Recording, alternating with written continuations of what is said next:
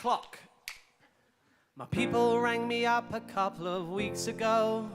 Yeah, I've got people and a phone and a grasp on the passage of time. Yeah, they rang me up, said, Tim, will you go on Ruth Jones' show? They want you to sing a song, it'll be fine, fine, fine. But the problem with my particular oeuvre is that half my songs are 5 minutes and over. And the wisdom here at the BBC is that viewers switch off if you go past 3. And a lot of my songs have a bit of bad language, which causes the viewers untold anguish. It seems their tolerance for smuttiness is reserved for pussy puns on Are You Being Served? And so I need a song that only goes for 3 minutes without no bums or blasphemy in it. A lovely little song specifically written for the delicate skin of middle-class Britain. I need a song with a chorus and a verse with no nasty-ass cussing and a cuss. And I'm a little too lewd and a little too long. I gotta find myself a 3-minute song. And they said, remember boy, that music is like love making. It's simply self-indulgent to take it past 3 minutes. Remember boy, that music is like love making. Everybody loves the pianist, but length must have a limit. So you need a song that only goes for 3 minutes without no pornography or politics in it. You're a little verbose and a little bit wrong. You gotta find yourself a clean living 3-minute song. 300 beats at 100 beats a minute with nice clean jokes and a hoedown in it. Something for the telly that never ever fails to appease the viewers of BBC Wales. And even in the bridge, I won't be lyrically adventurous, intellectually unmentionous, or racially contentious, and I won't make double entendres at the expense of the Chinese. For China is a country that can bring me to my knees. For China, for China, for China, for China, for China is a country that will bring us to our knees. Ooh, Mr. Humphreys, my pussy is all wet. 2, 3, foreskin. I need a little happy clappy country song, nice and repetitive and not too long, boring enough but not too boring, with a key change here to prevent me snoring. I need a song that is only 3 minutes without no buggery or blasphemy in it, something with a pleasing rhyme and rhythm. Well, if you can't beat 'em, get conservative with 'em.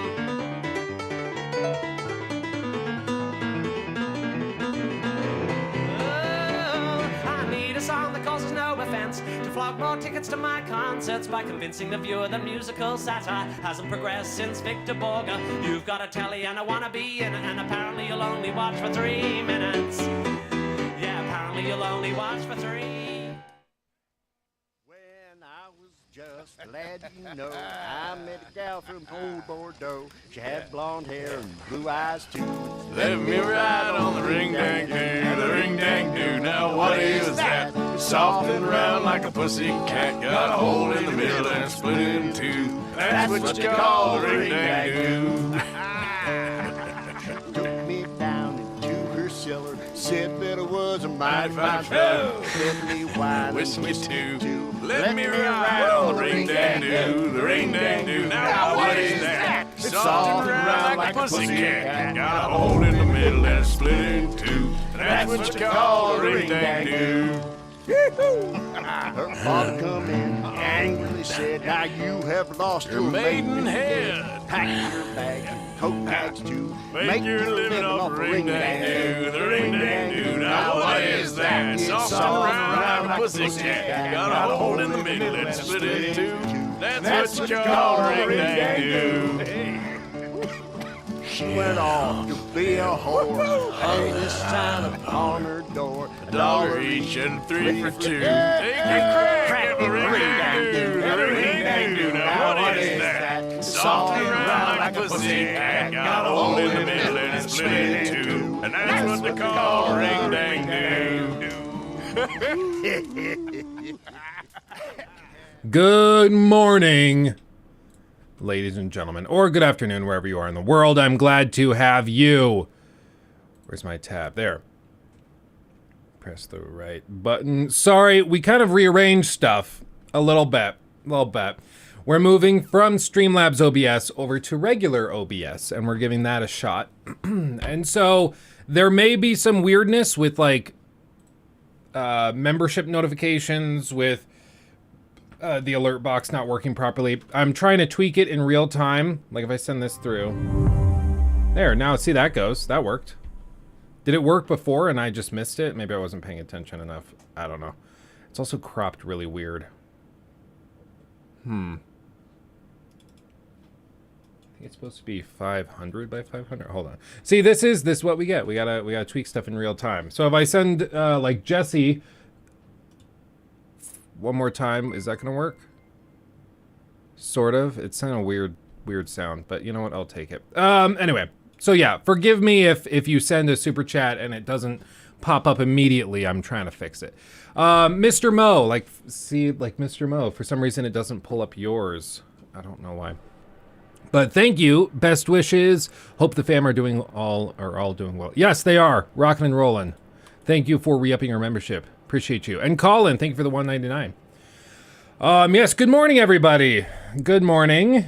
How was everybody's weekend?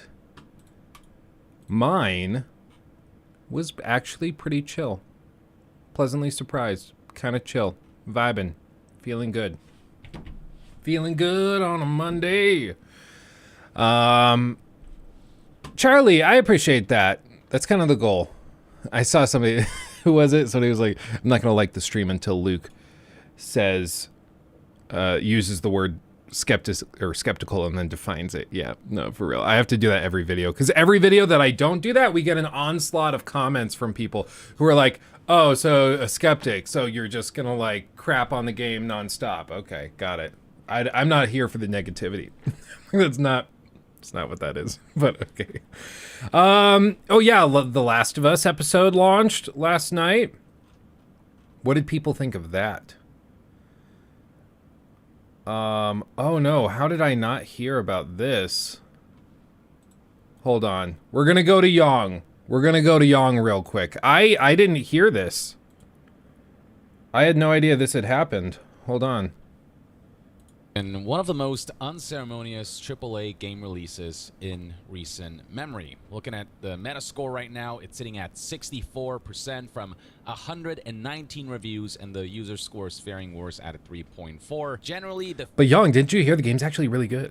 content is underwhelming. Its RPG systems are weak, and its visuals are less advanced and advertise it's a potential that is largely unrealized. Weak dialogue, much too short story, soulless open world full of repetitive checklist activities. One of the lowest scores here sits at a mere 20, and it reads right here, uncomfortably poorly written dialogue, a giant open world of cardboard, and struggling to find meh action and combat. Not to say that there aren't some positive reviews out there, but when the score is sitting at a mixed review score from 119 critic reviews, it tends to indicate that the general consensus is that this game's kind of meh. While I've seen the combat, the magic parkour, and the variety of spells get complimented, just about everything else critics seem to think is pretty mid.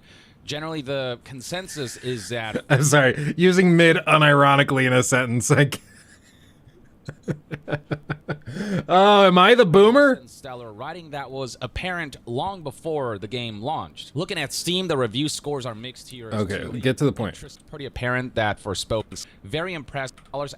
Be able to match Forspoken's revenue, $30 for except like subsidiary of Square Enix has Luminous Productions, the development studio behind Forspoken, and a subsidiary of Square Enix, has announced that the studio will be essentially dissolving. While technically Luminous Productions is being merged into Square Enix as a whole, what's really happening here is that Luminous Productions as an individual development studio is getting shuttered. It reads right here, an update from Luminous Productions. You may have heard the news that Luminous Productions is merging with Square Enix. Beginning on May 1st, our talented team will join Square Enix to deliver new, innovative gaming experiences. It's a really fancy way of just saying our company's being absorbed and broken up. Which is kind of a, like, it's a bummer for those people. They worked hard on Forspoken. They put their time, their blood, sweat, and tears into it, but it just didn't work. It didn't work. And now we see this, where it seems that Square Enix was not at all impressed with Forspoken's performance, and so they are taking the team and they're shutting it down and moving everybody over into other teams within Square Enix, or downsizing and getting rid of people. It's kind of a bummer for those people, but I mean, it's what happens. They opened in 2018, they say. And Forspoken, was that their first game? I think that was their first game. But either way, I mean, they worked on Forspoken for like 5 years, and then it came out and it was utterly lackluster, and as a result, people were not that thrilled. So, when is Square Enix ever satisfied with the game's performance? When it's Final Fantasy VII Remake, I think then they are, but every other time, yeah, they're not that thrilled. Just Cause, I think they kind of liked that, but Just Cause 4, I think, kind of floundered, but I mean, it's because it didn't really have anything to offer. Real quick, shout out to the one and only LG. They sent me a pretty cool thing. You might have caught it because when I went to this screen, you notice how the text of the title is kind of clipped off. Well, that's because this is not my view. This isn't what I see on my monitor. What I see on my monitor is this. Because they sent me a freaking monstrosity. Just look at this. It's the 45-inch ultra-wide OLED gaming monitor thing. And I am liking it. It's a little weird to get used to, coming from a smaller, not ridiculously crazy monitor, but it's nice. Yeah, ultra wide Yong. I almost unironically, I almost accidentally said ultra wide dong, and that would have been clipped into oblivion. And now that I've said it anyways, it's still going to be. So sorry. Anyway, what have we got? Yes, I will notice you, Rocky. Hold on. Sherlock Holmes The Awakened finally has a date. Ooh. And links still don't work in YouTube chat. Love that. Boop. I'll keep that open. Thank you, Phil. Let's see. Ubisoft sale on Steam. What AC should I purchase? Last AC I played was Unity. Decisions. Origins would be a good one to jump into, I think. Is that skull back there a real one? Yeah, that's my grandma. Yeah. Grandma Sue. Let's see, where else? Luke, I've been told that you've expressed interest in learning Destiny. That's what I had interest in, and then everybody who loves Destiny is like, yeah, Lightfall sucks ass. So I don't know if now is a good time to get into it. But you probably have feelings on Lightfall, but and you've told us about it before, but I'm kind of conflicted now, because people are like, yeah, this was going to be a really good time to jump in, but Lightfall sucks. Now I'm like, I don't know.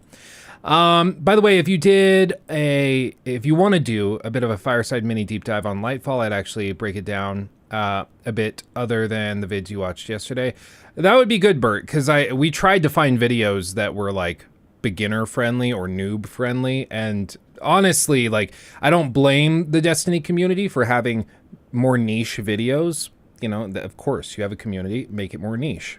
Because you guys have been playing the game for like 5 years. So, of course, you have, like, you know the ins and outs of it, right? But as a noob coming in and looking to get into Destiny, it's very, very difficult to hear anybody talk about anything related to the game in a I guess, coherent way. Because it's always just, like, so into the details that, you know, it's like if you came into a video I was making on, like, I don't even know, well, I mean, I guess we could say something like Hogwarts Legacy. You've never played or you've never watched or read Harry Potter. You've never played Hogwarts Legacy or any other Harry Potter game. You have no exposure to the franchise, and then you come into my, like, what is supposed to be sort of a breakdown, my thoughts on Hogwarts Legacy. And I just spend the entire time talking about how the Expelliarmus spell or charm, whatever, is not actually accurate because the motion performed by the characters isn't correct. Like, it's so nitty gritty in the detail that it wouldn't actually be that approachable. And that's been my experience with a lot of the coverage. Hold on, is the chat box working? I don't think the YouTube chat works. That's tremendous. Can I refresh? No. See, we're trying to get it figured out. We're trying to... Damn it. I keep hoping that... oh, this stuff will just work. And then it does not. It very much does not. Okay, come on. Come on.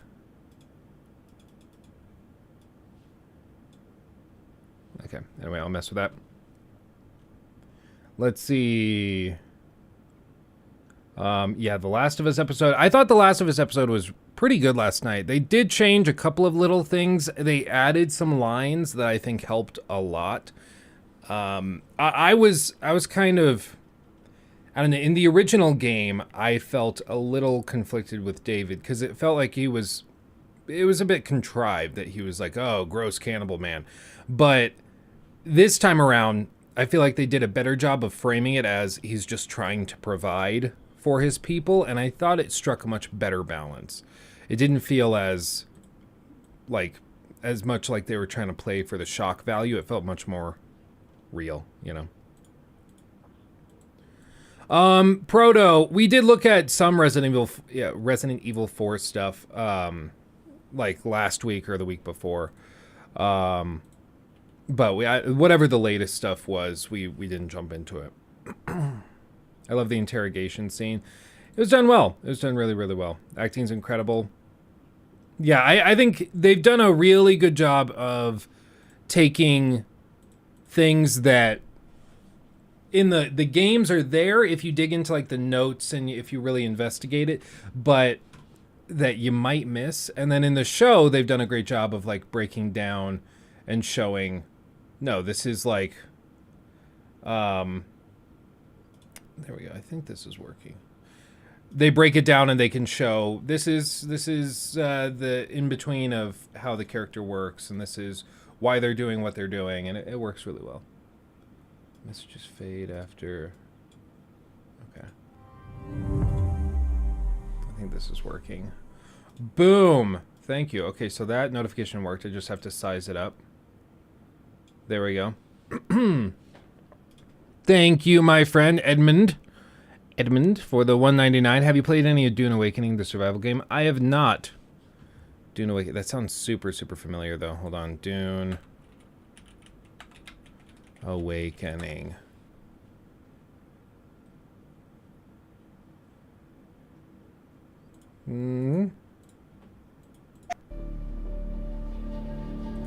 Is this out yet? I thought it wasn't out yet. Killer. I remember this from like the Game Awards or something.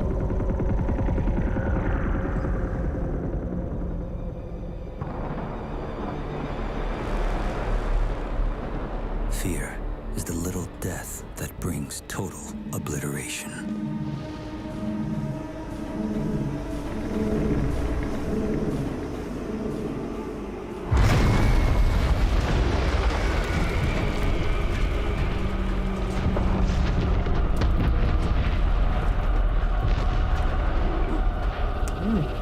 I will face my fear. I will permit it to pass over and through me. And when it has gone past, I will turn the inner eye to see its path. Where the fear is gone, there will be nothing.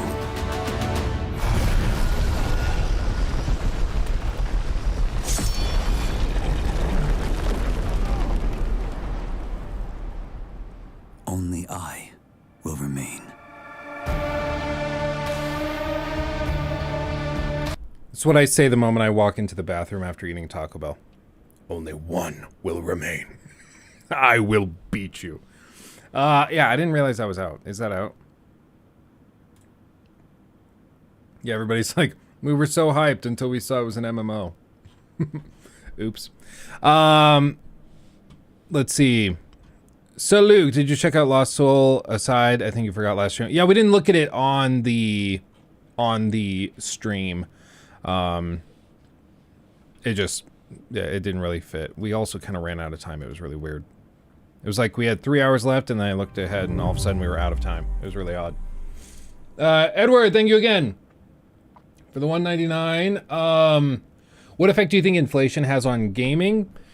I mean, without a doubt, it has an effect on the total game price. Microtransactions and stuff are weird because they're digital assets, so it's not quite the same as a straight up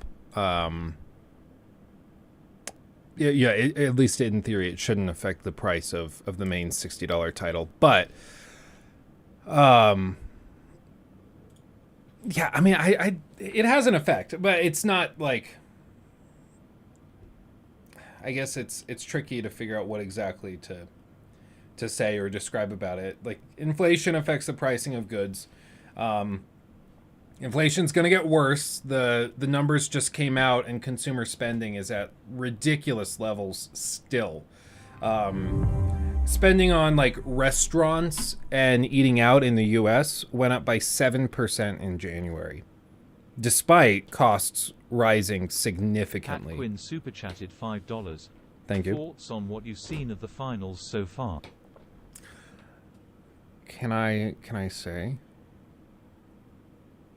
Can I say? I don't actually know. Are people already saying? I have to be very careful. Hold on.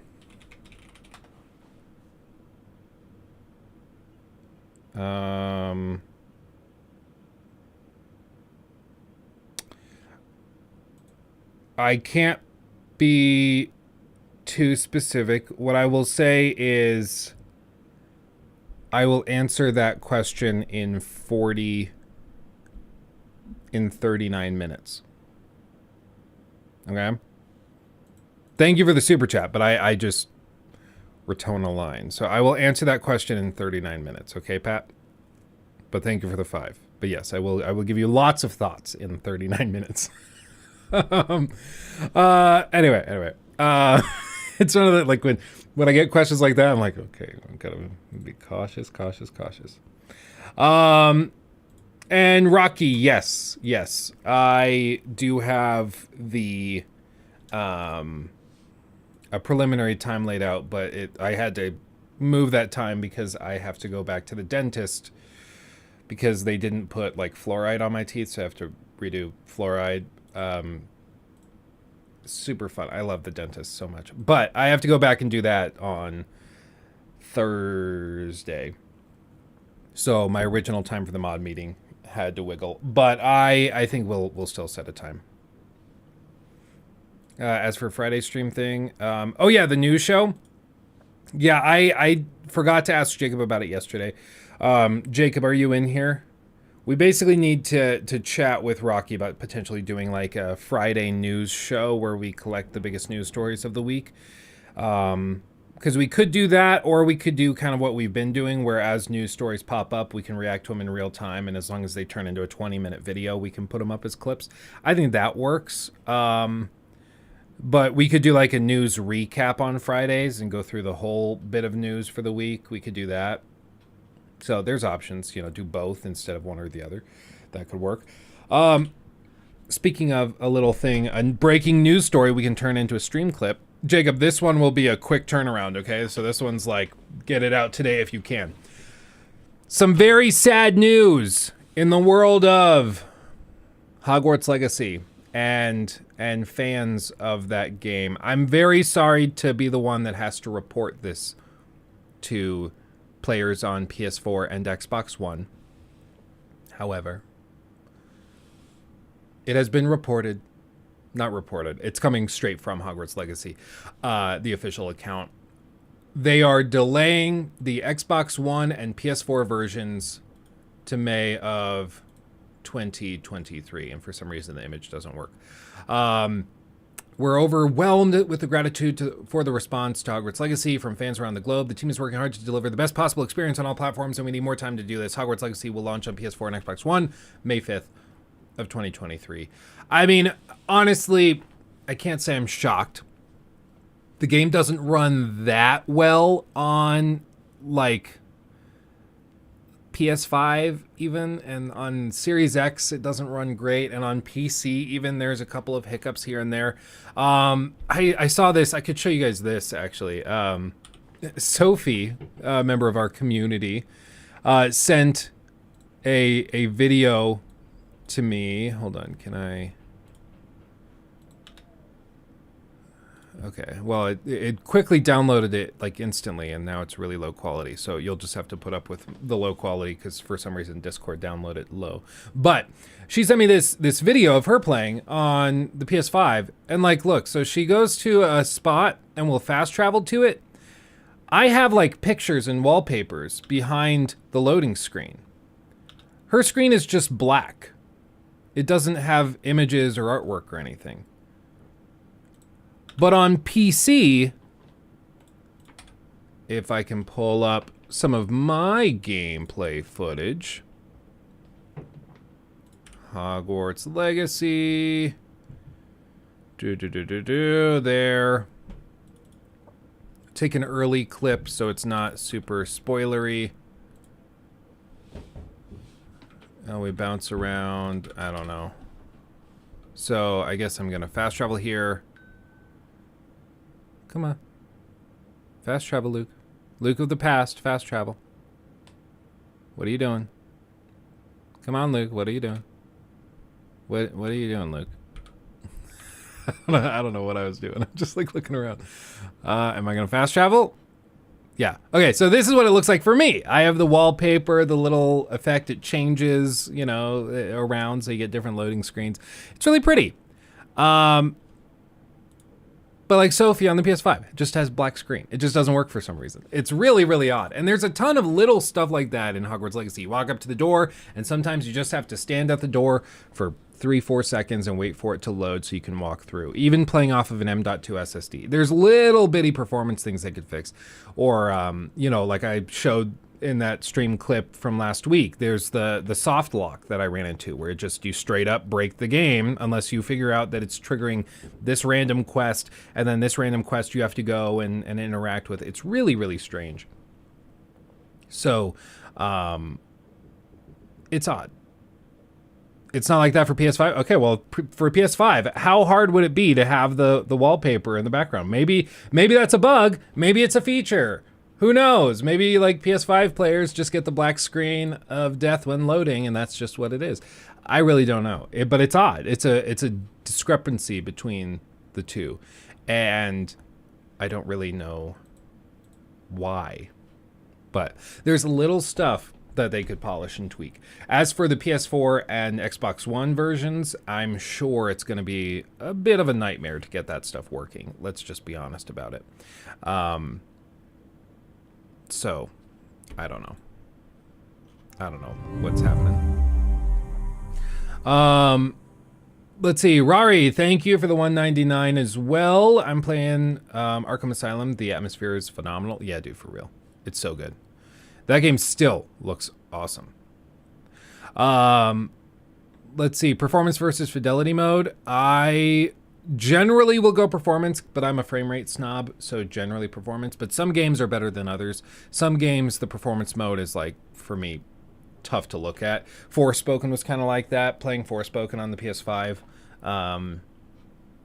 looked bad. I mean, it was bad. Really, really grainy at launch. Tough to take seriously.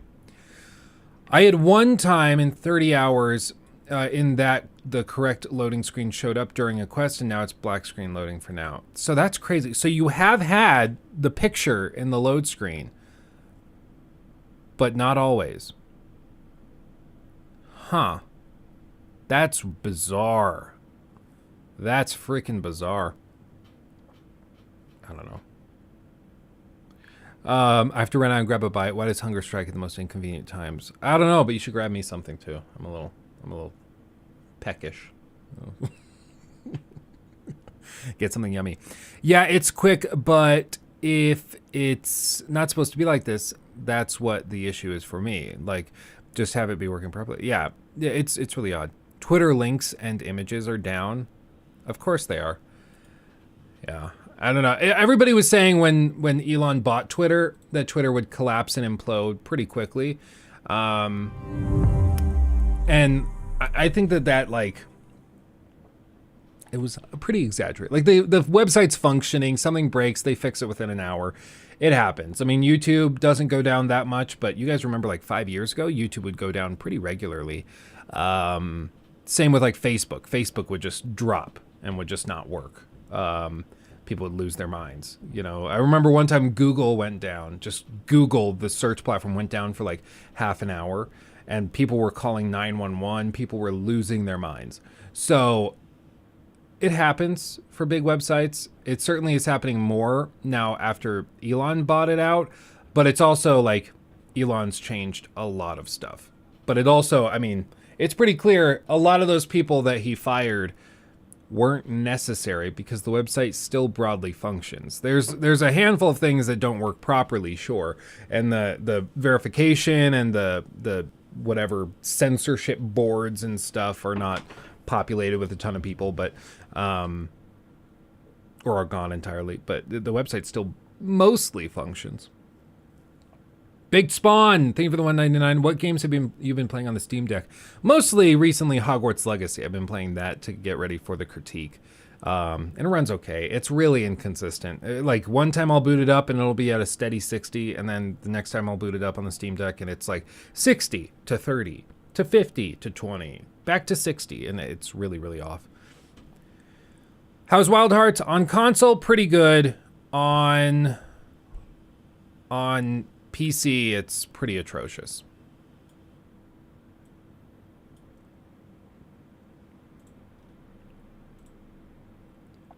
Let's see. We saw that. I'll open that. Oh, this would be funny to talk about. Okay, so we'll touch on that stuff. Stefan. Oh yeah, thank you, my friend. Thank you for the 10. Here, order yourself some snacks. I appreciate you. Thank you. Look at that. I'm spoiled. I'm so spoiled. Right now, I'm working on a pretzel, a homemade pretzel I made. It's pretty good. Pretty good, if I do say so myself. Okay. Also, somebody was telling me that there is an update to Titanic Honor and Glory, which is that game that's being made with the lifelike, realistic recreation of the Titanic, which is really interesting.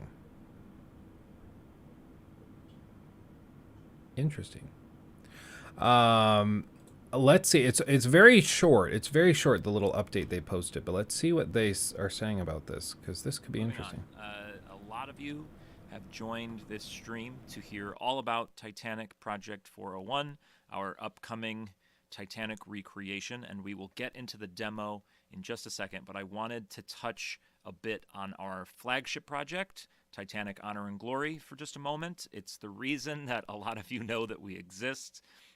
It may be something that you donated to in the past, so let's talk a bit about THG and where progress currently stands.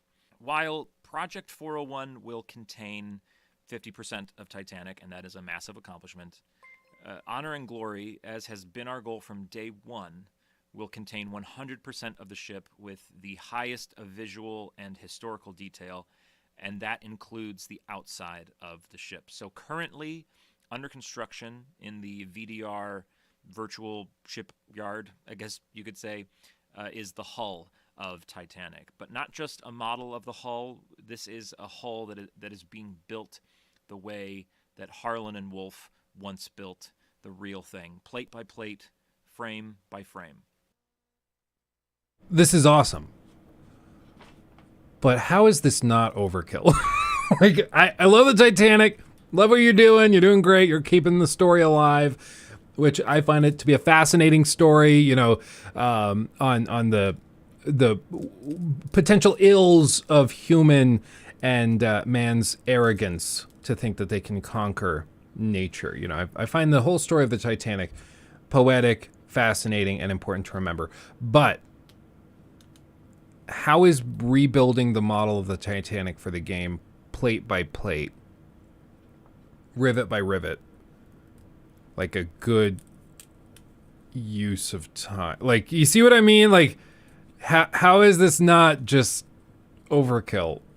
Like, it's awesome, but you know, it would be like, oh well, we're going to go to the Titanic, or maybe it's like we're going to make a scale model of the Pyramid of Giza. Awesome, but we're only going to use stone from the same quarry where they built the pyramid from. So we're going to get the stone, then we're going to load it on an oil tanker, and we're going to ship it all the way to California where we're going to build it.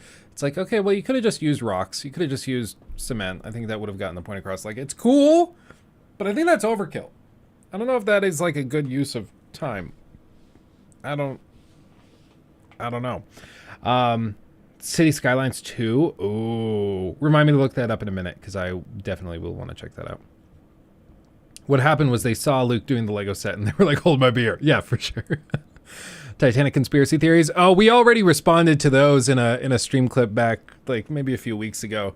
All of those Titanic conspiracy theories are just like the dumbest thing ever. Most of the current trend for Titanic conspiracy theories started with one dumbass's TikTok, and he got railed on so hard by historians and people who actually knew what they were talking about that he deleted the TikTok, but people had already mirrored it all over the place. So now people think, oh, well, actually it was Olympia. It's like, no, it wasn't. We know for a fact it wasn't. There is no question. It was not the Olympia. There's no question, but it's fun. Have I seen the LTT review of PSVR 2? I've not watched it. We could check that out in a minute. I know I heard a clip from the WAN show where Linus was very, very positive. He said the tech was amazing, and that's never been the contention. My worry with the PSVR 2 has never been that the tech is not amazing, because the tech pretty clearly is amazing, and I think it's probably the most advanced headset currently available to consumers. The problem is that I don't know if there's any games that justify the tech and justify the expense. Maybe we'll get it eventually, but I would argue that once we get those games, that's when the game is worth it. It's not worth it now to be an early adopter and then sit on it for a year waiting for that game to come. So that's been my stance. You're seeing some images here of recent progress by Kyle Hudak, our exterior expert. You can see here how he is using the original iron plans from Harlan and Wolf to make sure that all the shapes are correct, all the spacing is correct. Now here you can see how he's truly modeling each plate individually like they once were, and there's not any copying and pasting available to him at this point, because each plate, if you know anything about Titanic's construction, each plate is a very specific shape and a very specific size, and they interlock with their neighboring plates in a very specific way. These are some of the floors, as they're called, the vertical plates with the lightning holes in them. Those are called floors. They form the tanks underneath the tank top. The tanks will hold water, or they just form the double bottom, so if Titanic ran aground, she wouldn't sink. This, of course, will not come in handy for Titanic, of course, but these floors are there. They need to be there, so Kyle is working on them here in that image. And this here is the tank top itself. These are the plates on top of those floors that form the lowest deck of... Again, like, this is awesome. This is badass. But, like, players are never going to see this. It's like, it's cool, but, like, players are never going to see this. Titanic. This is where boilers and engines will sit. And just for a little context, a little visual aid, here are some placeholder boilers and engines just to give you an idea of where that would be. And lastly, this is an image showing the frames sprouting up the side. These frames will, of course, stretch the entire length of the ship and will form Titanic's iconic curves and overall structure. So clearly some meticulous, and I'm sure very annoying work being done by Kyle that will form a really, really wonderful foundation for THG of the future. Okay. So an important thing. If you are at home and you're a video gamer and you're looking at those images and you're seeing the progress on Titanic, Honor and Glory, and you're not really here for Titanic, you're here for games in general, you may be asking yourself, why are you guys doing this like this? Why are you going to such extreme lengths to recreate every plate? Just make the hull one big thing and save yourself so much time. I appreciate that he's anticipated this reputation, because the main, I think, frustration for a lot of people who have been interested in this is that people, like, they've been waiting for this for like 6-7 years. They talked about doing this back, like, when I was in high school. They were doing this. So they've been working on this a long, long, long time. And it's been a very, very small team until relatively recently. So, you know, there's a reason it's taken a long time. No question about that. But to see that it's taken forever and then they're doing like this hyper nitty gritty stuff is kind of frustrating, because you're like, I've been waiting so long, and now you're just taking like this long detour, doing it in the slowest, granted most accurate, but the slowest way possible. You know, it's a little frustrating. So let's see what they say. Why are you recreating the bottom of the ship? No one's going to see that. Why are you going to such extremes? And the short answer is, we are not making a video game. I mean, we are. It's a video game product. You explore a virtual world. It will be on Steam. You know, all those things. But to call THG a video game, I think, does it a great disservice. It actually limits what we are actually doing. What we are actually doing is an intense study on Titanic. It's an incredible deconstruction of Titanic's actual construction. We are not developing this to the standards of the video game industry. We are developing this to the standards of Harlan and Wolff and Thomas Andrews, you know? And I know that might make some people laugh, but it is extremely true.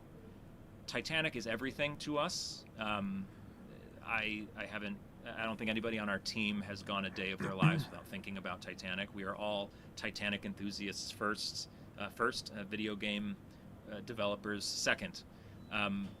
We are trying to do something for the Titanic community, which is admittedly a very niche community, which means that our potential for incredible profits is not in our sights. We're not doing this for a big payday one day. We are not doing this for the general video game community. We are doing this for the Titanic community. We're doing this for those who built her, for those who sailed aboard her, and for all those in peril on the sea.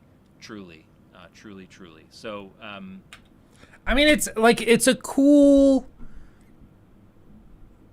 I guess you could say it's like almost like a memorial, a digital memorial. This is starting to sound like NFTs really quick. It's a digital memorial. You can pay your respects, literally. But no, it's like they're building this thing one-to-one, copying exact plans, going in, exact steel plates are being built in. Like, they're doing this very, very carefully with a lot of love and attention, which nobody's doubting. But the question is just whether or not this is pragmatic, whether this is practical at all. And I think, like, I don't think it's a scandalous thing to say that, like, building the hull rivet by rivet is not a great use of company time or resources. I get the idea.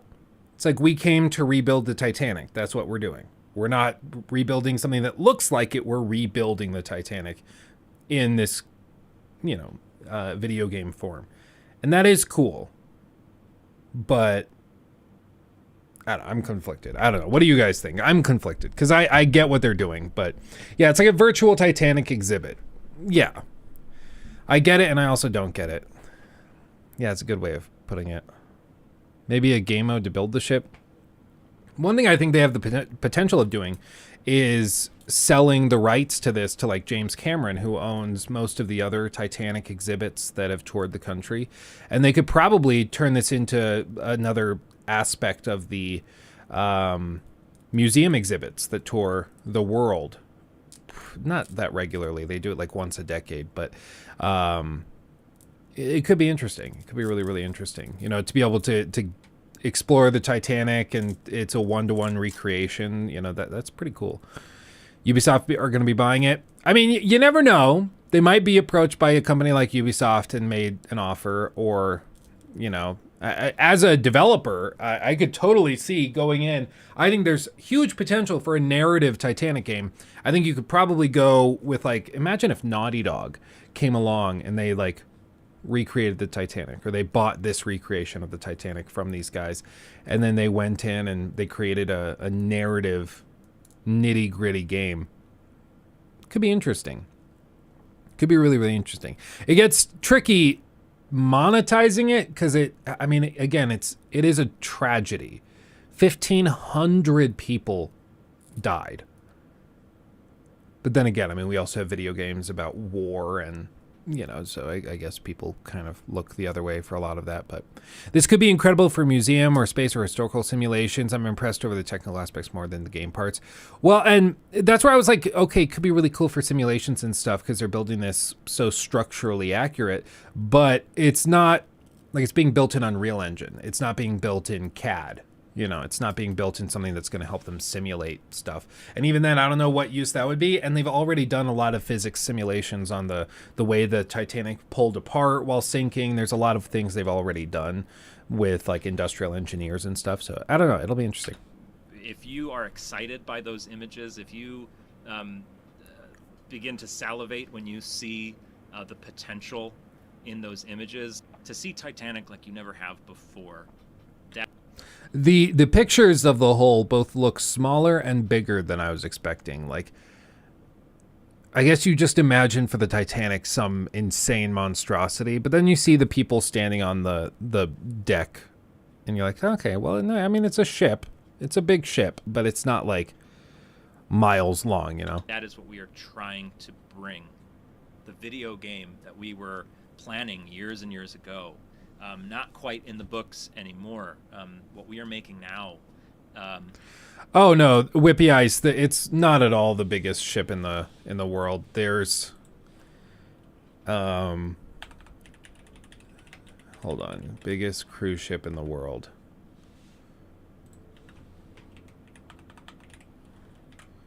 Like, the stuff they have now is ridiculous. What's a good side by side? So there's, like, they've done stuff like this.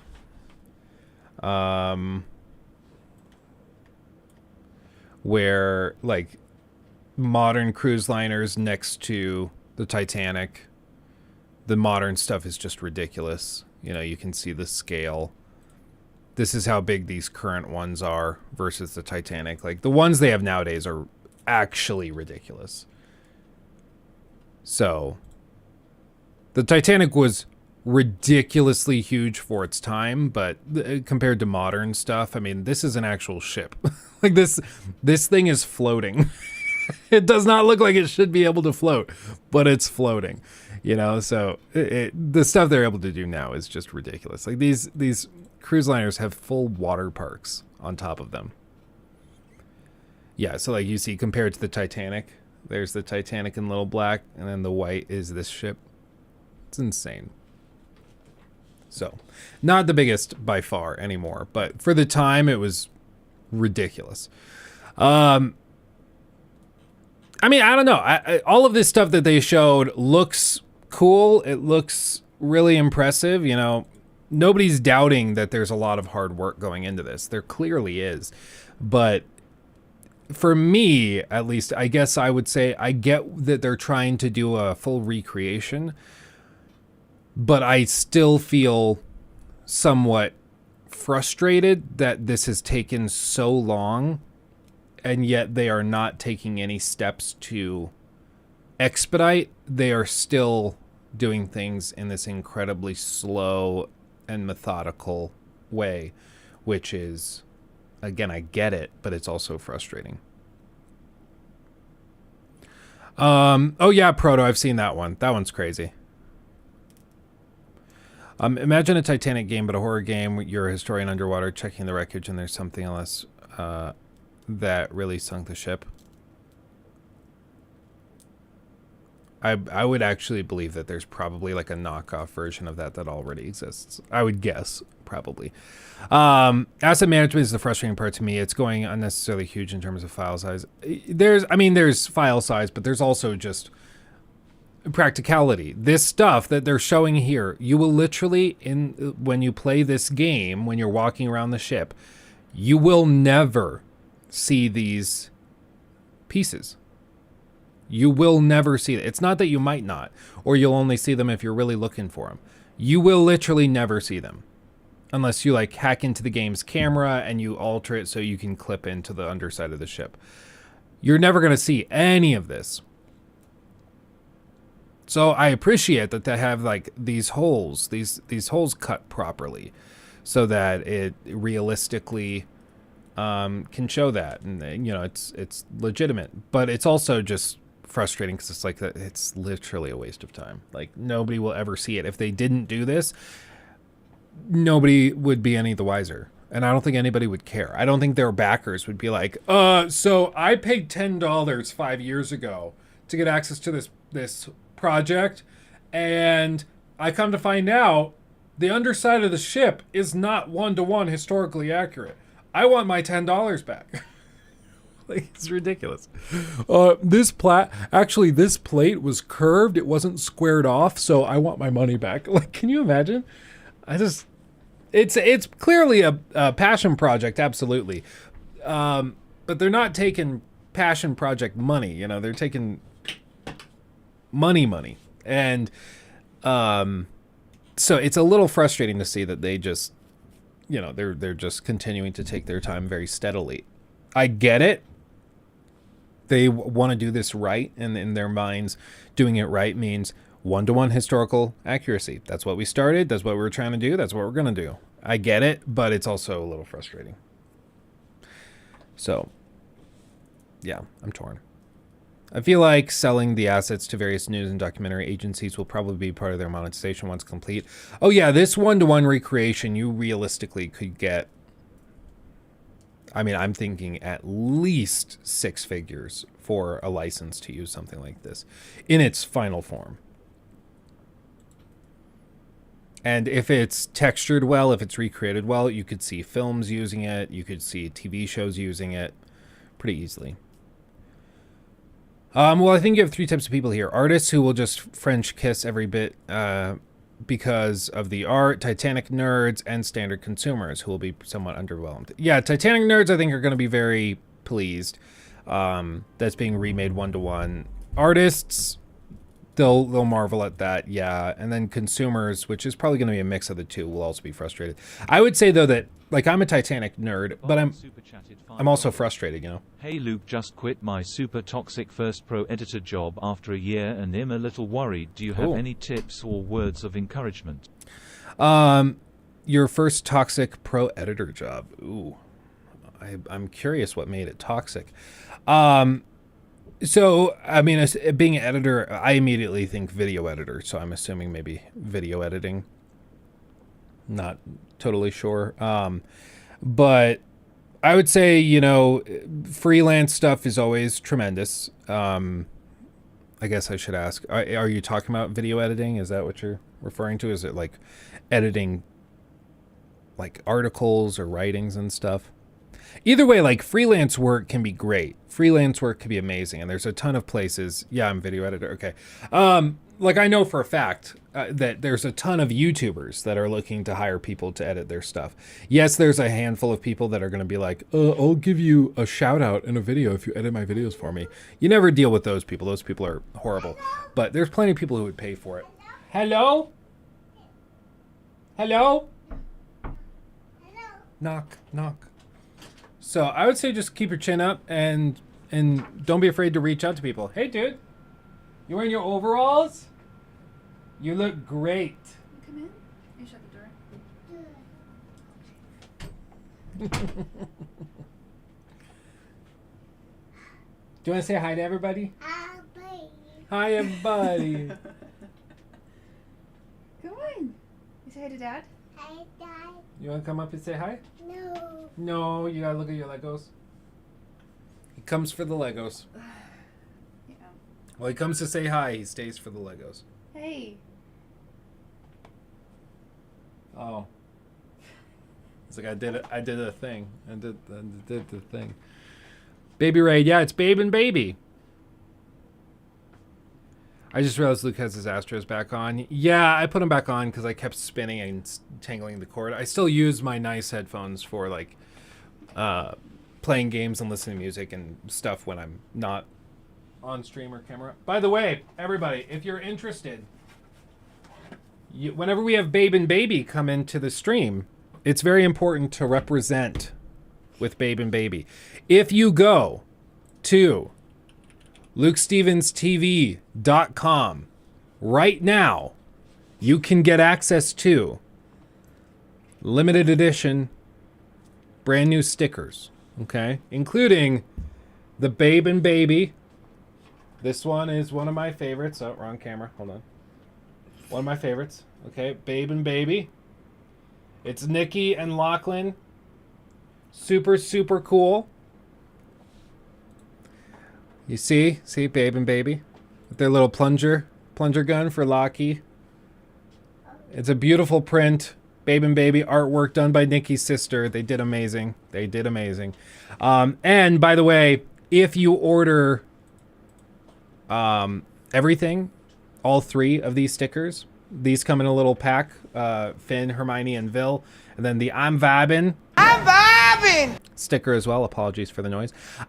Then I will throw in a Just Wow sticker while supplies last, which won't be forever because I'm running low. But I'll toss in a Just Wow as well. Okay. So if you're interested, again, LukeStevensTV.com. LukeStevensTV.com. I can post it in the chat too. It's pretty baller. I'm gonna be real. And plus, we're going to ship them out by hand. Like, we have to pack them in envelopes ourselves. It's pretty baller. Where's my Just Wow? That I'm vibing got me. I'm glad. Oh, careful. You don't eat the Legos. I'm not eating them. I think this one came from here. Hey, dude. The tower. I think that one went there. That one went there. He is an agent of chaos. Where did that come from? Can we get Lockie signing them? I mean, we could probably do that. I mean, have you seen his artwork? It's amazing. He has look at that right there. That's his artwork. Hey, can you go sit with Daddy? So he probably would sign it. We could do that. Hi, everybody. Do you want to come say hi? So go sit by Daddy. Hi, everybody. Hi, bye. Hi, buddy. So, can you say, hey, dude? Hi, dude. hi, dude. Oh, you press the keyboard? Thank you. Did you see the stickers of you and Mommy? Mommy. See? You'll get something that he's holding. See. See? Careful. What is C for? What is C for? C is for cookie. C is for cookie. Nom nom nom nom nom. I'm waiting You for gotta him just to take take it. a number 2 before we leave, but he hasn't, so we're just Classic. gonna go. Huh. Oh, do you see the lizard? No, you don't. You're done. Okay. You're I'm fed gonna up. move the laundry. He's very good at laundry. He's very good at reaching in and grabbing things. Putting them in new places. Hey, boo boo. Hey. You gonna help Mama? Careful, we gotta keep that there. Okay. It's one of Daddy's books. Let's go, kiddo. Can you give Daddy his stickers? No, Mom. He wants them. He's like, no, mine, get out of my way.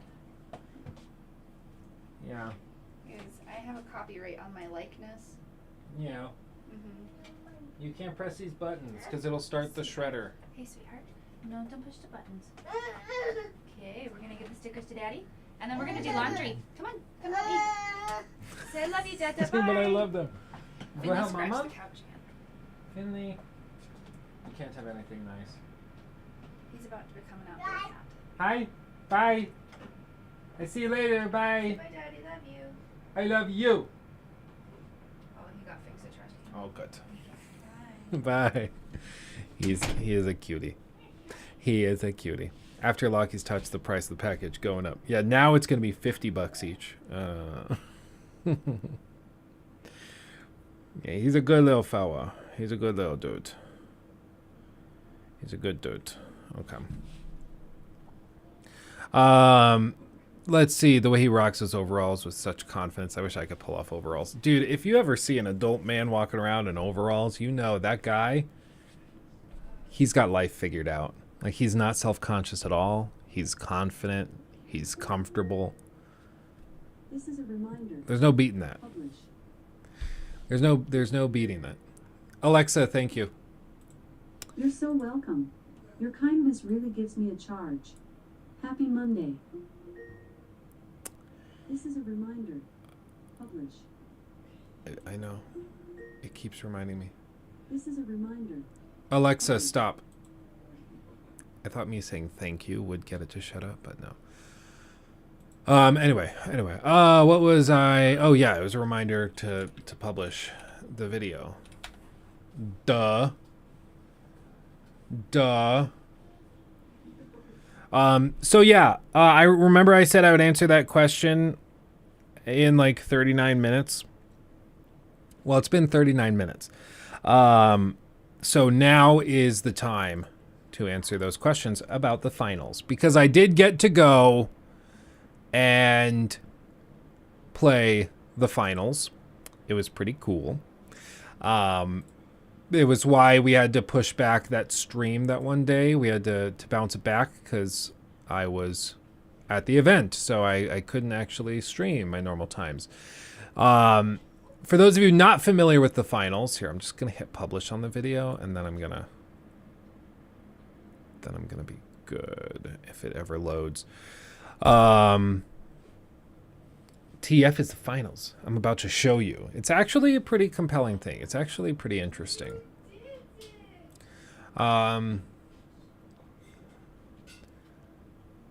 Let's see. That looks good. That looks right.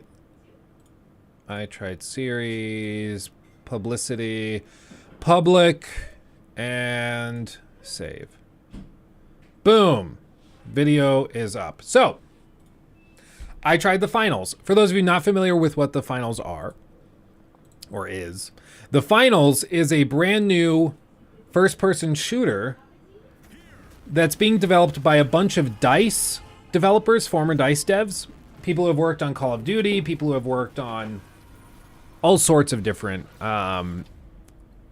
FPS franchises and stuff. And basically, the premise is pretty simple and straightforward. You go through and you take objectives, deposit cash. It's set up kind of like a game show, similar to Apex Legends and stuff. So it's framed as a game show. But the whole idea is that everything's destructible. So all of the environments, everything can be torn apart. And that's the idea. So you'll be playing in a skyscraper. The bridge will collapse. The floors will collapse. That happened to me where the whole bridge collapsed and I fell to my death. And it's relatively solid. Yeah, grapple hooks, all sorts of things. Looks really, really flashy, right? Not bad at all. Not a battle royale. As far as I know, there are no plans for a battle royale. It's set up in like teams of 3, usually 4 teams in a match, racing to get the most money. Surprisingly, the amount of money or the amount of time spent in the matches is surprisingly low. Each match is only about 8 minutes long. If I can go here, full screen. Okay. Oh, exactly. Overlap with my face. Here, what if I probably do this one. There. That's the real one. Off that's from the face cam. And so here, this was from the event. I got to play with Bruce Green. Some of you guys will know Bruce Green. He's from like the OG times at Rooster Teeth, at The No, a ton of, online gaming shows. He's worked at pretty much all of them. So it was cool playing with him and with Gianni, who's like a voice actor, and I think he also streams a little bit. But we played, and we had a really surprisingly good time. There's a bunch of really interesting dynamic gameplay. So you can see in here, there's walls blown up beside me. There's all sorts of weird stuff going on. They're shooting down. You'll notice one of my teammates dies. Bruce died. And I go to res him. When I do that, they come on and they shoot. They shoot what's like, it's straight out of Prey. It's like the glue gun, whatever. They shoot it on the revive right as I go to pick him up. Oop. At least I think this is this part. Yep, right there. And so I can't actually revive it anymore. You can break that apart, but it takes a little bit of time and a good number of bullets. So I had to abandon resing him, try to go heal, and it didn't go too well. Where's a good moment with destruction? Like here, when you die, you can bounce around. This little small character is super zippy. It's like in here I race up right as he's going for it so I can take it. Now this is one of those things. How it works in the game mode we played, there are 4 teams. Your goal is to get little boxes that have cash and get them to these cash out stations, which there's usually 2 in each map. And then once you're there, you deposit it, and then this timer will run. And once this reaches completion, whoever currently controls that cash out gets the money applied to their final total that can't be stolen from them. That's at least the idea. Strongish guy, thank you for the 2. My vet gave me Minolta with 3 lenses. 20. Oh, geez. Wow. That's pretty great. That's solid. Anyway, but with this, it's pretty straightforward. My dislike for this, though, is that it makes it so if a team comes in at this last minute, as you'll see here, they are about to steal this away. But because I come in, I kill the one guy who was stealing it. They're not going to get it. I die instantly, but now they don't have time to steal it, so we get the money. So there's a bunch of times where you can be outplayed or where another team plays better, and you just came in at the right moment at the last second and you stole it, and it can be really frustrating. And honestly, right here, there's 2.5 minutes left in the round, and at this point, there really is no realistic way that another team could win, just by the way the rounds break out. Now, this can be balanced, this can be fixed, but often there's just no way to win. If you get halfway through the match and one team is at 2 to 3 times the score, they're going to win. And so they have to do some balancing with that. What I would do is I would have it so like once you get the money, you take it to the cash out, and then you get money deposited like once every 3 seconds that you control it. So it's like you're inserting the cash into the machine. And I think that would work way better than just sitting on it and waiting for the whole thing to drain. You notice who that was, by the way? I killed Danny O'Dwyer a lot.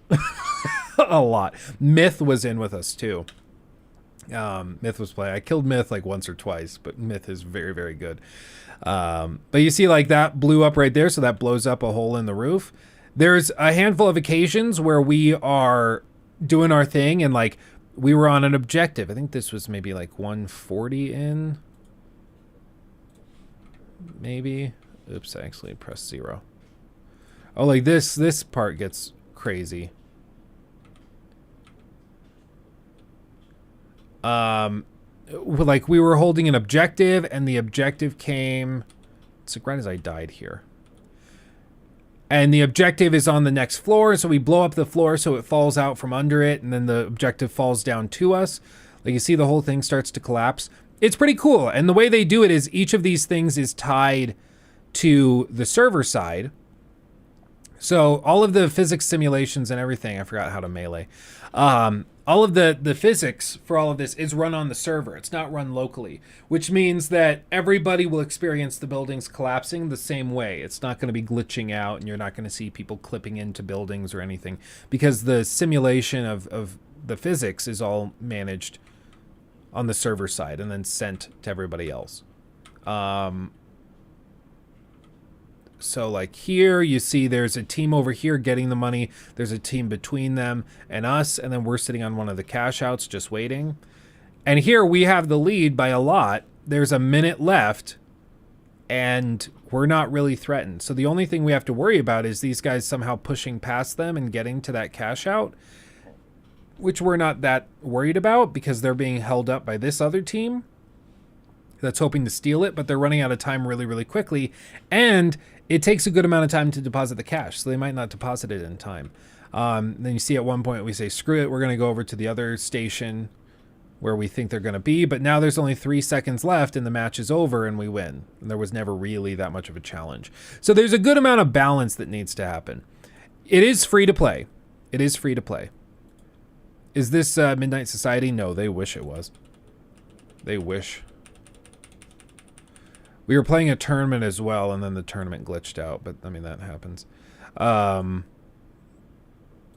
Pharaoh, I don't know who any of these people are, but you see, like, they're racing up. It's an interesting concept. Unfortunately, there is a problem where, like, destruction is the name of the game, and destructible, or in order to destroy stuff, you need explosives. And explosives are on recharge timers, which is really, really frustrating. Because it often feels like, you see I have an RPG. If I use the RPG, like here, you saw me just use it. Look how slowly this thing recharges. So I'm down here, they're running around. I grab my RPG here in a second, and I'm going to use it.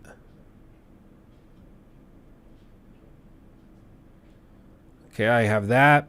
And then I launch that. So we're right now at, so 5:21 left in the round. It's going to slowly recharge, and it's going to take a long time. 5:21. We're at over a minute and a half. It's like a 2-minute cooldown, 2.5 minute. Is it a 3-minute cooldown? I think it's a 3-minute cool. No, that. What am I doing? I only skipped 10 minutes or 10 seconds. It's a minute cooldown. I can't. I'm a finance major. Can you tell? But anyway, it's like a minute cooldown. I was like, what? My brain is breaking. So at 5:21, it's like a minute cooldown. But it's, hold on, what time did I say it was? Now I'm questioning everything. Okay, 5:21, and then it's done cooling down at right there. 4:30. That's a weird timeline. So what is that? 45 seconds? Spec_Ops Labs super chatted Thank you, $5. Spec. I sent you that formula in Discord. Let me know your thoughts. I move quickly on things lol. Oh, you're good. I also move quickly when I get excited about stuff. I will check that out for sure. I'll follow up on it. So yeah, the whole thing, like timers and cooldowns are really, really strange, really odd. It's just really strange. Which Luke is live? That's a very good question. You never really know. But I just think there's balancing that needs to happen. Explosions and destruction is awesome. You see, like over here, I launched that to try to mess with them. But pop, and now I have to wait 45 seconds for that one explosive to be ready. I also have C4 over here, but I can drop like a charge, and then I have to wait another 45 seconds to a minute. So I don't know why they do this. I don't know why they don't just give you like 3 charges and let you go crazy. I would much prefer that. Because at least then you can use it and you can have fun with it. But right now it's frustrating because it feels like you want to do the explosion stuff, you want to get crazy, but the game actively fights you on it and it doesn't want you to. It's really, really strange. As for other stuff, I mean, the way that they set this whole thing up is really cool. The maps are pretty varied. I think it looks pretty good graphically. And you know, I mean, it's pretty cool to be able to just blow up buildings and come in from the top. We don't need to take the stairs in to take this objective. We can just come in from the roof. Why not? See, there's Myth. Prick.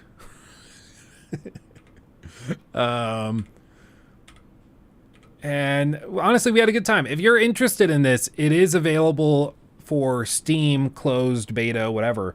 starting tomorrow. You can request access. I don't know if they will let everybody in. I don't know if they only let some people in. I really have no idea. But if you're interested in this, go over to the Steam page and check it out because it's pretty interesting. I'll be real.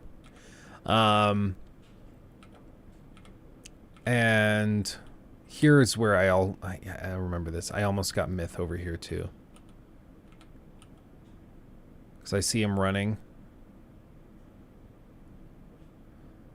He's just really good at running away. I'll give him that. Really, really good at running away. If I hadn't stepped on that jump pad, I would have been fine here. He's just gone. But we had a good time. We had a really good time. I'll be real. And then they have certain like moments like this, which are like dynamic events, low gravity, where you can just launch low gravity onto, and you see it just goes and goes and goes because it's low gravity.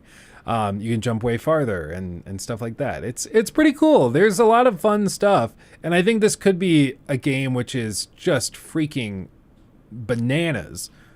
But I do think it needs a little bit of balance and tweaking. One thing the devs said, though, is that they were going to be tweaking it in real time when players were trying the closed beta. See, like, this is the one time where I could see maybe it's fun to have this whoever owns it at the last second gets it system, because you can have the lead, but if something like this just materializes, which sometimes it does, a lot of the time it doesn't, but if somehow all of the money, because bear in mind, if one team is depositing money at cash drop D, you can go and drop your cash in there too and double up on it. And as long as you're in control of it, when this timer runs out, you'll get all the money. But if somebody else comes in and they take it, then you lose the money. So it's kind of a balancing act. But in cases like this, where all of the money that's going to win the round for any team is on one location, it creates just this hectic mad dash. You see this whole building collapsed and fell over because they blew it up trying to push this team because they were posted up. So they knocked the building over to try and crush them, and then they pushed in. It's a pretty cool thing. Steal it. I don't think we stole it.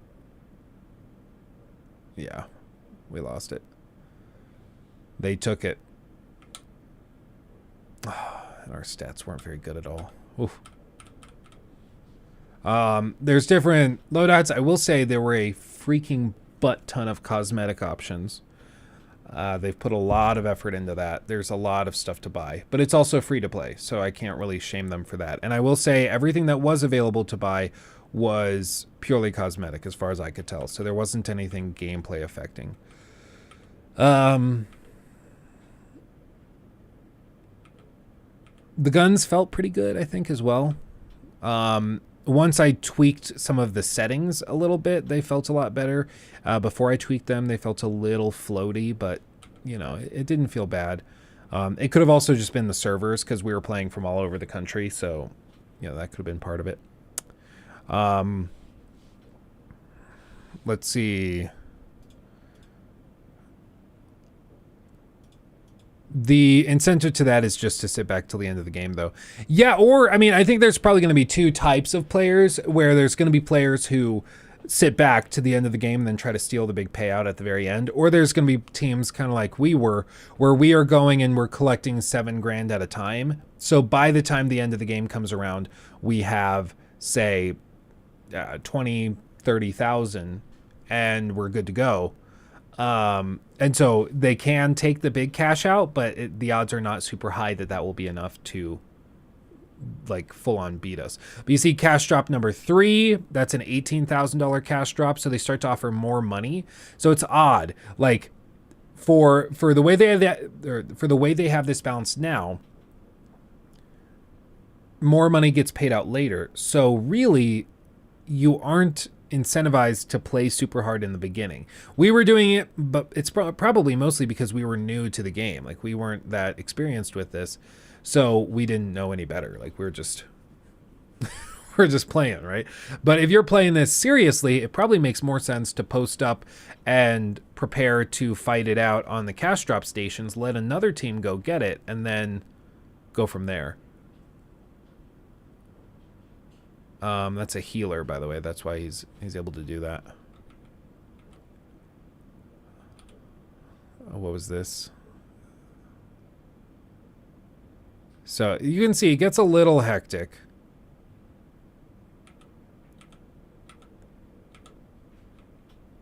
The goo gun. I'm a goo man. Then we steal it right as it's about to get deposited, so we're gonna get it. Drop things where if you shoot it, it'll drop shit on people or something? Maybe? Yes. Oh my god, he's on me! Owie! Oh, I fell. He's just up here. He's like 2-shot.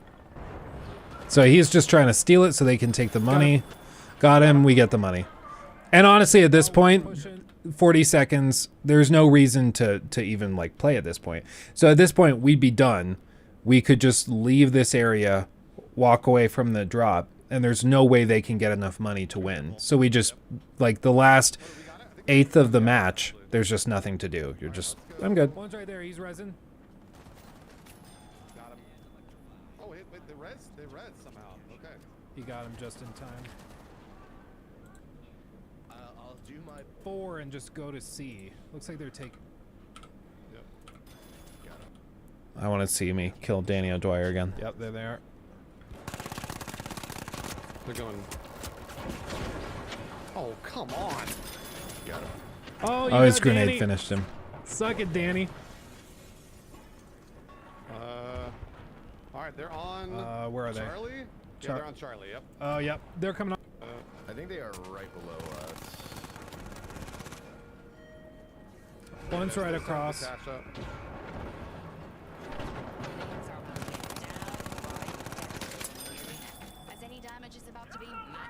What we want to do is wait till the like. Oh. Then I stepped on a mine. I had a really good time. I had a really good time with it. I am intrigued to see what the closed beta offers. Maybe we'll play that like Wednesday or something. But I had a really good time, and I'm interested to see what the game has to offer and how they balance it. I will say, based on the trailers, so now you just saw a bunch of the gameplay.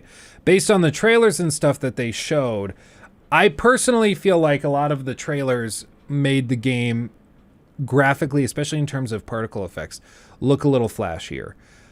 You see there's all sorts of smoke effects, very small debris and stuff. In the version of the game we played, there really aren't many small bits of debris. It's all larger chunks, and it looks good, but it's not quite on this level. But then again, it's also still in development, so it's not ready yet.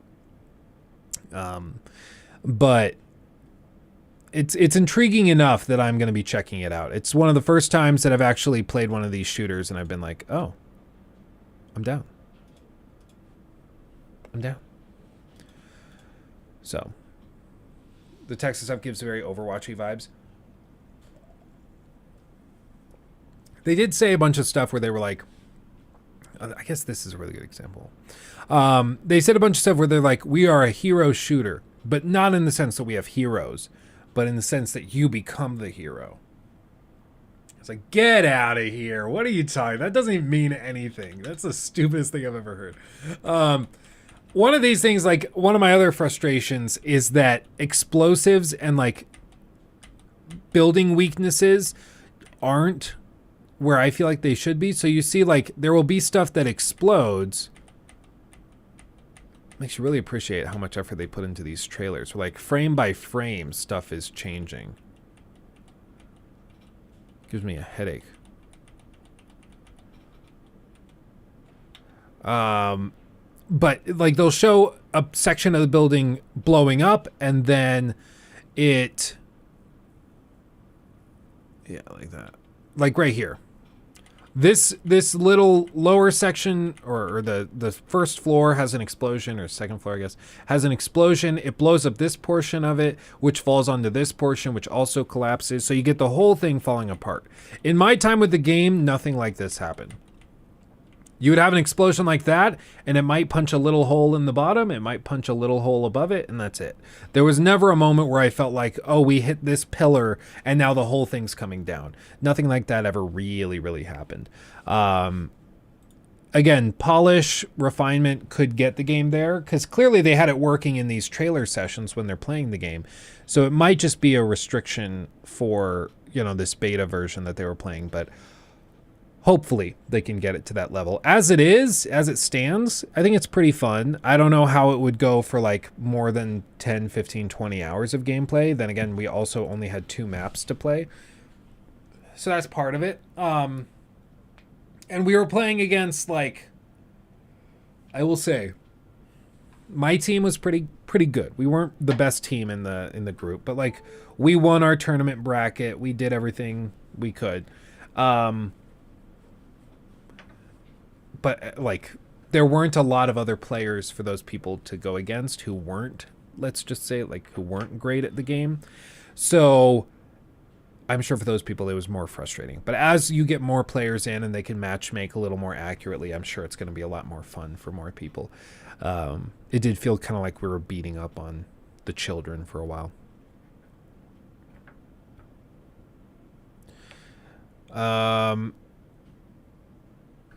Let's see. Yeah, but anyway, the finals. Pretty interesting. I posted a video breaking it down on the main channel, so you can go check that out if you are interested. And yeah, I really enjoyed it. I had a good time, and I'm gonna look forward to checking it out in the future as we find out more. So real quick, we should probably get to the titular topic, I think, the point of all of this. Who was the best team? I'm not sure because we didn't get to play them in the tournament, but Myth's team was very good. Tim the Tatman and Dr. Disrespect, I believe, were in there, but they were playing under disguised accounts, so we couldn't see which like username they were. I will say I didn't feel like anybody I didn't recognize was like amazing, so I felt like we held our own pretty well. But I know a lot of big streamers and YouTubers were there too.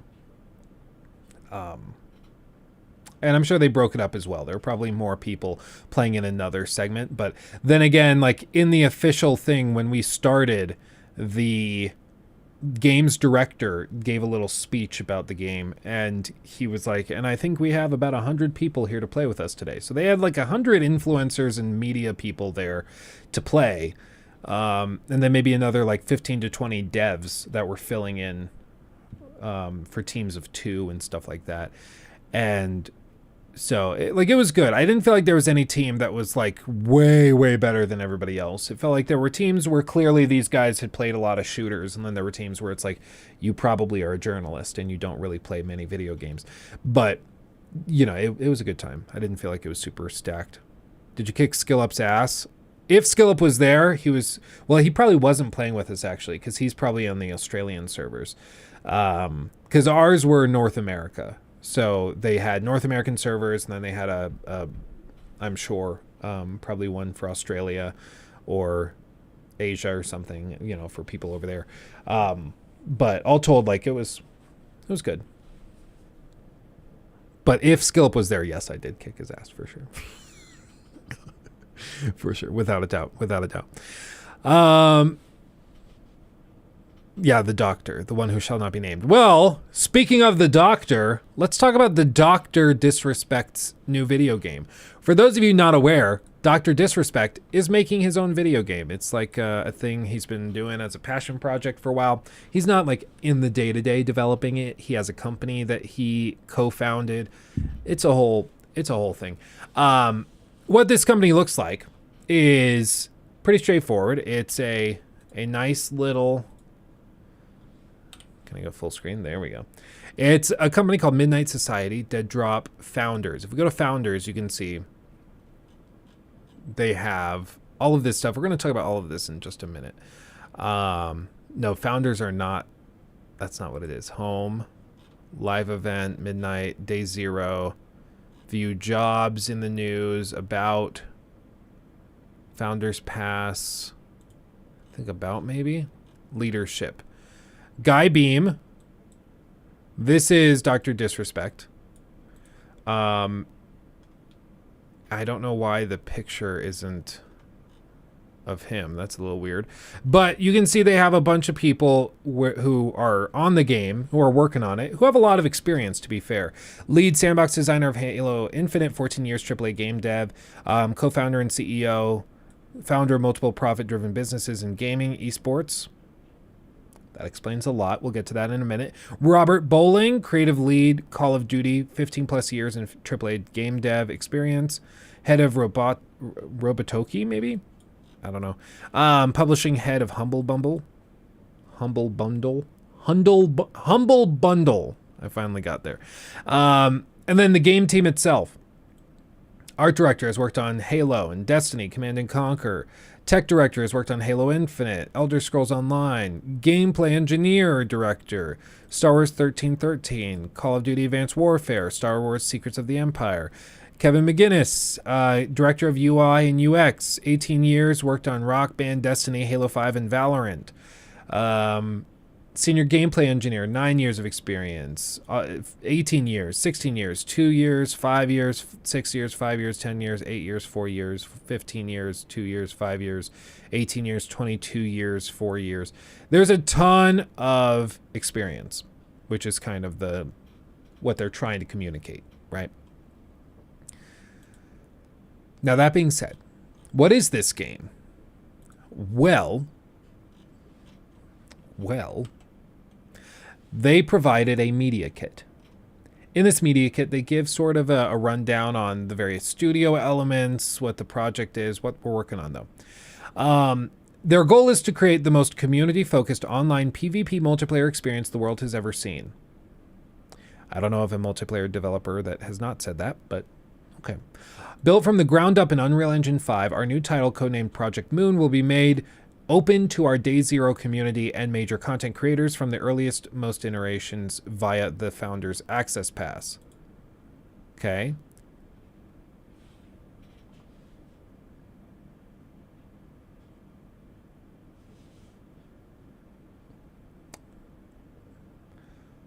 Are you worried yet?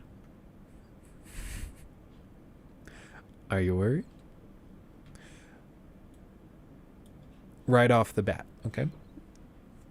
Hold on. There's a lot to this, okay? And we're going to be level-headed. I'm not going to do the, like, Skill Up went on Twitter, and he's like, NFTs are a scam. Just reminding you, NFTs, by definition, non-fungible tokens, are not a scam. It's like saying micro-share real estate is a scam.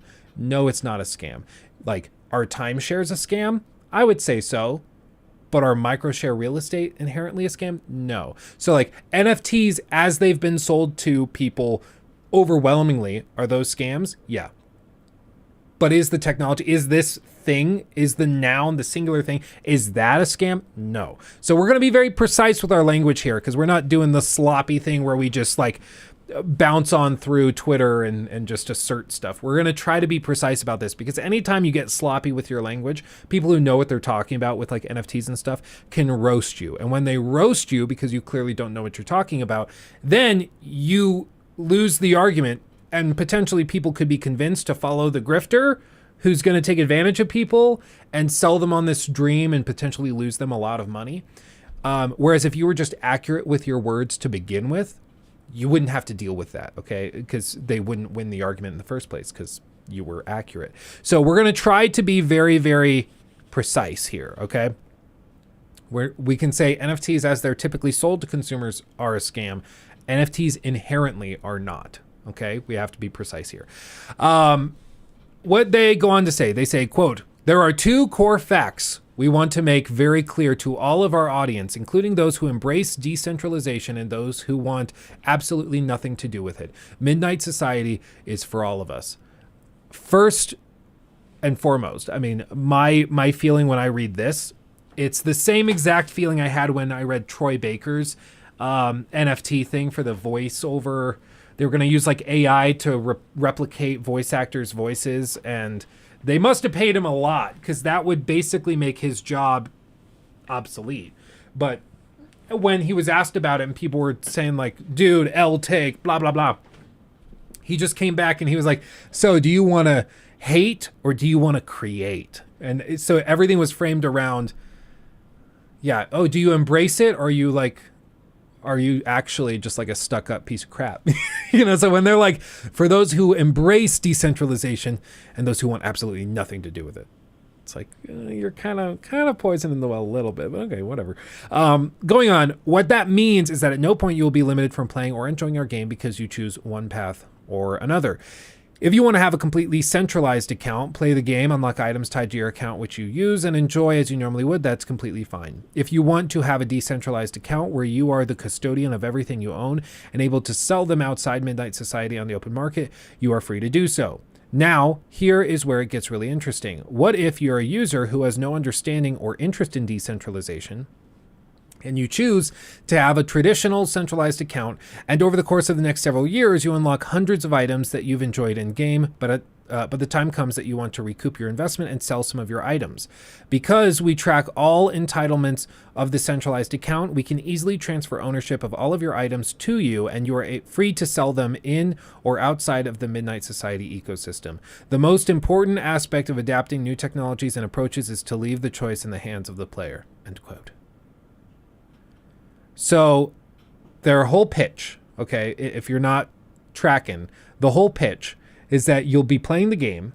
There will be like cosmetics. Imagine like a very unique gun skin. Okay, there's only 10 of these that exist. And you love that skin. You've been playing the game for 2 years, and then you decide, I'm starting to get burnt out, or I hit financially hard times. They say you'll be able to take that skin and sell it through the open market that they will provide or make available to you to sell this NFT, this digital asset, to somebody else for real money. And you can either do that or you don't have to do it at all. It's completely up to you. Okay. They are not going to limit you. This is at the very end of their little presentation. Now, Dr. Disrespect has shown the game, so we're going to actually look at the game here, and I'm going to show you what the game looks like. So the idea in concept is not horrible. You're like, okay, yeah, would it be cool if I was playing a game? Like, say I've played a lot of Apex. I have a couple of skins in Apex that I love dearly that are really cool. Wouldn't it be cool if like a really rare legendary skin you could just sell? Maybe sell back to the devs or sell back to somebody else who just wants to get it for $5 or $10 or $20 or $100, whatever it is. Is that cool in concept? I guess, yeah. I guess, sure. But is that actually possible? That's the bigger question. So, here are some tweets that we will reference. So this was the first thing that kind of got it going. Imagine trying, this is from Dr. Disrespect, imagine trying to extract, this is for his game specifically. So you're playing the game, you grab assets and loot, and then you need to extract. You try to extract with an item you discovered worth $100,000 on the chain, the blockchain. Ooh, it's cool. Think about the entertainment value as a viewer, let alone the player. A new PvP experience is upon us. The concept of digital collectibles in an online game is so exciting to me, especially in extraction type of game. People saying scam and ugh are just brain dead headline followers. Same people that spend a ton on skins for annual release game. Same skins everyone has too. So let's break this down and be very, very fair. Okay. Let's try to be as level-headed with this as we can, because there were some other tweets like this one that SkillUp sent out, which I want to be clear why I kind of have a problem with the way SkillUp approached this. It's mainly that this is just very sloppy language. Okay, it's something that people will agree with, but the point is NFT practitioners and salesmen will take this as an example of somebody who doesn't know what they're talking about, and then they're going to go to people who are liable to being convinced and point out, see, SkillUp, who's hating on it, doesn't actually know what he's talking about. Therefore, you're just buying into the headline, dude. There's actually a lot here that even these big YouTubers don't know about, and they're just hating on it for clicks, for easy engagement. So you have to be very precise. What he says is every day is a good day to remind you that NFTs are a scam. NFTs have no place in video games. The lies that games will be more fun and players will be wealthier as a result of NFTs is propaganda pushed by investors to try to trick people into buying into their scam. So again, like the whole thing and point of clarification, I think this is the part that I find very sloppy. NFTs as a technology and as a thing, as an asset, are not a scam inherently. Like I said, microshare real estate is not a scam, but it's almost always used. Okay, not almost always used. It's often used for scam-like schemes, for ways that slimy people can sell you things that are kind of overly complicated so you don't see it. Like a great example, Fundrise. Versus timeshares. So if you don't know what timeshares are, basically it's one of those things where like you can buy a share of a condo. You buy like a 16th of a condo basically in Florida. And then for set times during the year, you can go out, and because you own a 16th of that condo and 15 other people own the rest of the condo, you can go out there for like a 16th of the year and you all kind of share the condo. It sounds fine. It's technically kind of stupid because you don't have any like buying or selling power in that structure, so you're just throwing money away. It's usually hyper overpriced, which is why these things are sold to you in really scummy ways where they like take you captive at a casino or something. If you've seen South Park, you've heard of that. So timeshares are often often scams. Often it's a way of just selling you something that's extremely overpriced through really nasty pressuring ways, and you get something crappy as a result. But microshare real estate is also what allows you to participate in like a REIT. If you don't know what a REIT is, so a REIT is a real estate investment trust. A good example would be like Vanguard even has one that they run like this. So like Vanguard has their domestic stock sector specific REIT. And so what these things are is basically you buy into this fund, and what they would do is they go and they buy office buildings, hotels, tons of other real estate. They invest in huge multi-million-dollar properties. One of the things I did, which I can't show you specifics for obvious reasons, but Fundrise. I'm not going to like this. Of course, is not financial advice. I'm not saying you should do any of this. I'm just showing you that this works. And this is how this works. But microshare real estate. So like if you want to buy apartment buildings, but you don't have like $200,000 to put down for an apartment building, you could go and you could use an app or a service like Fundrise and buy smaller shares. So what you can do is you put in like $1,000 and then you own a share of this $24.5 million industrial complex. And it's all managed by this company, so you don't have to deal with it. Right? So microshare real estate is not a scam, but this is the same basic system that allows timeshares to work. But you're not going to say microshare real estate is a scam. You're going to say timeshares are a scam. So when we're talking about NFTs, you have to be precise and say not NFTs are a scam, specifically the promise of wealth by way of NFTs in video games is a scam. That whole thing is built on sort of speculation and assuming that things will just magically materialize into very expensive, high worth items. That stuff is built on deception. At the very least, it's built on irresponsible speculation on the part of the devs, suggesting that this type of thing will happen. So when I say that I find the statement NFTs are a scam sloppy, that's what I'm referring to. Okay. I agree that NFTs are not something you should be buying or engaging with, but I'm not going to just sloppily say, oh, it's a scam because it's a scam. Like, no, we got to be a little more precise with that.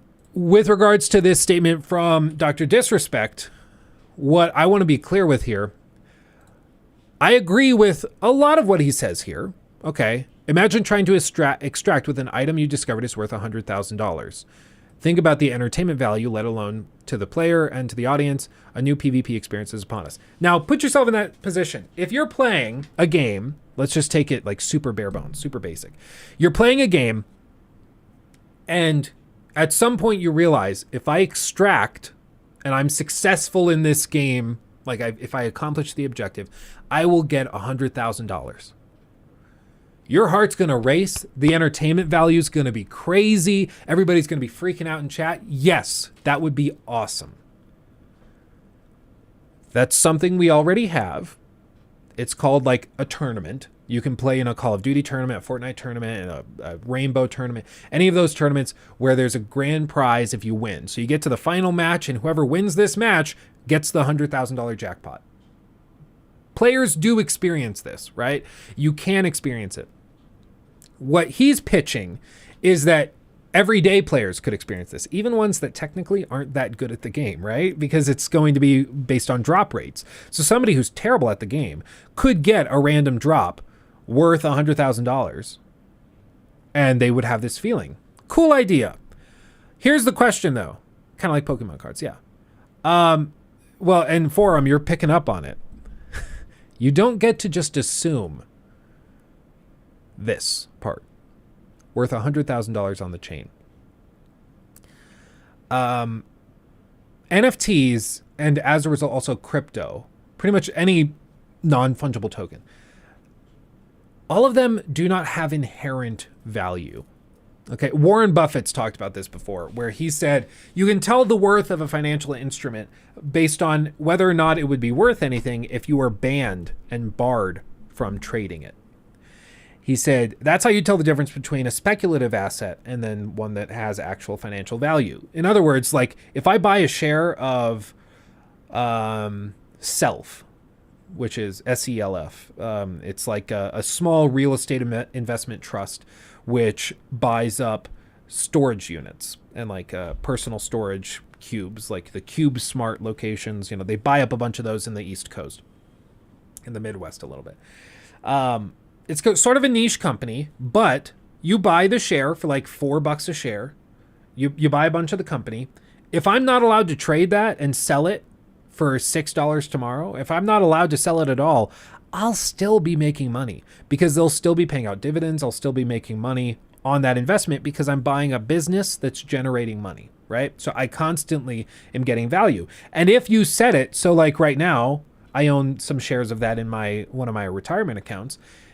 If I'm not allowed to sell that company for 20 years, I'm okay with that. I have no problem with that. Yeah, no, it's still going to be generating money. I just reinvest the dividends. It'll just build and build, and we'll just move on. And in 20 years, I can think about selling it, but I don't want to sell it anyways.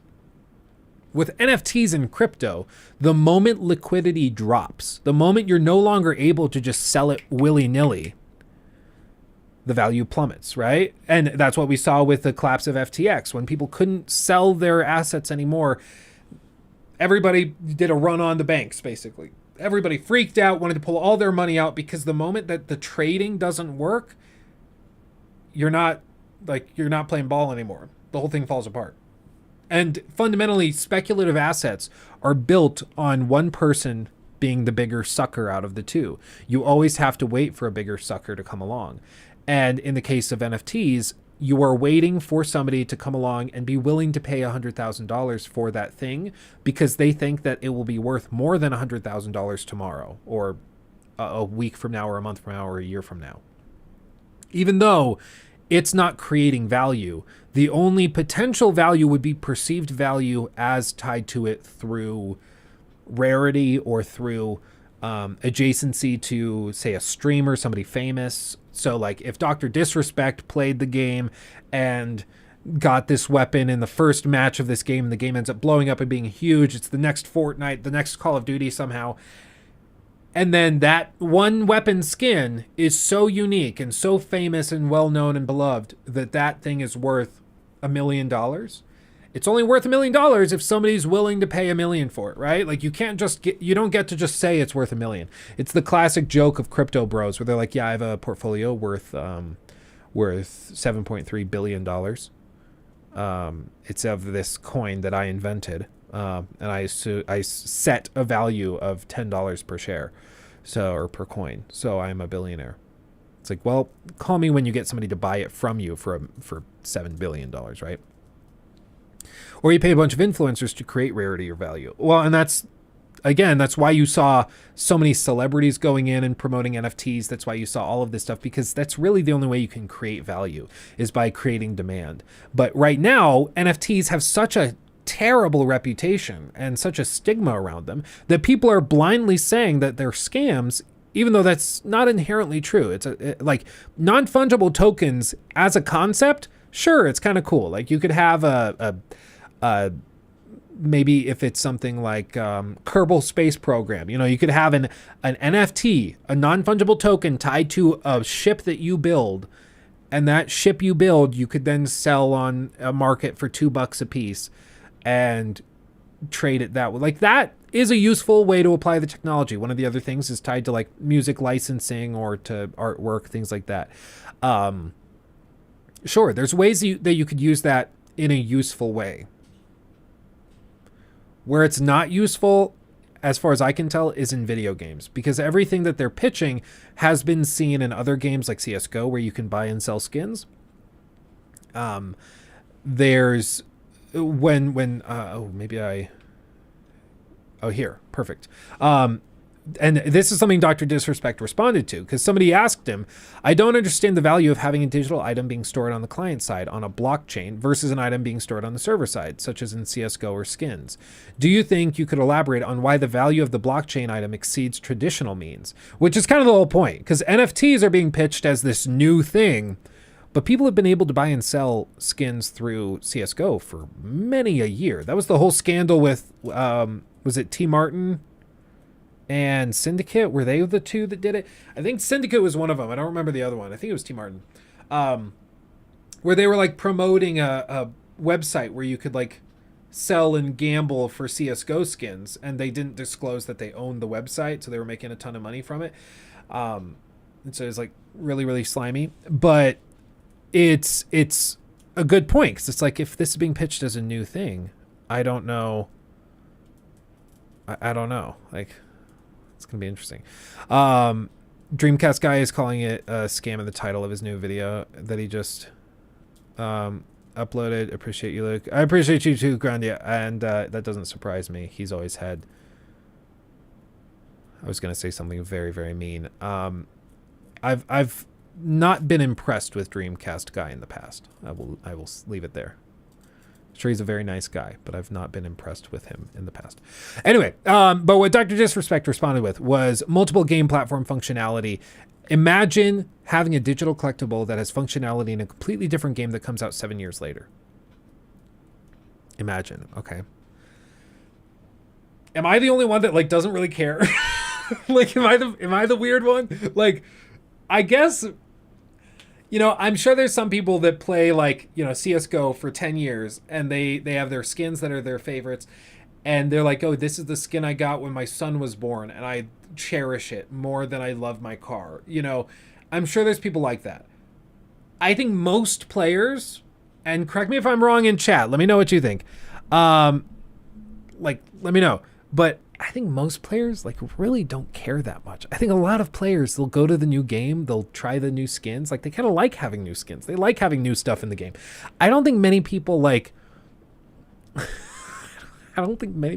really care. Like, yeah, I guess it's cool to think that you could play like a game, maybe like, an OG Call of Duty Black Ops. You get a skin in that, and then you could use that skin that you got in Call of Duty Black Ops, and you could bring that thing forward to this new game. Yeah, I guess that's interesting, but again, the only way that this works, you could still do that. They still have skins from old games that they port to new ones. You can do that without NFTs. Let's be real, the whole point of the NFT stuff is that it's based on this idea of trying to tie in crypto with gaming And crypto only generates money so long as there's a bigger sucker willing to pay more. The only reason that Bitcoin would be worth 25,000 on one day and then 26 on the next is because there's more people willing to buy it at 26 the next day than on the day before. That is the only reason. There is no more money being generated. There's no more coins being generated magically. You know, you can mine for them, but like, you know what I'm saying. The whole point of Bitcoin is that you can't just create it out of the ether. In the same way that you could just like print cash. There's a guy that's been going around where I live, and he goes around to all of the Starbucks, and he posts huge bumper sticker things on like the brick walls on the Starbucks building, which says, it's a really simple bumper sticker, but it just says, Bitcoin doesn't have inflation. And that's all the thing says. And it's like, I guess, but it's just speculative. So it's not even like, it's even worse. Like, what are you talking about? It gets way more weird and volatile. Like, what are you talking about? Like, the reason people have a problem with inflation is because it decreases buying power. And guess what? When people describe Bitcoin in value, they describe it in terms of dollars. So inflation still affects the value of Bitcoin because the value of the dollar has decreased. So I guess he's arguing that Bitcoin should be just what you pay for everything with. Maybe, I guess that's what he's probably arguing with or arguing for, but let's just be real. That's not going to happen. Can you imagine if President Biden comes out one day, like really disheveled and he's not having a good day. He comes out like in his underwear and he's just like, I've decided to make Bitcoin the official currency of the United States. I love America. And he walks back inside. Like, he couldn't even do that if he wanted to. It's ridiculous. Oh man, whenever somebody has the picture of the ape, I'm just, oh man, I stop taking you super seriously. Let's see, to name an easy few of things, benefits that crypto offers: ownership. When you buy an NFT's digital item, you're free to transfer, sell, rent, whatever you want without the permission of any middleman. Transparency keeps devs honest. The world can easily prove what exists on the blockchain. And interoperability. If you build a new game, let your users bring their items like skins to it. Okay. Yeah, CSGO skins allegedly worth millions. Stolen with help from Steam support staff. Oof. Yeah, I mean, if you ever were interested in this, if you've never heard of this stuff, like, look at what they're listing here. They have these different items that are listed with different values. So like this gun skin is allegedly worth 215 pounds. The reason I say allegedly is because it's only worth this if somebody's willing to buy it at that price. Otherwise, it's not. And crypto and NFTs and stuff right now, there's no infrastructure like a Robinhood or a Fidelity or TD Ameritrade or any of these companies where they'll float the difference. Because what happens with a lot of investment firms is like, if I go right now and I have, say, let's just say I have like, I don't know, a share of Apple, and then I want to sell the share of Apple right now, instantly, I'll hit sell. Realistically, Robinhood can just give me my money like I sold it, and then they'll sell it in 50 milliseconds or in 2 seconds, in 10 minutes, whenever it's more advantageous. Basically, they bought it from me, and then they use their supercomputers to wait for the prime time to sell it, where they can make pennies on the dollar or pennies on the cents, microcents, basically, and they make profit from that. So you got your money back. You sold it, but Robinhood might have traded it 5 times in between it landing at another person. But that's because they know there will be people coming to buy that share again in the future. With skins, I don't think you get to assume that. But I mean, then again, this is a whole whole industry is CSGO skins. It's like actually insane. So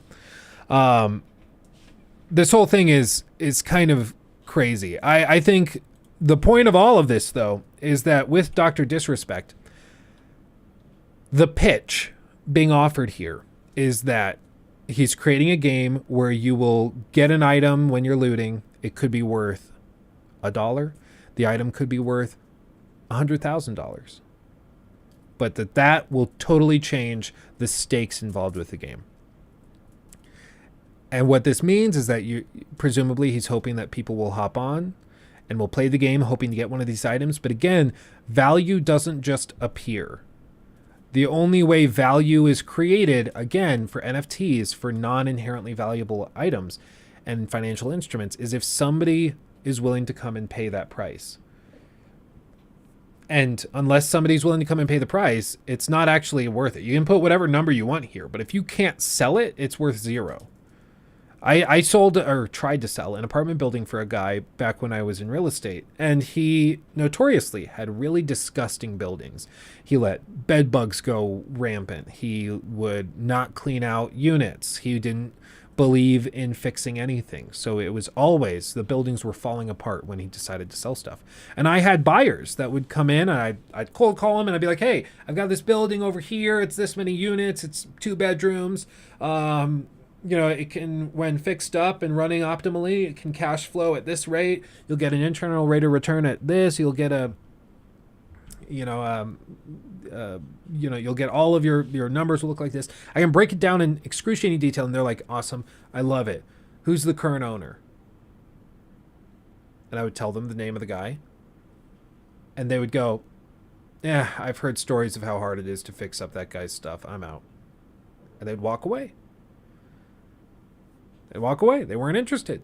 So even though this owner had something that was on paper worth like $3.5 million, he couldn't get anyone to buy it.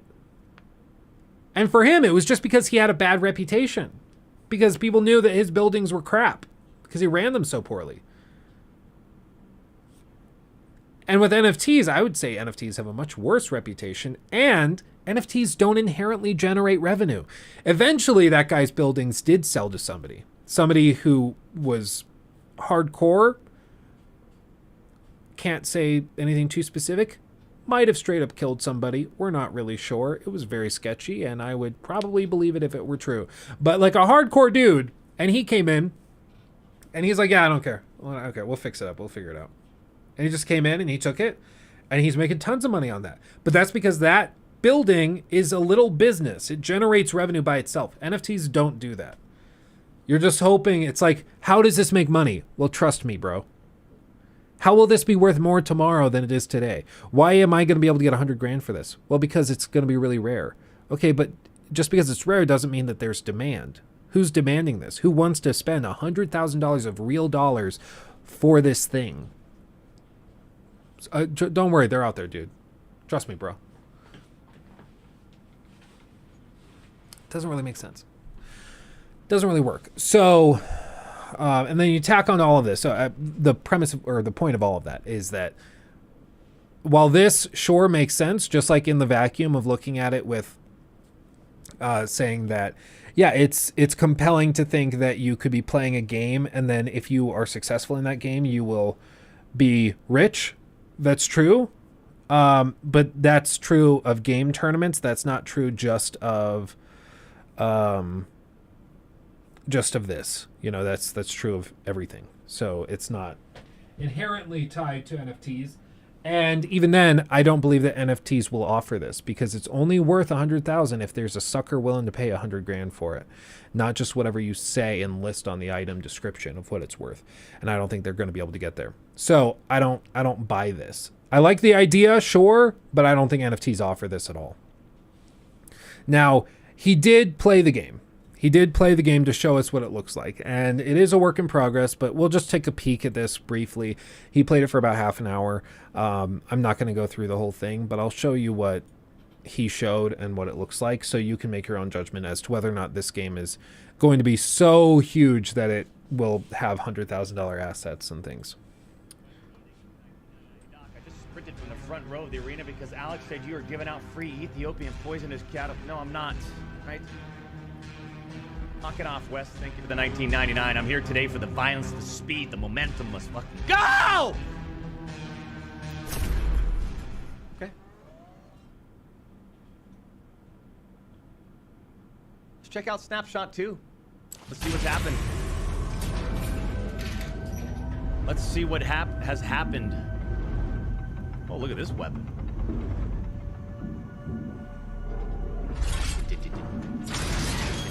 You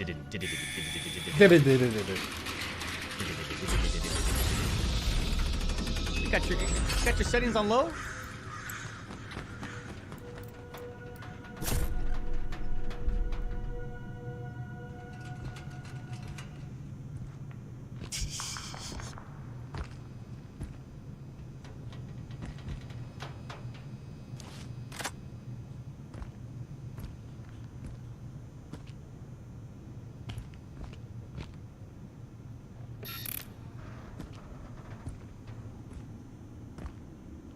I want you to kind of feel the atmosphere out, though. You know, just keep an open mind. Feel like it out. Jean-Claude Van Damme says in Bloodsport when he's talking to Shidoshi. But you gotta keep an open mind. But you're not a Tanaka. You have so much to teach.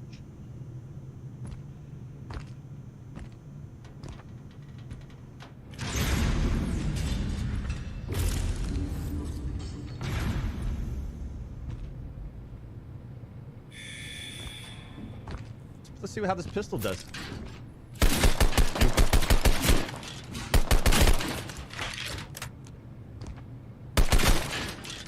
It's early. I'll be real. It don't look too smooth for me, but again, it's very early. But this is the game that's supposed to garner like $100,000 NFTs. And even like amazing games, like even really, really good games that are critically praised. Say even something like Overwatch 2. Could Overwatch 2 generate like amazing revenues and stuff? Like, I don't know, man. I just don't buy into this thing that NFTs will just magically generate wealth. And when we're talking about the promise of wealth, which is what Doc is technically doing when he offers, when he says like, oh yeah, imagine you're playing this game that I'm making and you get a skin that's worth $100,000. That'll be an amazing feeling. It's technically a promise that, yeah, if you play my game, there's a chance you can get a skin that's worth $100,000. That's not a thing. That's not a thing. It's a thing for like CSGO with their skins, but that doesn't require NFTs for one. And two, it also is fraught with all sorts of issues and problems like the story we just read, where it's like people are breaking in and stealing it. Imagine hackers. Imagine the sheer level of hacking and stuff that will happen if skins that are worth that much money get involved. Like, I can't even imagine.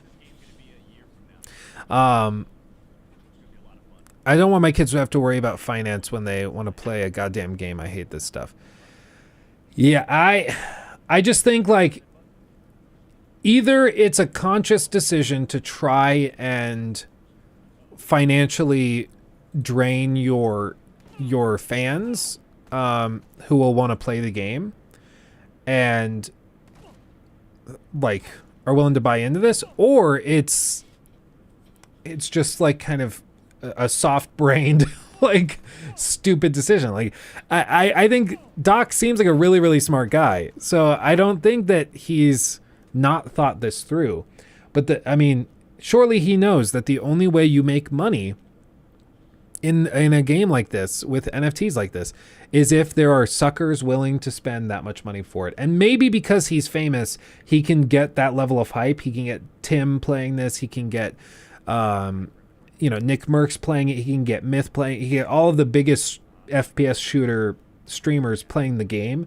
And that will generate enough hype and interest that they'll be able to get skins arbitrarily to that point.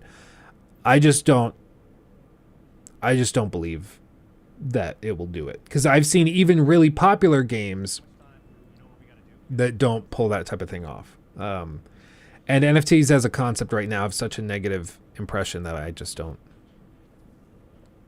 don't know if it's ever going to happen.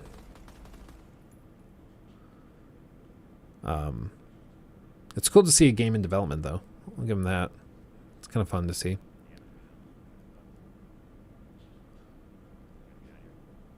It's kind of cool. But what are you going to do? It's just, it's something we'll have to wait and see. We'll have to see if they can pull this off. But I would put a lot of money, not NFTs. I put a lot of money on them not being able to magically generate a ton of, hundreds of thousands of dollars, millions of dollars of value in skins. because I just don't think the liquidity will be there. Maybe for the first like few days it'll be there, and there will be lots of suckers that are excited and are buying into this. Maybe that'll be a thing, but I would guess long term we probably don't see that. So that's my expectation. Do you think they would ever pull NFTs out and just make it a decent game? No, because this is one of those games that's being built from the ground up for NFTs. From the ground up. That's been the premise since the very, very beginning, is that the whole thing is being built like that. And maybe, I mean, honestly, if this is a magical thing, and if he's able to make a game that you're playing it and then you get a skin and you can actually find people that are willing to pay $100,000 for it, then that is a unique thing. There will be people. They'll be like, oh, it's the eighth wonder of the world. He created a game that infinitely creates wealth. We solved poverty. Just play Doc's game. Maybe he does that. I don't think so. I don't think he will, but maybe. Maybe being like definitely not, but maybe. Oh, man. I never thought microtransactions would make people millions of dollars, but look where we are now. Yeah, I mean, the only way I think that they could maybe pull this off is if they subsidize it and if they start to facilitate that. But that's going to cost so much money that I don't think they can. You know, I would guess that this probably comes out with Doc, and it's something where even if, like, let's just play the hypothetical, even if the game is tremendous, like the game is really, really good. It's the best extraction shooter ever. It's just amazing. Even then, that niche is a little smaller. I don't think you'll have 1 million live concurrent players. I think like you might have a few thousand or 10,000 or something on a good day after launch. And I just don't think that you'll have people that are willing to just throw their, like, take a second mortgage out on their house to pay for a skin. Because again, the players in theory are not the ones that will be buying this stuff and trading it. The people buying this would be like not venture capitalists, like speculative investors and things that just have more money than they know what to do with, and they buy into this trying to do it. It's what we saw with NFTs in general back like late 2021. Where big companies like Disney and like Universal, they were coming out and they were spending tons of money buying up NFTs and things and investing heavily in that because they thought that it was going to be able, I mean, they were just in the future, it would be worth more, because if they lead by example, buying all of this stuff, generating, you know, interest and hype, the price shoots up, then they can sell all of their stuff, they make a quick buck, and they're good. And then maybe it creates a healthy ecosystem. Maybe everybody sells it and loses all their money. They don't care. They already made their money. But I don't think that you'll be able to magically do it here. I don't know.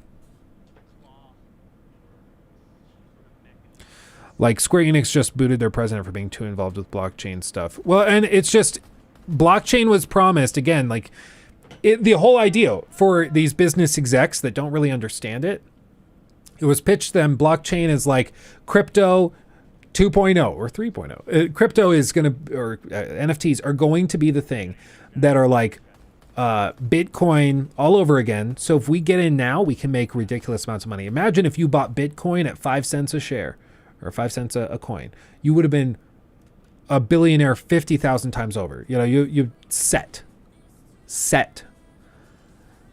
So they need to like, oh, well, we got to jump on that. So the big guys go in and they're like the techie people that talk about things I don't understand. They say that this is going to just generate tons of money. So I've decided that we're going to invest $100 million of our company finances into this. And so they did that. And then it didn't go anywhere. And so now I think a lot of board of directors and people making big decisions have picked up on this and realized that it doesn't make any damn sense at all. And they're like, okay, well, I'm not sure if we buy into this. Like, I think we're too smart for this. I think we're good. And so I think that the train has come to the station and people are getting off, which is why, you know, these games that take 3, 4, 5 years to make, you're seeing this game when it eventually comes out will probably be like 5 years, 6 years after the events of like the 2021 peak of NFT stuff, and it will be too late. Like everybody's gonna be like, dude, you're still doing this? This is so cringe. This was over so long ago. But it's because it takes so long to make these. You know, it's the same thing with Suicide Squad, Kill the Justice League. It's a game that is built like it's in 2017, and in 2017 it probably wouldn't have been received that well, for good reason. So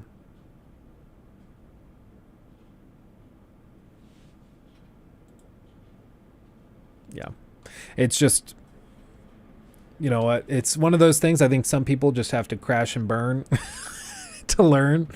I think this is one of those cases where he's just gonna, you know, they're in too deep now. Their whole game is built on NFTs. You can't just go back and be like, never mind. You can't. They're in too deep. So I think it's unfortunate, but they're just gonna have to roll it out, and it'll probably be received a little rough. Serious question, date tomorrow. Tips? I'll be real. 95% of relationships in the early stages is just about confidence. If you are even slightly self-assured, that removes, like, again, 95% of the pressure. Because dates are awkward and they're weird. And honestly, all anybody really wants to do on a date is have a good time. So as long as you can go in there and just have a good time and be chill, I think they will have a great time and you'll be set. But you just got to keep a level head. Be confident. And I know, LOL, but I'm not confident. Pretend like it. Practice makes perfect. And honestly, I think you will be fine. Sorry, I'm trying to get this.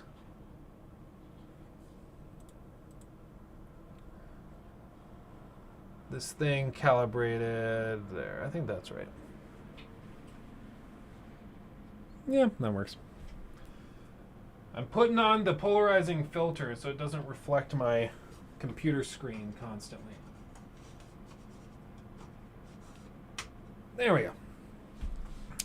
By the way, for anybody who came into the stream late, if you go to LukeStevensTV.com, LukeStevensTV.com, we have these stickers. Ooh, Babe and Baby. Luke Stevens, I'm vibing.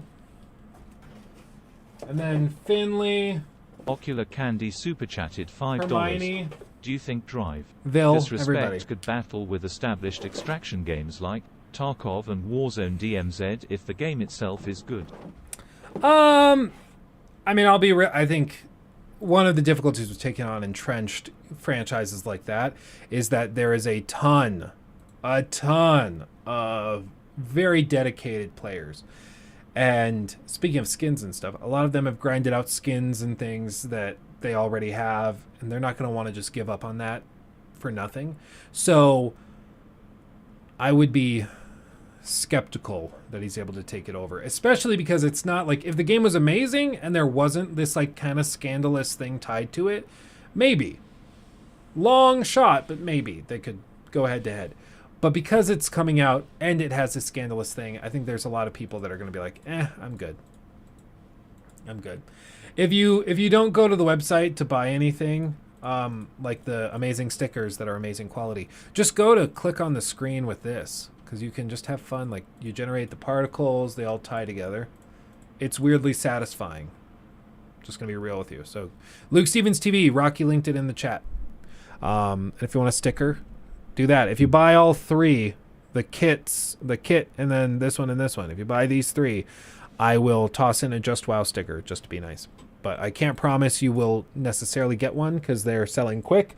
And once the Just Wow stickers are gone, they're gone. I'm not printing any more. Talk about non-fungible tokens. Those stickers, man. Not printing more. Very collectible. Oh my God, shut up, Luke. Okay. Yes, sir. Yes, puppy. Okay, closing all of these tabs. Let's go here. Move over there.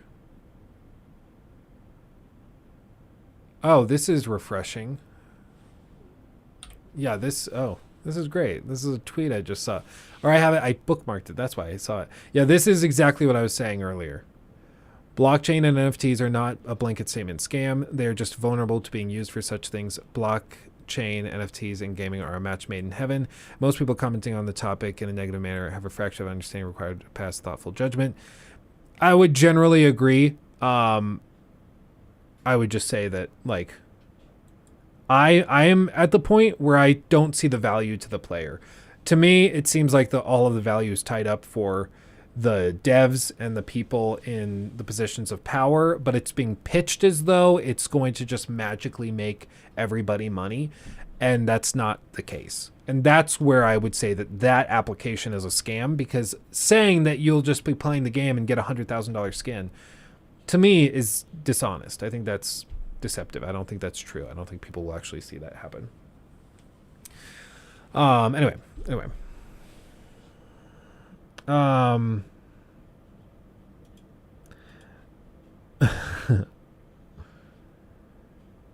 If you build a game around NFTs and the gameplay takes second place to the store and therefore gameplay, it will suck ass.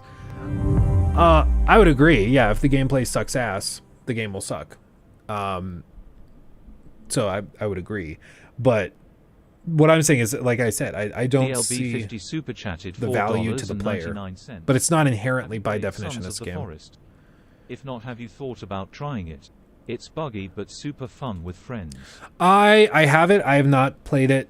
Yeah, I played it for like 20 minutes, but I've not played it yet. I've heard generally positive things about it. I'm also generally not like super into the base building things and those types of games. I had fun with like Valheim and stuff, but normally they're not my kind of games. But I played the original Forest and I had fun with that, so I'm intrigued by this. When I get a free minute, I'll probably boot it up again and try it. Anyway. Oh yes, City Skylines 2. Hold on, I want to see this because I played the crap out of that. Cities Skylines 2. City Skylines. City Skylines. Sequel. Announcement trailer. Oh boy. Whoa. Real quick, I don't know if you guys remember the details, but this originally launched.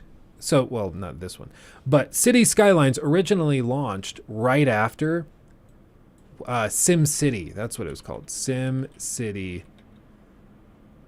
It was like day one review or something. Sim City 9 years ago. Dude, I feel so old. I feel so old. Should we see the Pro Jared review? Pro Jared, back when life was simpler. Hold on. God was SimCity 4 back in 2003, and I don't think EA was really expecting how many people wanted to play a new SimCity game. Clearly. Now, SimCity does do a lot of really good things, but it also has a lot of questionable design choices. Besides the most obvious one. Yes, it's always online, and right now, the servers suck. But there's a lot more to it than just that. They simplified quite a bit to make SimCity easier to play. For example, roads now connect everything, so you don't need to worry about sewage pipes or power lines, and that's all handled by the roads. So the roads basically become the skeleton of your city. And you can finally have curved roads, which is really nice. But it does kind of come at a cost. They do look really, really neat, but it's not exactly efficient. It's still best just to do the rigid grid system, so you can either look nice or have the best numbers. You can't have both. It's nice that the road simplified a lot of things and makes it easier to connect. I will say, I liked SimCity, but it was totally broken. The other thing was map sizes were super small, so you couldn't really build a city. You could build like a small village, and that was it. It was really frustrating. And it was like super broken. Servers were overwhelmed. They couldn't get the game working properly. It was always online, so it was clear that they were like pitching this as, you know, one of those really cringe live service games back, 9 years ago. So what, 2014 when this came out? So it was really, really disappointing. But right after SimCity came out, like if I remember right, it was like within months, they came out with City Skylines, or city sky. What is it exactly? Cities Skyline. City Skyline. Okay. The original. Cities Skylines. Okay. From Paradox. And this is everything people wanted SimCity to be, right? So this game was everything people were hoping that SimCity would be. It just worked well. Bigger maps. It was not always online. They just embraced being the antithesis of SimCity. And it was great. I've played so much of this game. I love City Skylines. But these are my kind of games. Like, I love these simulation games where you just have to work on getting things working optimally and efficiently. It's awesome. Yeah, native mod support, all sorts of crazy stuff. So, apparently, they just announced the sequel. So I'm very excited. I've not seen this yet. You guys just told me in chat that this was a thing. So we're gonna see this together, okay? I'm intrigued. Oh my god, is that a chicken? Sorry, we can't get through a single stream without mentioning XQC at least once.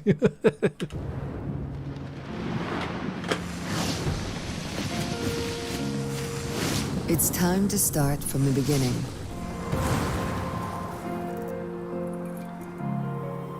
Yet evolve into something new.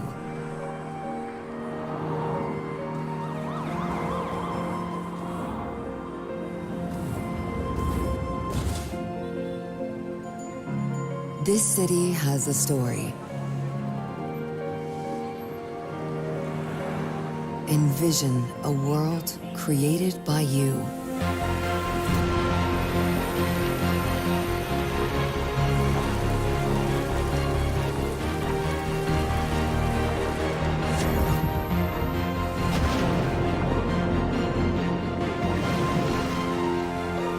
Your chance to shape the future.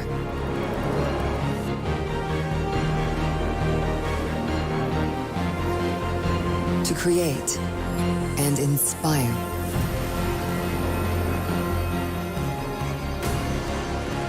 Expand way up high and bring life to your creations. New worlds to explore and pursue.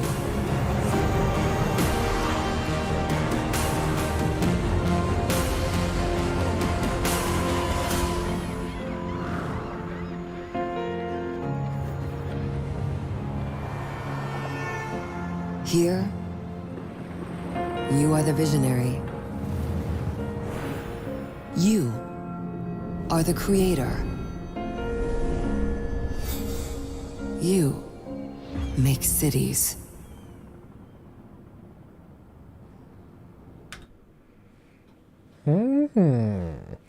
I don't know what any of that means, but you know what? I'm interested. Let's see what the store page says.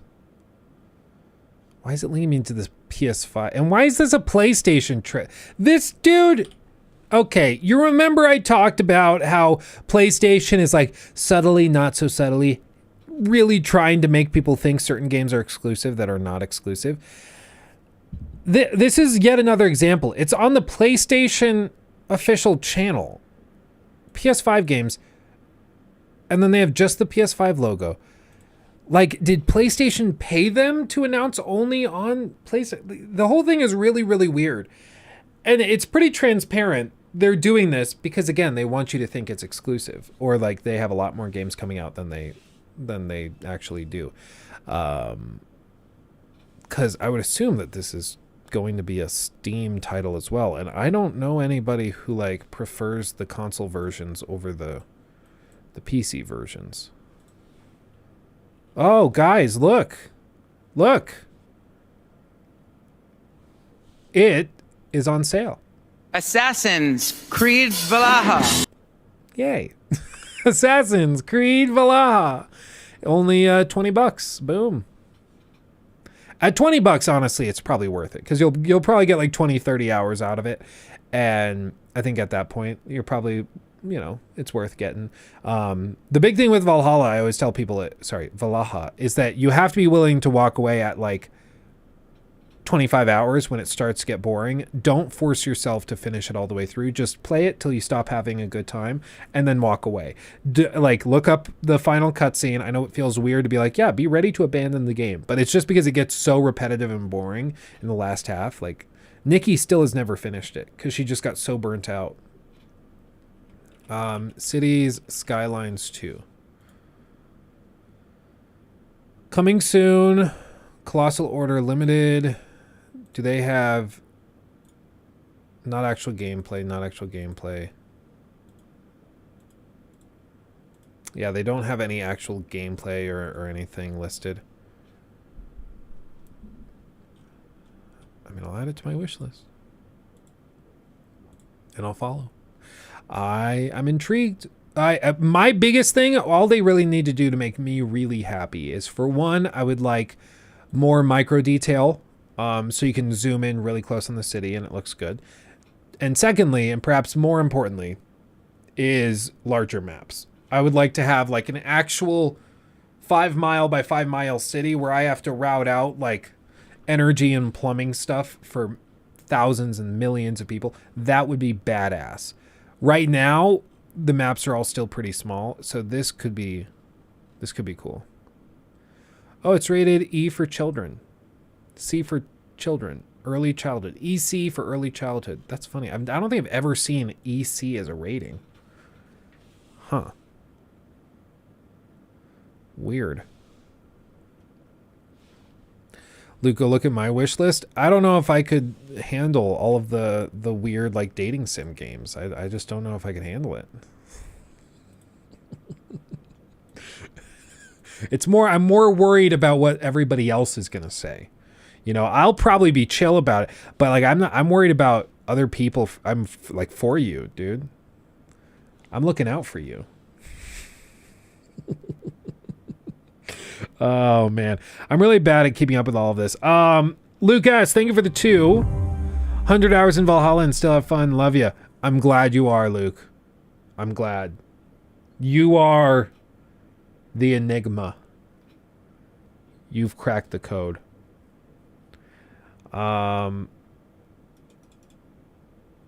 Let's see. Oh, and we're going to check out Linus's review of the PSVR as well. I'll do this Sherlock thing real quick. The Awakened, they got a release date. So this is only 90 seconds. So we'll look at this and then I want to see what Linus said. Again, my perception of the PSVR 2 is that it's not a bad device. Like, as far as tech is concerned, it's great. It's that it's just not, I don't think it has the games, but let's see.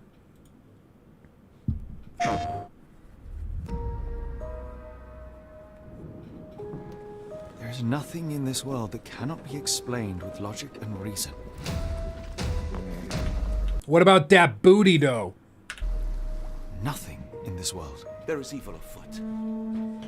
Strangeness and savagery like I have never seen.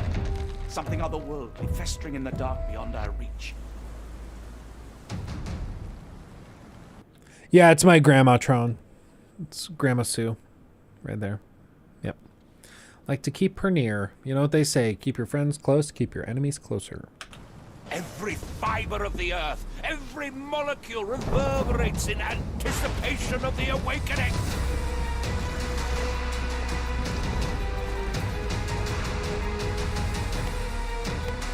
The bile of madness rises in our throats just as our master rises below. Maybe your god is unstoppable, but you are merely a man. And I know how to stop you. The abyss calls for me, Mr. Holmes, as it does for you. The final problem approaches, and you too shall fall.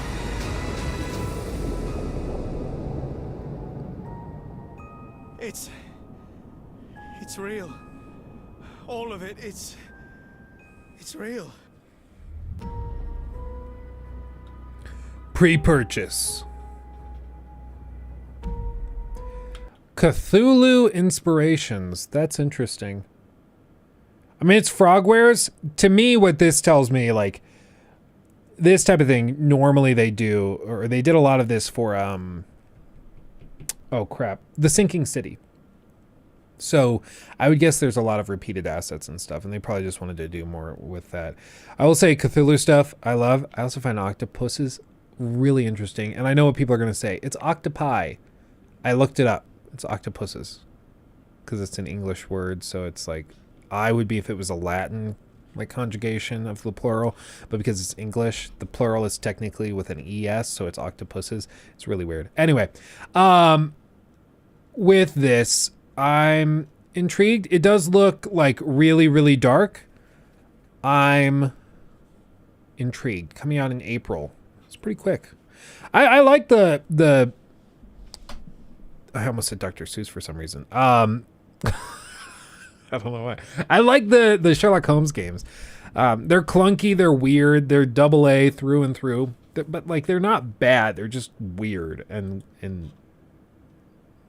not. They're not super polished. But again, they're indie. They're basically like slightly larger than indie games. And I enjoy them thoroughly. I love those games. Even though I haven't made videos on them, they're one of my guilty pleasure titles for sure. So I have a good time with it. So I'm excited to see that they finally got a release date. Green Eggs and Ham, Sherlock Holmes edition. Yeah, Sherlock Holmes Lovecraftian Horror edition. I don't Hold on, let's see. Oh, this is nice. I will say this is a nice thing about the ultra-wide monitor. Linus does his videos in a slightly ultra-wide aspect ratio, so it fills out a little bit more. Like, if I go full screen there, it crops out the text. It's like this is normal 16:9 ratio. He does his videos a little bit wider. I appreciate that. I appreciate that, Linus. A lot of big YouTubers I've noticed do this. They crop their videos and they do it a little bit longer at the larger aspect ratio. And they do it because it fits with mobile devices better. So when you turn your phone sideways, it fills out the screen because most of these modern phones are made with that aspect ratio. I can appreciate that. I like it. I've wondered if it would be worth doing that for our videos. I really don't know. I didn't think it would be worth it until I got the ultra wide, and then I was like, well, now my gameplay footage will be extra wide by default. So maybe we just embrace it and our videos go slightly ultra wide. I don't know.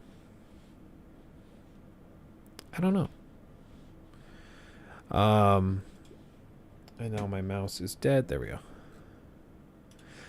Vertigo, I saw your Destiny 2 video. Would love to see a guide, or love to be a guide if you ever decide to test it out. Sad that the narrative Lightfall was horrible, but the core game is still amazing, getting better every week. That seems to be the impression. I would be down to try it. I just have to like commit and do it.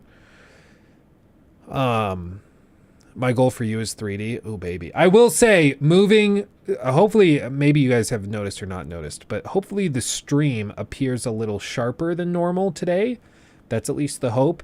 And it's because we moved from Streamlabs OBS to regular OBS, ported the overlay, all of the scene transitions, all of the assets, everything. The Steam Deck or Stream Deck has been fixed and ported over. So we've rearranged everything all so that we could change how it encodes, because we're encoding off of a very nice GPU. So I was like, we can crank it. But Streamlabs OBS doesn't allow really fine tuning of encoding settings. So we swapped over to this regular OBS and we're cranking it. AV1, no, when I tried AV1 stuff, YouTube got really, really finicky. I think I'm going to experiment again maybe later this week with AV1 because I think I found what might have been causing it. But we're doing, it basically is tied to rendering through variable bit rate. And we're able to crank it all the way to like P7 as the standard, which is extremely high quality. It's the equivalent in terms of quality of like X264 CPU, very slow, like to the point where you couldn't normally render in this quality in real time. So hopefully it's better. Hopefully it's better. Yes, please, ultra wide all the way. I mean, I'm liking the ultra wide life so far. I will say this LG 45-inch OLED ultra wide, it's so wide. How wide is it? It's so wide that literally when you're talking, it will, like, the sound will bounce off of the display back at you, so it feels like you're in an echoey room. That's how freaking huge this monitor is. It's like 3840 by 1440 or something like that, so it's super ultra wide. 45 inches diagonally, like, just to put in perspective, like, this is my hand touching it. It's massive. And it's an OLED as well. So these, like, black borders, the pixels are off. So it's as dark black as you could possibly get. It's amazing. I love it. Luke, thank you for the other two. I use OBS because Streamlabs just stole the OBS for views. I mean, I liked Streamlabs OBS when we were on Twitch. The moment we moved over to YouTube streaming, all of the benefits of having Streamlabs OBS kind of fell apart because the native integrations didn't work anymore. Just pretty much all the bells and whistles fell apart. So we moved over. I'm trying to use Stream Elements now. My chat bot isn't working apparently, which is not a shocker to me because the chat bot never really works. It's mildly infuriating because we've tried to fix this so many times and the chat bot still just doesn't work. So the only way I can fix it is to do like pop out chat, copy. Like how YouTube does not have their thing fixed. I'm just amazed by it. Like if I do that, does the stream? Yeah, so there the chat pops up. But that's because I copied and pasted the YouTube chat link in manually. Like that's what I have to do to make it work. It's ridiculous. It's silly. It's silly. It's straight silly. Do you miss Twitch? My stance has been that as a streamer, I miss streaming on Twitch. As a viewer, it's clear to me YouTube is way better.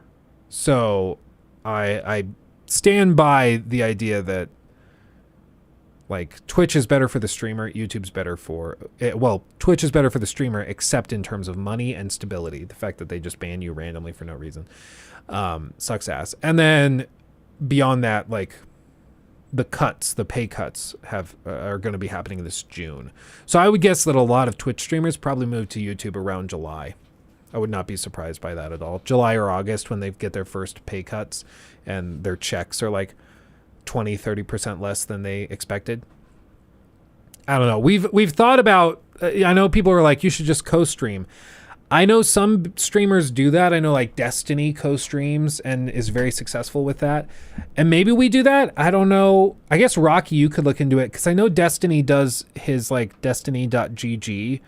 And so he has a bot that like pulls YouTube chat and Twitch chat and blends them so he sees it all in one feed. That could be really cool. I don't know if that's something we could do. But if that's possible, then I'm fine co-streaming. And if people want to watch on Twitch, they can watch on Twitch. If people want to watch on YouTube, they can watch on YouTube. We just do both. I don't know. But I don't know. Destiny's banned on Twitch. My understanding, I thought that he was just not allowed to be a partner anymore. Maybe he's banned.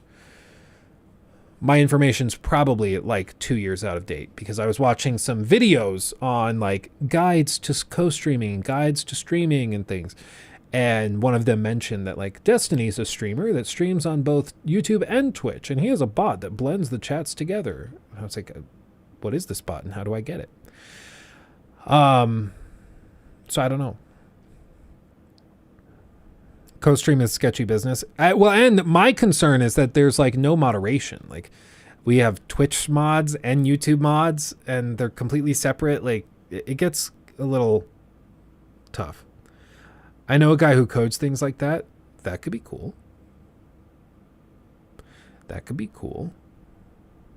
Luke knows people. I know a guy. Just wait. I know a guy. Yeah, I don't know. It could be interesting. I know some people are like, yeah, co-stream. It's the solution. It does worry me, though, because, you know, you start to spread yourself a little thin. But I don't know.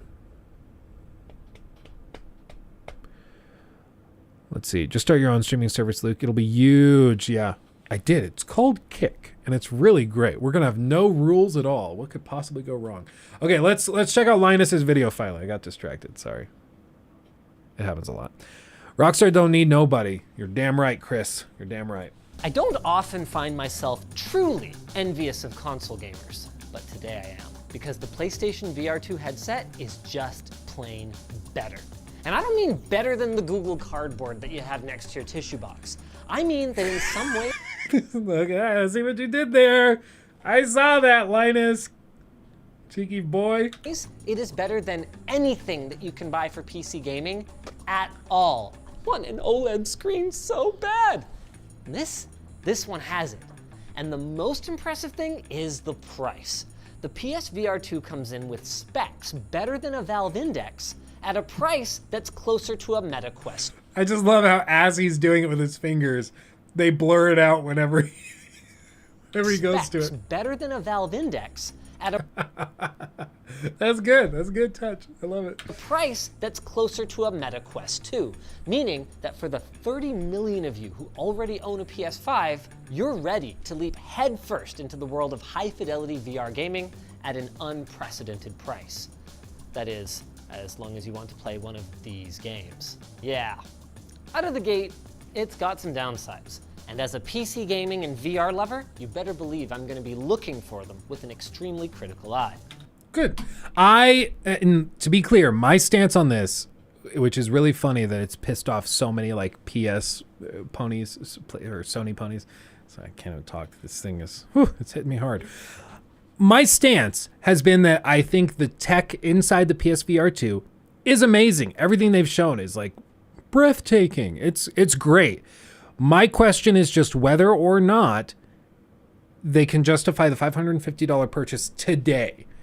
Because like if we're going to spend $550 plus another $50 on a game, I need for that $600 investment, I need to have enough content that I feel like I'm getting my money's worth. But so far, everything I've seen is like they have some 7 out of 10s, a couple of 8 out of 10 games on there. A lot of them are like also available on other platforms, but who knows if this, like if playing on this is so much better, then it might be worth it.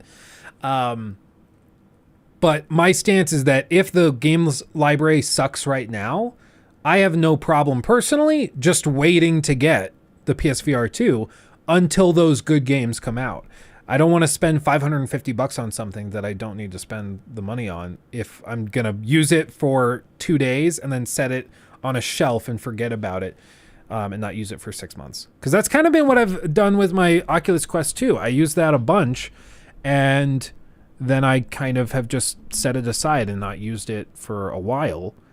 Not because I don't want to, just because I'm like, there's just not a lot of VR games for me to tackle. And love it or hate it, I'm not one of those people that tend to spend like 10,000 hours in the big box or the movie box, whatever it is, screen box. I don't remember what it's called, but whatever the app is in the Quest 2 where you can like sit in a movie theater and watch movies. For me, that's less comfortable than just going up to my home theater in the living room, you know.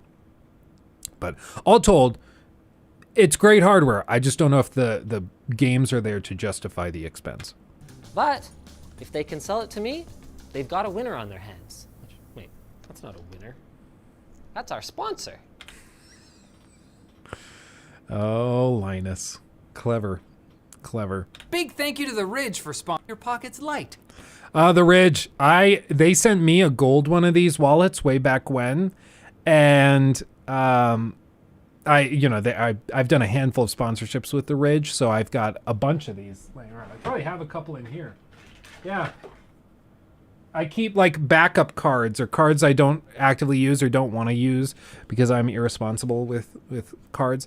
I keep them in like this backup. This is like the titanium one they sent me a long time ago. So like I have tons of these Ridge wallets, and they sent me the gold one.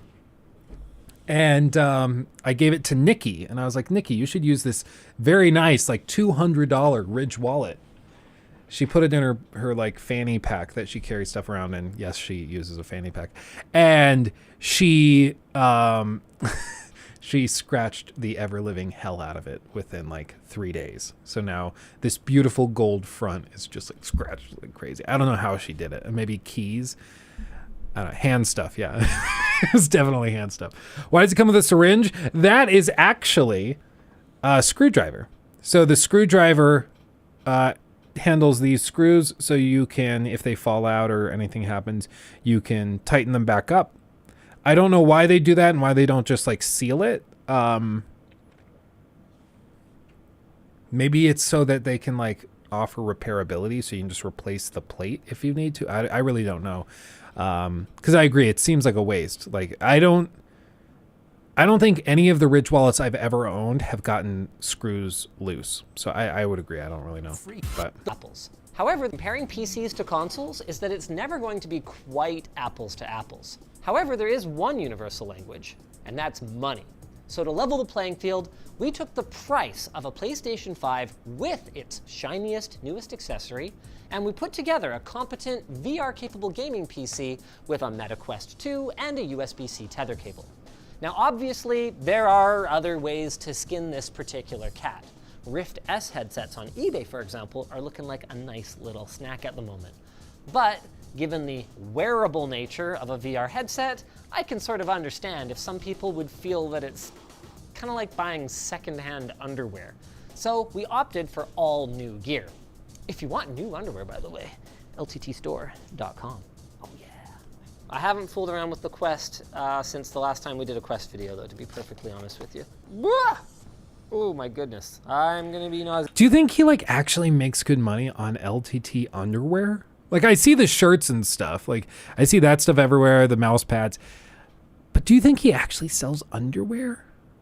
Like in terms of real revenue, do you think he actually takes in good money? Cause like that was, I think, $50 underwear. This video, though, to be perfectly honest with you. Oh my, LTT store. Like, oh, it's a 3-pack. Okay. Cause I was like, I get my Tommy Johns, not a sponsor, but I get my Tommy Johns. Those things are amazing. I don't wear anything else. Luke Stevens underwear when? I guess not soon enough. I got to get on that. We do. So little sneak peek. We do have custom like mouse pads coming, like desk pads. So like desk pads this size. We are working on a very limited edition run of those. Because I've always wanted something more custom than just this black. So Casey, who did the work for like these amazing stickers and everything that she's done. Yeah, these tremendous Babe and Baby, there. Babe and Baby stickers. Again, LukeStevensTV.com. Or these. LukeStevensTV.com, again. All of these, she did the amazing artwork for that. And so I've had her work on a desk mat that will do a very limited edition run for. So it should be pretty baller. Should be baller. But, you know, it's tough. He's got like a big warehouse where he's making these videos. And so he's, you know, pretty comfy getting a lot of inventory. He's also running like $100 million business easily. So they can hold a lot of inventory, get it for cheaper. But for me, I'm like, I'll order 100, and if they don't sell, I am just going to be out like $2,000. So I really hope they sell. Or like with the stickers, like this box of stickers is about like $700 to print all of those stickers. It's a little crazy. About $700 to print all those. So like if we don't sell them, yeah, I'll have a lot of stickers laying around that were just a total waste. That's part of it. You know, you're taking on some risk, you know, for sure. So it's just part of the game. High risk, high reward, right? If you guys buy the stickers, we'll probably break even. If you don't buy the stickers, I will lose some money. But you know what? That's just what we do. That's what we do. I'm going to be nauseated. It's having a really hard time tracking right now. Is it the lights maybe? The main reason I'm playing around with the Quest 2 right now is just to establish a baseline for latency, tracking, as well as image quality. Because what a lot of people don't realize about the Quest 2 is that Type-C connection is not actually capable of carrying DisplayPort. So it's sending all the display data over USB, meaning that there's a lot of compression. It really doesn't look that great, even with the quality of the lenses on this headset, especially when anything is moving quickly, which with rhythm games, like the one I'm playing right now, is a major concern. Just haven't touched one of these in a while and I wanted to hear the speakers and stuff. Still like the lightweight. It's kind of shocking given that the brain is actually in here, and the controllers are okay as long as you tape them closed so the battery compartment doesn't slip open all the time. I appreciate how you wore that for like 3 minutes and already have a ring on your face. Yeah. Okay, one sec. Oh, what's up? Before you proceed. You want me to put on a PlayStation VR2 hat? Yes. I mean, sure. If I'm gonna film an intro declaring this thing God's gift to gamers before I even get a chance to put it on, I might as well wear the hat. Right out of the gate, I was really impressed by both the weight of the headset itself and the thinness and lightness of the tether. Obviously, removing wires entirely would be ideal, but if you're stuck with them, it makes a big difference having one that's not super heavy dragging off of you. And there's lots of other things that show Sony's experience here.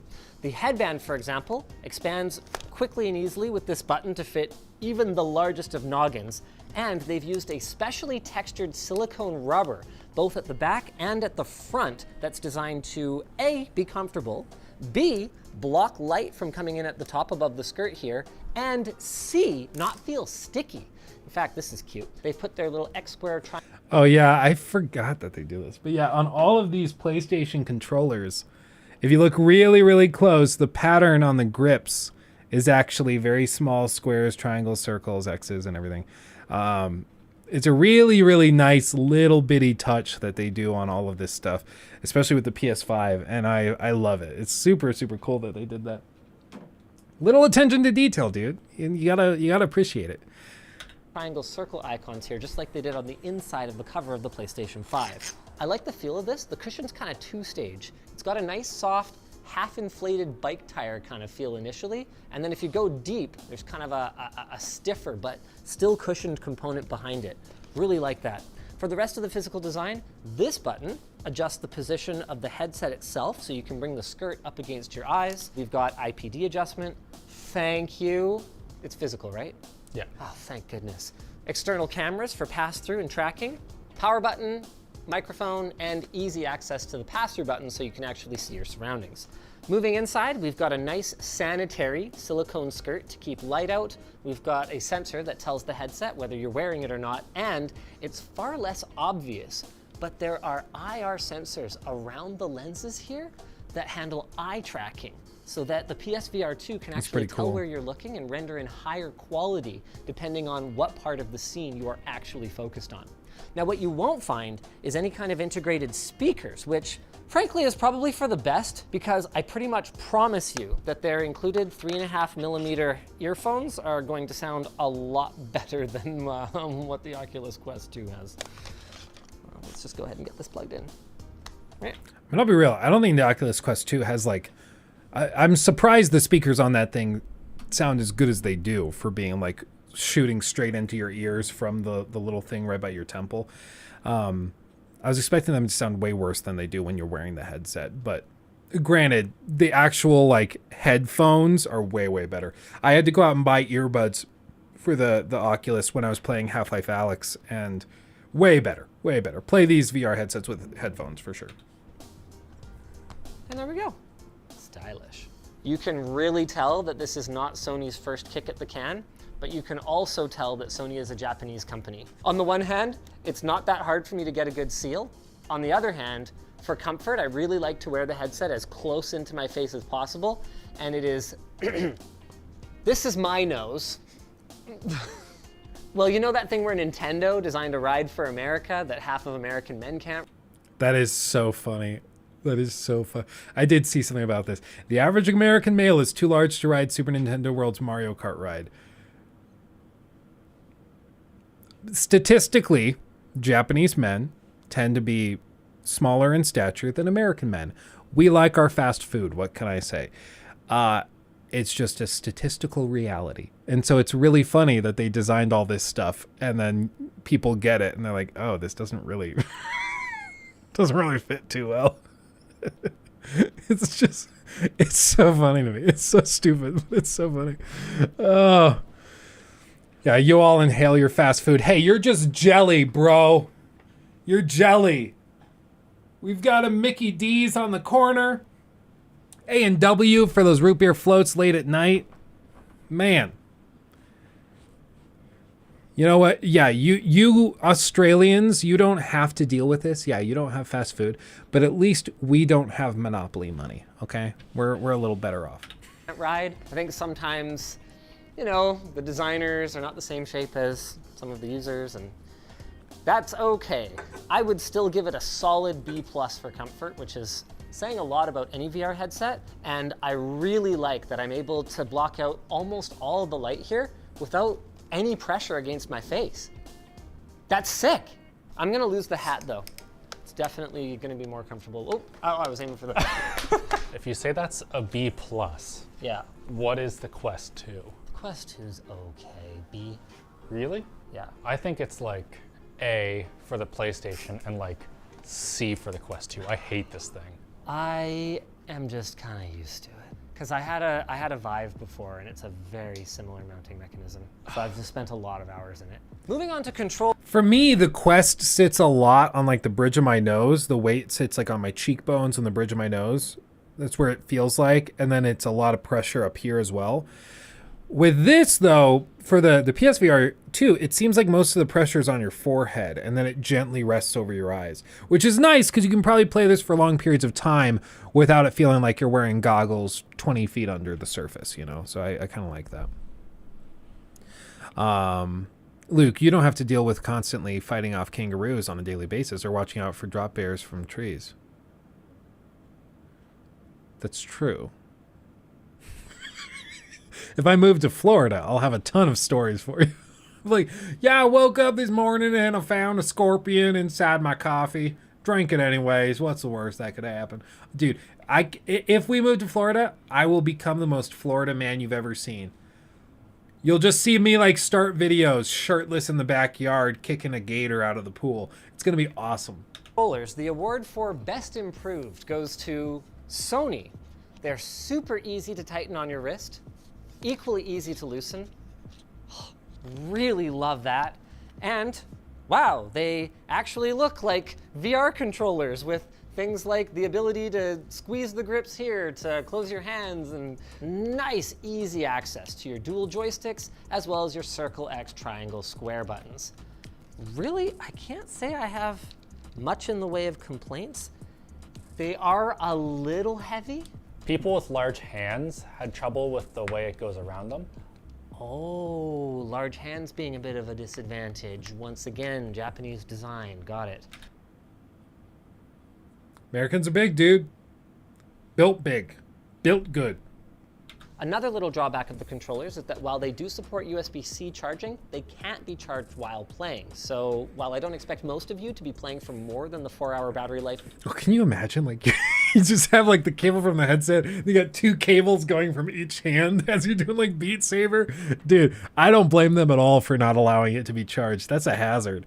That's fine. I'm fine with that. But yeah, especially if you're playing 4 hours straight, you got a problem. Would afford you, but if you forget to plug them in after a session, you might be hooped the next. What about small hands though? Because my hands are tiny, I feel like I'd be constantly having them slip through my hands. Yeah, maybe. I guess that could also be a downside. But it's probably easier to have small hands where they fit in and you just have to hold them a little tighter than big hands where you can't fit your hand into the controller. So I think that's probably the better of the 2 options. I just installed City Skylines. I may be distracted. Dude, I'm jelly. By the way, you guys know I've been playing a lot of Kerbal Space Program. I've been playing it. I'm getting better. I've gotten to the point where I can consistently get into orbit. And last night, I got to the point where I was able to get to the moon twice. I haven't perfected the landing of it though. So I get to the moon and then I crash. So I get there. But once I land on the moon, then I've got to figure out how to get back. So I've got to make sure I have enough fuel left over. I have to be like very, very precise with my maneuvers and my fuel usage. But I'm getting there. I'm getting better. I'm getting much, much better. I might be working with the UI designer of KSP2 soon. Oh, that's awesome. I will say I love the UI of 2 way more than the UI of 1, but unfortunately Kerbal Space Program 2 runs like absolute donkey ass compared to KSP 1. So I've been learning the ropes in KSP 1. Then once it gets more patches in, I'll move to 2. Next time you try to jump into VR. For that reason, I can see why Sony offers this $50 charging accessory, and honestly, it doesn't seem like a terrible value considering that it's first party and probably decent. Whatever complaints we might have about the PSVR 2 controllers though, they are nothing compared to the complaints we had about the pleasure wands of previous... Yeah, no, this pleasure wand. This generation PlayStation VR experiences. Good riddance and goodbye. Enough talk, let's give it a try. Ooh, I like the haptics. It vibrates. Make sure you're holding your controllers. Yes, yes, yes, mother. You know what? The pass-through is really good. Oh, yeah. I mean, it's black and white, like it sucks or whatever, but it's... It's really good. I mean, it sucks or whatever. I know what he means, though. I mean, I so far, the pass-through looks actually really, really good. When you're using the pass-through on the Oculus Quest 2, it looks like you're filming it off of like a PSP camera. Like, it's bad. Very low latency. It's clear enough that you can easily just like do things if you need to, you know? Oh, well, I got hooked on a thing there, but that wasn't that bad. Oh, OLED. Oh, I want an OLED screen so bad. I can definitely see some rainbow effect on small white objects. A little tiny bit of fringing. I do wonder about the subpixel arrangement. I'm coming into this cold, guys, so you're having the experience RGB. with me. RGB subpixels? Yeah. Okay. If you go like this, you should be able to see kind of like a smearing behind objects if you're on an LCD display. Not on this. But that's not the highlight for me. It's the deep, inky blacks, and the fact that going around like this, there's so little in the way of motion blur or trails behind moving objects. Let's do Horizon Call of the Mountain. I'm really excited about this. Not only is this display extremely high resolution, it's 2000 by 2040 per eye, but I can already tell that compared to just about any other VR headset I've ever tried, the screen door effect is almost negligible. So that's the black spaces you can see in between the illuminated pixels. And I was expecting it to be a little bit cleaner in terms of fringing because it does use an RGB subpixel layout, but there is still some, and honestly, I think that just comes down to the fact that Fresnel lenses, these kind of ringed lenses, they're just not perfect. Okay. All right, so let's, oh, this is pretty unforgiving. Okay. Holy crap, does this ever look good though? Wow. Like, I feel like, obviously, this is a grass texture as opposed to an actual grass thing, but like, you could just tell, like, you want to interact with it, you know what I mean? Does this support HDR? Yeah. The way the sun and the shadows just, oh man, having that experience, you know, where you feel like, oh, well, okay, the wall also came up, but, you know, you feel like you're actually looking over a cliff. Okay, tell me this. The eye tracking theoretically is boosting the graphical fidelity where I happen to be looking and lowering it elsewhere. Yeah, so this is an important thing to understand. How did I just do that? Windows 3?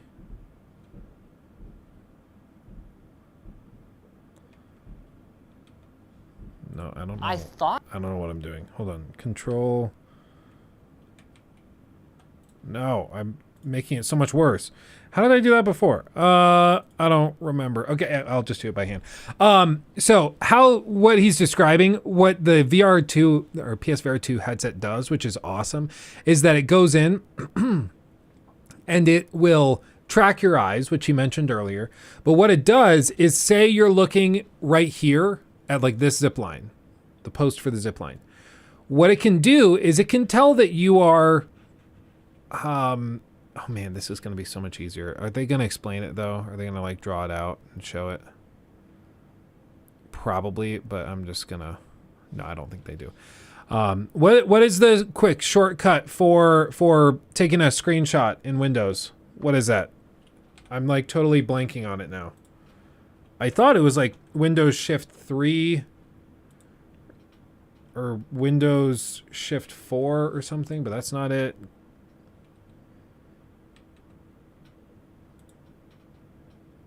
Windows print screen. That's the whole Windows Shift S. Windows Shift S. That's what I was looking for. Okay, full screen. Because this is what I wanted to do. I wanted to go to like here, Windows Shift S. I can take. Whoop, I guess that'll do.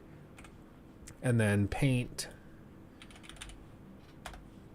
Voila, and then Control V. Boop. Okay, so what foveated rendering allows you to do is like, say we are looking at this point. Where's my, let's go here. Let's just say this is where I'm looking. I'm looking in this point right here. That's all your eyes are really focused on, right? What I can do too is I can go like this, and then I can go boop, and then I can move my head to the other side. Boop. Okay, so we're only focused on this point here. So what the PSVR 2 can do is see that you're looking there, and it can focus on this area all of its rendering capabilities, so you get the highest quality right here. That's rendering at like full resolution, everything looks great.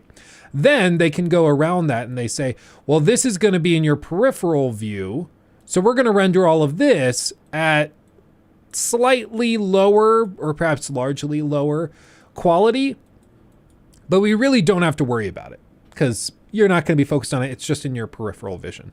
And then everything out here, it can tell you're not looking at, and this is in the fringes of your peripheral view, so you're really not able to tell. I mean, right now you can do this as like an experiment. You can look at the screen, look at the green spot on the screen, and you can tell if you're staring right where my mouse cursor is, anything that happens over here in the fringes could be at a quarter, an eighth resolution, and you wouldn't be able to tell because it's pretty much just big blobs for you. So what this allows the PS5 to do is in real time concentrate its efforts and render at full resolution quality the parts that it needs to. And then the rest of it, it can be a little sloppy with because it just doesn't need to be that good. This is why it's honestly probably impossible to capture footage of this headset and understand how good it looks, because it's literally tailored exactly to you and where your eyes are going. So you'll never be able to see the standard and the quality that's being presented to the user. So that's a important thing to note. And this is what makes this headset so particularly cool. And that's why it allows, I think they're going to do the side by side. I think it's what's going to allow the PS5 to greatly outperform the PC in terms of what it can do, because it can render efficiently what it needs to. This is very, very similar to what Unreal Engine 5 has been doing with Unreal, I believe it's Nanite, Unreal Engine 5 Nanite. Hey everyone, welcome back. It's great. This thing.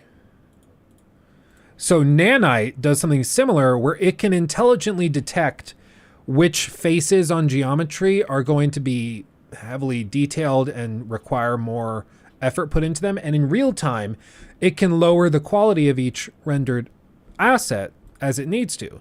So in a scene like they're about to show, it can prioritize what needs to be shown and go from there. So, I mean, again, I think this is probably the best example. Just like here, they can render these faces up close to the camera, much higher quality than the far off faces. And you can even see this here, where these faces close to the camera are much more detailed and finer. And then as you get further away from the camera, this is maybe like a 20 by 30 foot space that's rendered as one block. Oh, thank you, babe. Yep. Ooh, yummy salad.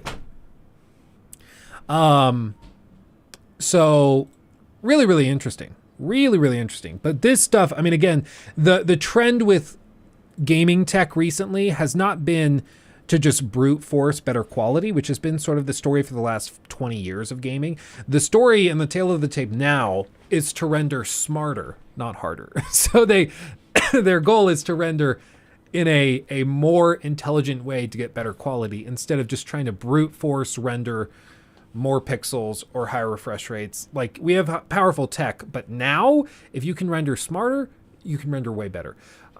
What I'm interested in, honestly, is if there's going to be attachments. Like, just imagine if you are playing on like a PC game and it's tracking your vision like that. Like, imagine if you were going in and playing something like, I don't know, Cyberpunk 2, whatever it is, and it tracks your eyes. You just set a bar up on top of your monitor. They have stuff like this already. This tech exists, but you set it on top of your monitor and then it can track your eyes as you look around the screen. Then imagine if you could tie that into the game where it renders wherever you're looking at a higher quality, just like this. That could be game changing, literally. I don't know how that happens. Like, that could be a cool feature like NVIDIA launches. Maybe they do that where they release a product. It's like $200. You put it on top of your monitor. It ties in through the graphics driver to your GPU, and then it can enhance the performance of the game greatly because it doesn't have to render the fringes as well. There could be some really, really cool stuff with that. Yeah, like a Tobii eye tracker, but specifically tied into the graphics process and pipeline. That could be awesome. And that's something I think only NVIDIA or AMD could probably come out with, because I think even if Steam came out with it, it probably wouldn't work since the developer has to do it and it has to be a GPU side thing. So I honestly would not be surprised at all if that's something that NVIDIA is working on, especially after this comes out and is so popular. I think they could be really into doing something like that. Yeah, kind of like, it would look like the Wii motion bar, but you could look up the Tobii eye tracker that Joseph just mentioned. That's basically what does it. The engine would have to support it. Yeah. Well, and that's why I think, and if anybody could do it, it would probably be NVIDIA. And I would bet you, especially you give it to some influencers and creators who are like, yeah, dear God, this thing makes the game look so much better because it can render at like 200% resolution what you're looking at and everything else drops, but it doesn't matter because you're not focused on it. One day, game with AI will be, or one day game AI will be able to tell if you're giving them the side eye and then trigger dialogue and morality challenges. Yeah, that's why I still think the future of RPGs is not in graphics, it's not in scale, it's not in anything like that. It's in AI. And most of that's probably going to be run through the cloud anyway. So I think you should buckle up for most major RPGs in the next 10 years to be always online. But it'll be because the AI simulations are done in the cloud on the server side. What? I would probably notice something like that. Hold on, I'm gonna go it's somewhere. It's super obvious. You don't even need to. Hold on. Wait, what? Really? Yeah, it's so obvious on this display where you were looking. Where am I looking?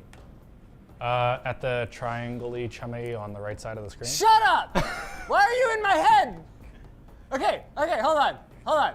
What am I looking at? The fern that's like halfway down the thing. Stop. No!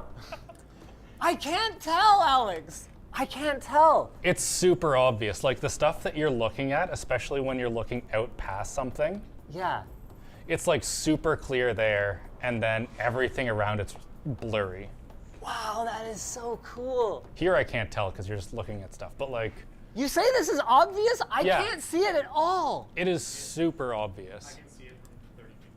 Shut up! It can't be that easy! Like, can you see it changing? Yes. Because our eyes are supposed to be so good at seeing motion. Why can't I see when things are shifting? Like, is it just sharpness? Yeah, it's like sharpness and like the resolution of the textures. Wow! Okay, where was I supposed to go? Ooh. Oh, that is very nauseating for me. Oh yeah, this game just... absolute puke town, especially for like, it's probably a lot of people's first VR experience, and they are just gonna puke all over the place. Oh no, I have to do this again. Do not like. Okay. Okay.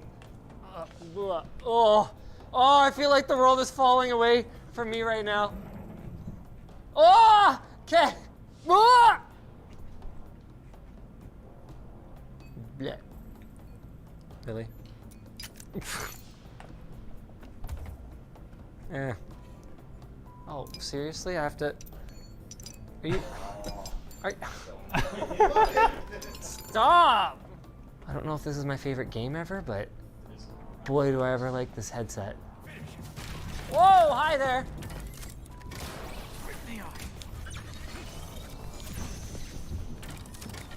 Oh, I'm okay. It's not always grabbing an arrow for me here. Now, one disadvantage to inside-out tracking, that is using cameras on the front of the headset to track where your hands are, is that if you play a game, like say for example, Hollow Point, or this one, that requires you to grab arrows out of your quiver, it's relying temporarily on just the gyroscopes that I assume are inside the controllers, and those drift, so you can end up with inaccuracy. And then it'll kind of like freak out a little bit when it comes back within range of the trackers as it corrects it. It's just the nature of the technology, and there's nothing you can really do about it. Overall, I wouldn't describe it as terrible, but when things are fast-paced, the last thing you want is, you see that? Did you see how my hand drifted there? Look at these apples. Yeah, I'm trying, game. Look at this. Oh! How did I manage to bite it there? What the? I want to eat the core. Some people eat the core. You're in a dystopian future and you're gonna leave that much apple? Unbelievable. If I had to guess, I'd say it's not running at 120 hertz, but it's definitely running at a smooth 90. No, it won't let me jump off the edge. I didn't try that hard apparently. Yeah, there's no jump button as far as I can tell. Oh, because you can actually jump. Ah! Okay, sorry. All right, let's try something different. I want this display on my index and I want it now. It's just so clean. Why can't I break things? Oh, well. Supercharge this plant's ability to grow. Get that tea. Yeah, that's what a cup against a flower sounds like. Welcome to the Star Tenders Academy. Oh my God, it's Riley! Yeah. I knew I'd heard of this game for a reason. And I am delighted to inform you that your application was head and tentacles above the tens of others we received this cycle. That's awesome. Wait, shut up. The character's name is Riley. Credit as in-ears. These do a pretty good job of blocking sound, but Alex, you're 100% right. They are not the best in-ears I've ever heard. Quality, fine, but soundstage, yeah. Everything sounds like it's coming from inside my skull. Okay, I mean, that's probably enough of this anyway. Yeah. Something notable is that while Sony... Yeah, so far the games are like, yeah, it's okay, but the headset is like amazing. Which is why it's all the bigger of a bummer that this thing can't run with a PC. Is plugging into a USB-C port, just like we did with the MetaQuest 2. It's not using the USB protocol. I'd be able to tell because there would be compression artifacts and blocking all over this. And there is not. It's clean. It's got to be DisplayPort over USB or something like that. It could also be HDMI, I guess. Oh, it's right-hand drive. That sure makes perfect sense. Oh, I need to, hold on. I'm inside the car. Can you guys see what I'm seeing? Not bad field of view. It's 110 degrees. Not the best, not bad. I don't want to even focus on what I'm doing. I just want to look around in the city while I'm driving, you know? What I found was really good was that I was able to focus a lot further down the track than I can with other VR headsets. Yeah, it's just because the resolution is so high and the screen door effect is so low. I did find it not quite as far down the track as I would have wanted, but like on the Rift S, I had to do the IPD like super weird, so I couldn't even focus on stuff that was close to me. So well, that's because on the Rift S, I don't think the IPD adjustment is true IPD adjustment, it's software. Ah. Oh man, those headlights in the mirror behind me. It's not the brightest display ever, but the HDR effect is very, very believable. Same thing with this little blue LED on the console in front of me. Like, it's annoying. Not in a I can't play this game kind of way, but in a it's realistic kind of way, you know? Oh! The reflections on this car? Like, what? Are those reflections being rendered at like 30 FPS? Yes, they are. Huh. I wasn't even like noticing that though. It just, it's so pretty. Oh. Hi. The cold hard truth is, as much as we might try, there's Yeah, all of the weights on his forehead. You see that? He looks like he just got out of a bar fight.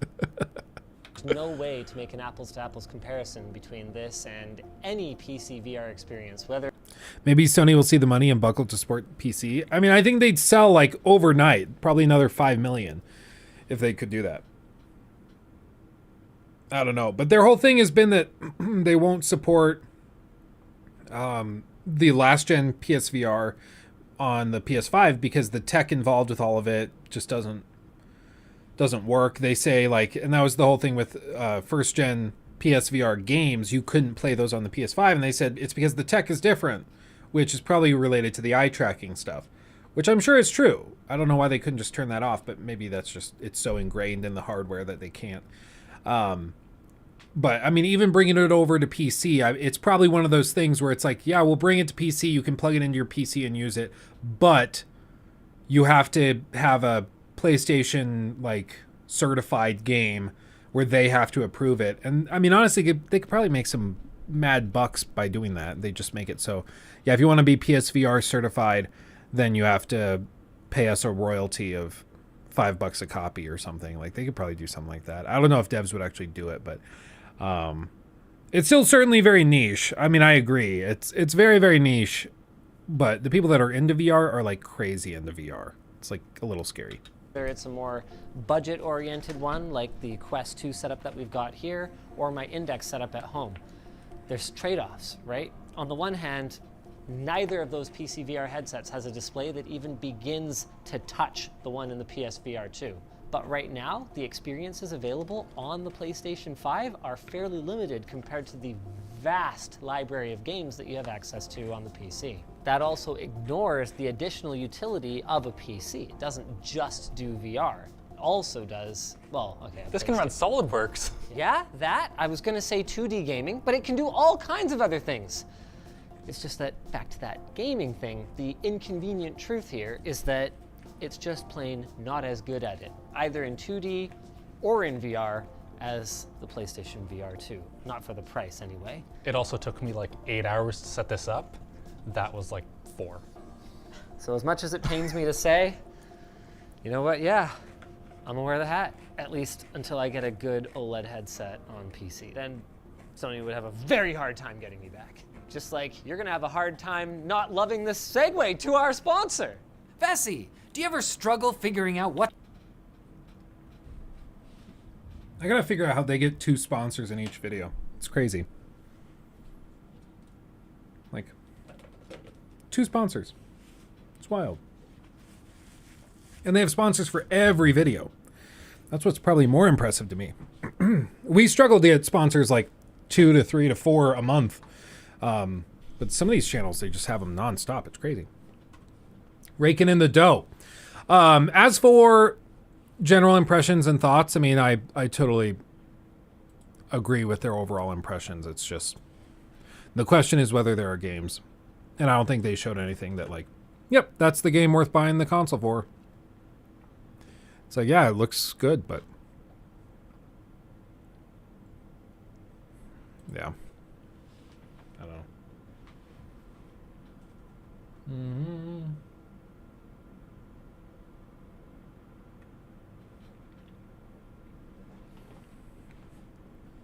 I really lost all respect I had for Sony after the Microsoft deal. They've been doing that stuff for years. I agree. It's really, really... honestly, I think it's a little pathetic. I've not been that impressed with how Sony's been handling this stuff. Because, like I said, there's a very real argument to be made that Microsoft should not be allowed to buy Activision Blizzard for anti-competition reasons. I think there's a very valid reason or way to make that argument. But Sony is not the company to make that argument. They are like the kings of exclusivity, of toxic behavior in this realm. And so for them to come out and then play holier than thou is just honestly a little pathetic. And it's a bad look. I mean, nobody takes them seriously. And now, like, what was the latest thing? Microsoft. I saw something. There was some update.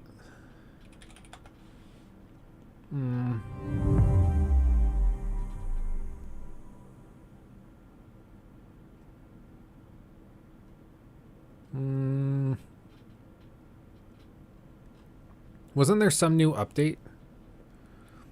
I thought there was some new update. There was something that happened where, like, they had to push it. I don't know. Thank you real quick. Luke, they probably get sponsored for multiple vids versus one. Well, I've got, like, Raycon. They sponsored that Wolong review, and they're sponsoring another video in April. So they sponsor, like, two different videos. They just want them separately. And the clear thing is that they just have an abundance of sponsors. They have enough people that they're working with that they can just come along and be like, oh yeah, we'll just toss you in at the end of the video, or you can buy the slot at the beginning of the video. I mean, they're making bank with that. Each one of those ad reads probably nets them, you know, low to mid 5 figures. So they're doing okay. What's your opinion of emulation? I personally love it, but I see a lot of people say it isn't the same. I mean, yeah, it's not the same, but it's also a great way of preserving games long term. I think it's, especially a lot of these companies don't do any work to preserve their games long term. So if the fans are going to do it, props to the fans. It's a little shady because it's not technically, in a lot of cases, it's not technically legal. But I would say as long as the publishers and the owners of the IP are not striking it and are not enforcing their copyrights and stuff, I think you're pretty much justified. 5 figures, yeah. I mean, that video has done 2 million views. I will tell you right now, if I had a video that I could guarantee would do 1 million views, I could get a sponsor to pay probably $15,000 to $20,000. No joke. The problem is most YouTubers can't promise 1 million views on a video because that's a lot. So like you only get those figures when you can guarantee that. Linus can guarantee it because his channel is freaking huge. If your videos drop down and they get reliably like 500,000, you can probably charge $7,000 to $8,000, maybe $10,000 even on a review or on a video that you are going to get 500,000 views. The big thing is just guarantees. It's why I've told people, I was like, people were like, just make a video on,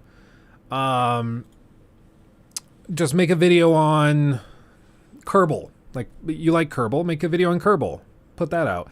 I'm like, that video will do 15,000 views. Without a doubt. 15,000 people are still watching it, which is awesome. That's 15,000 people. But sponsors are going to come along and they're going to see, oh, so you posted a video that did 15, but we want 100. So we're not going to sponsor you until you can guarantee 100, or at least until we think that you're going to get 100. But because you're releasing videos that are really inconsistent, we're not confident in going with you. So it's just, you know, the averages do matter. The averages do matter. But that's why we also have this channel where if a video like that wouldn't normally do well on the main channel, I can put it up here. And if it doesn't do well here, it's not the end of the world. We've got another video coming tomorrow, you know. It's not that big of a deal. Does the length of the video affect how much the sponsor will pay? Not usually. We've had success in the past offering sponsors like 2 slots or 3 slots in a video, like the big critiques. Hey, if you want to sponsor the critique, then you can have 2 spots. We'll do an ad read 5 minutes in, then an ad read 45 minutes in, then an ad read an hour and a half in. So you sponsor the whole critique all the way through, and we'll charge you a premium for that. And we've had a little bit of success in the past with that stuff, but it's pretty rare that a sponsor wants to potentially spend a ton of money on a huge video. You know, they're just a little worried about it. Moist Critical has been averaging like 2 million per video lately. Freaking crazy. Yeah. No, he's tapped into whatever the algorithm loves dearly, and everything he posts just does crazy numbers.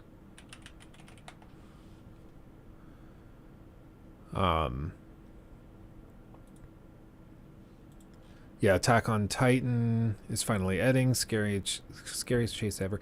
His thing is that he's kind of found a niche that is really, really interesting. It's a niche that's tied up in like gamer stuff specifically, but then he also just does like general internet commentary, and I mean, like the scariest chase ever, and it's just a video.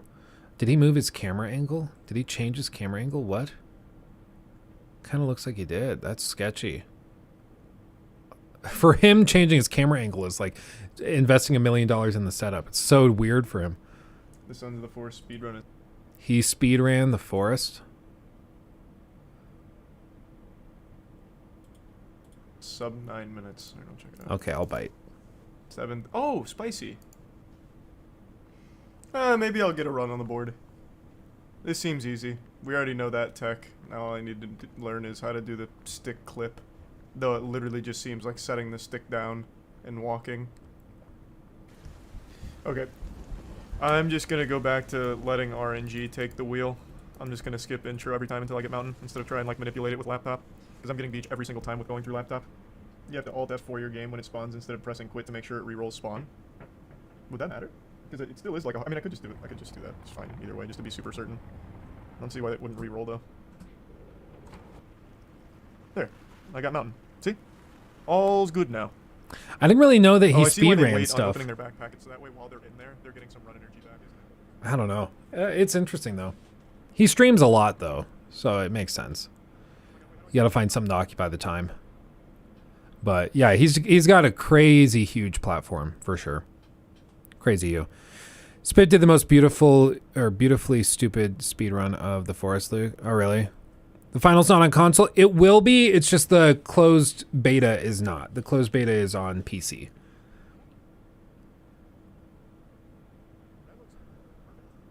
So, for new mainstream hardware, he can probably promise several million.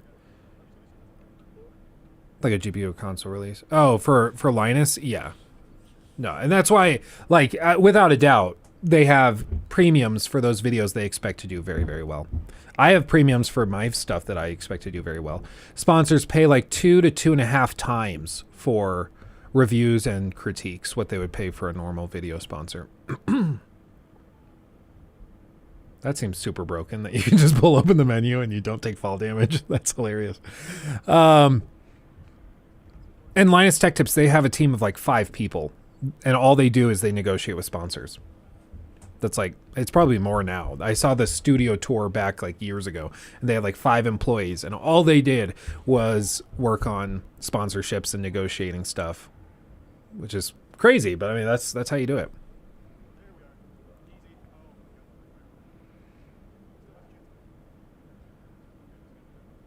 That's crazy. Yeah, he's just blasting through it. 13 minutes in. Honestly, I kind of like speedrunning. I've had fun with it. Back in the day, I got to the point where I was like speedrunning. Oh, wow. I was like speedrunning Bloodborne. I got really into that. I got very, very good. I haven't done it in a long, long time, but I got really into speedrunning Bloodborne. Soulsborne games are fun because you don't really glitch the bosses very often. You're more just like,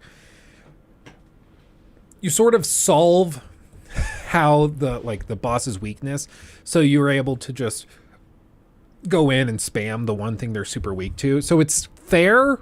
You just are using the tools that the game gives you, which is pretty cool. I tried speedrunning Celeste, but it was just too hard. Well, Celeste especially seems like a game there's no like exploits in Celeste speedrunning. You like, in order to speedrun that, you have to be really, really, really good at the game.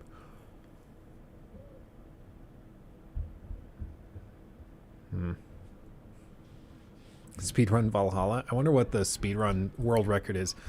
Speedrun record AC Valhalla. I mean, it looks like it's at least 3.5 hours. AC Odyssey is 2.5 hours. Elden Ring glitchless speedrun is 58 minutes. Distortion's crazy. Distortion is like actually ridiculous. He's got all the world records for like every Soulsborne everything. His stuff is insane. Oh, but this is part 1 of the world record speedrun. So this isn't even like the whole speedrun. I'd be shocked though if people are actively speedrunning Valhalla, because it doesn't seem like a game that's fun to speedrun, because it's probably just a matter of like blasting through all these quests. I'm sure it's not that fun. But like, look at this stuff. So he's running around grabbing some stuff. Or got Godskin Duo. He expects that at 49. Okay. So a lot of like poison darts. Charging up. Blood grease.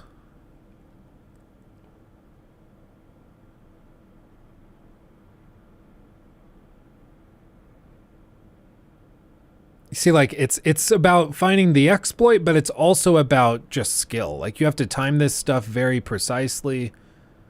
And over here, he's going to backstab him. No, he's not going to backstab him. I don't know if you can backstab him. Oh, right there, yep. Hug that booty. He just they never take a chance. Or have a chance. Because he finds whatever the thing is that makes him, like, fall asleep, and then he's able to just run through. And then he runs to the next boss encounter, kind of running along edges like you see here, where this isn't like the most legit thing ever, but it's, you know, it's valid. It works in the game. Then you run on. Comes up here. Run on through, save the game. I'm assuming to skip the cutscene.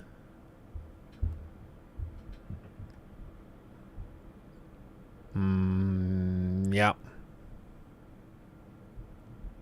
It's just faster to unload completely instead of trying to take on the boss fight. Or take on the cutscene. This is one of my favorite boss fights, though. It's just visually really good.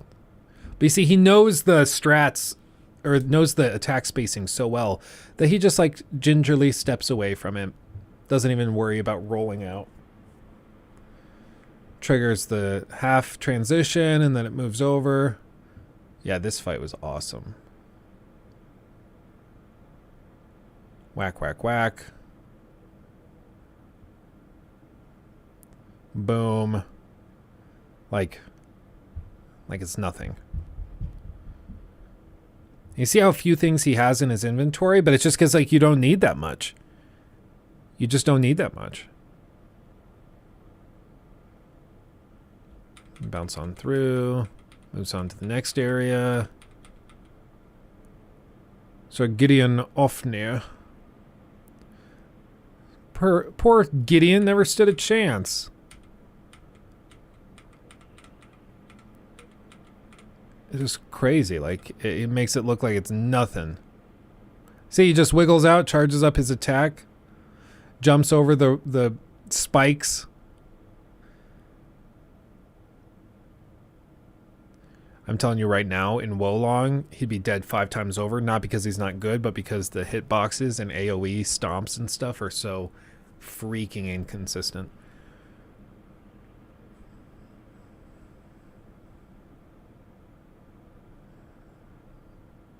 Like, never misses a beat. I wouldn't be surprised if this was like a hitless run.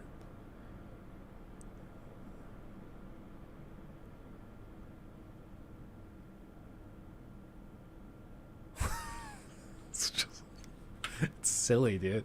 It's actually silly. Silly. Wolong speedrun on mouse and keyboard. Yeah, the term like this speedrun is or this PC port is broken, that gets thrown around a lot, but straight up, it's broken. That Wolong PC port is so hilariously bad, it's unreal. The dead zone is ridiculous. If you move the mouse slowly, it doesn't register the movement of the mouse. So you're trying to look around, but if you move the mouse slowly, it just doesn't register. And then at one point you move it a little faster, it picks it up and then moves the camera. It's so bad. It's so bad. I've never seen a PC port with stuff like that.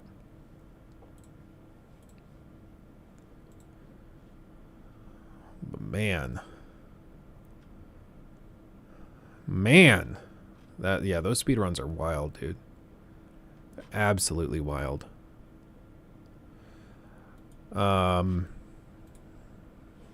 Anyway. Arkham Knight, Luke? What am I forgetting about Arkham Knight? Is there a crazy Arkham Knight speedrun? Arkham Knight speedrun. Oh, this is still 2 hours. So I don't think Arkham Knight. Oh, the PC port. Okay, yeah. But the PC port was just super stuttery frame drops and it was capped. Arkham Knight PC review from back in the day.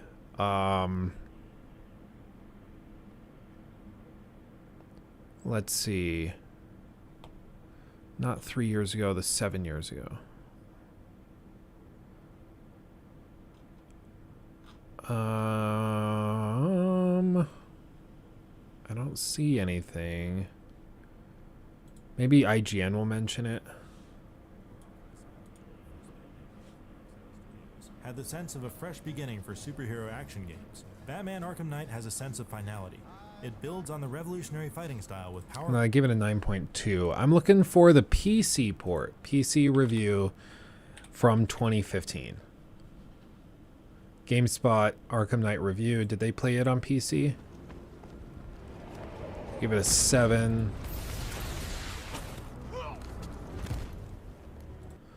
I want to see specifically the PC port.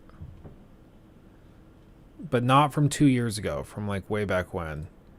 Better late than never. I 100%ed this sucker. Let's talk about Batman Arkham Knight. One of the best things about Arkham Knight right now is the fact that everybody has a different opinion on it. You go on comments and you look and some and talking about this game as a big comic book fan, as a ginormous Batman fan. So I guess there are some biases, but at the same time, I can acknowledge that there are some little aspects of this game that are a bit annoying. You've probably heard about it by now, you know, the Batmobile stuff. And while I will say the Batmobile stuff is probably the lowest point in the game, it should not deter you from an otherwise really fairly awesome game. That being said, I'm just getting the negatives out of the way first. It is very much a far cry from what Arkham Asylum originally was and what got us so into these Batman games from the beginning. That, I hate to use the word, but Metroidvania style design. Ultimately, the open world design totally changes how the game is played, and it is really, like I said, a far cry from the original. That being said, I don't think it's completely a bad thing, because now I think that these Arkham games have fully embraced being a Batman simulator, and that is the best compliment I can give Arkham Knight, is that you actually, finally, really 100% feel like fucking Batman. And I mean, I don't miss the 30 FPS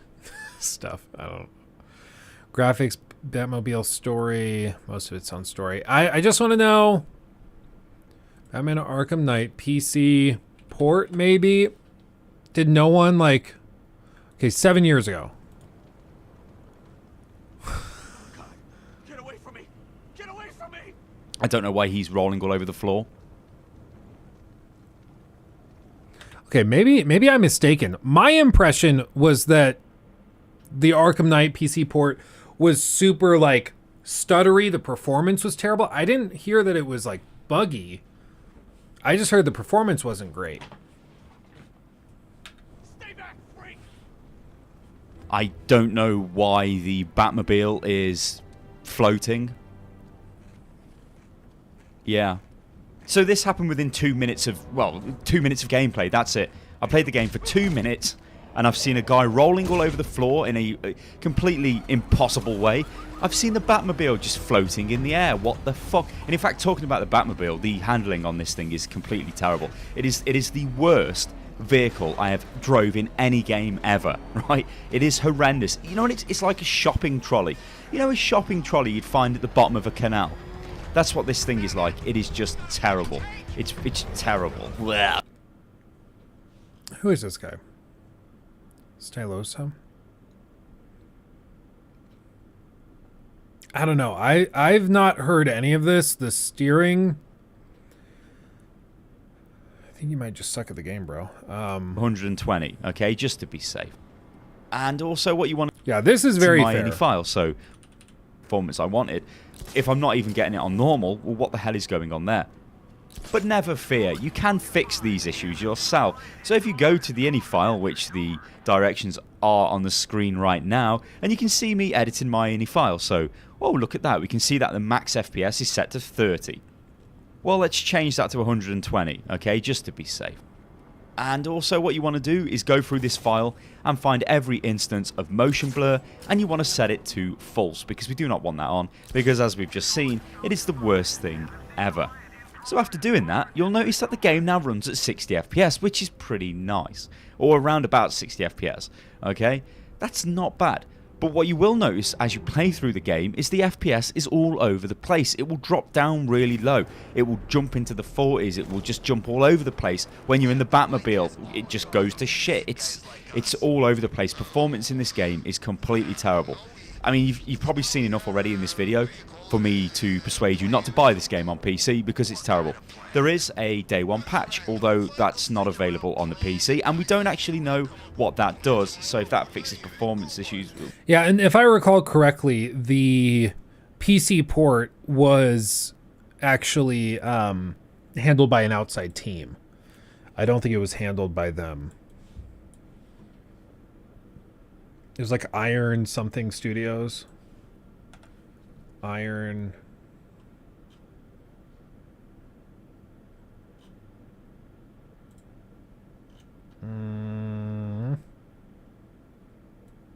Yeah, our PC development partner, our external PC development partner. Yeah, it was really weird. The PC port was really inconsistent. The quality was bad. And the 30 FPS max cap was something that you could change in the INI files if you went in and manually changed it, which is just weird.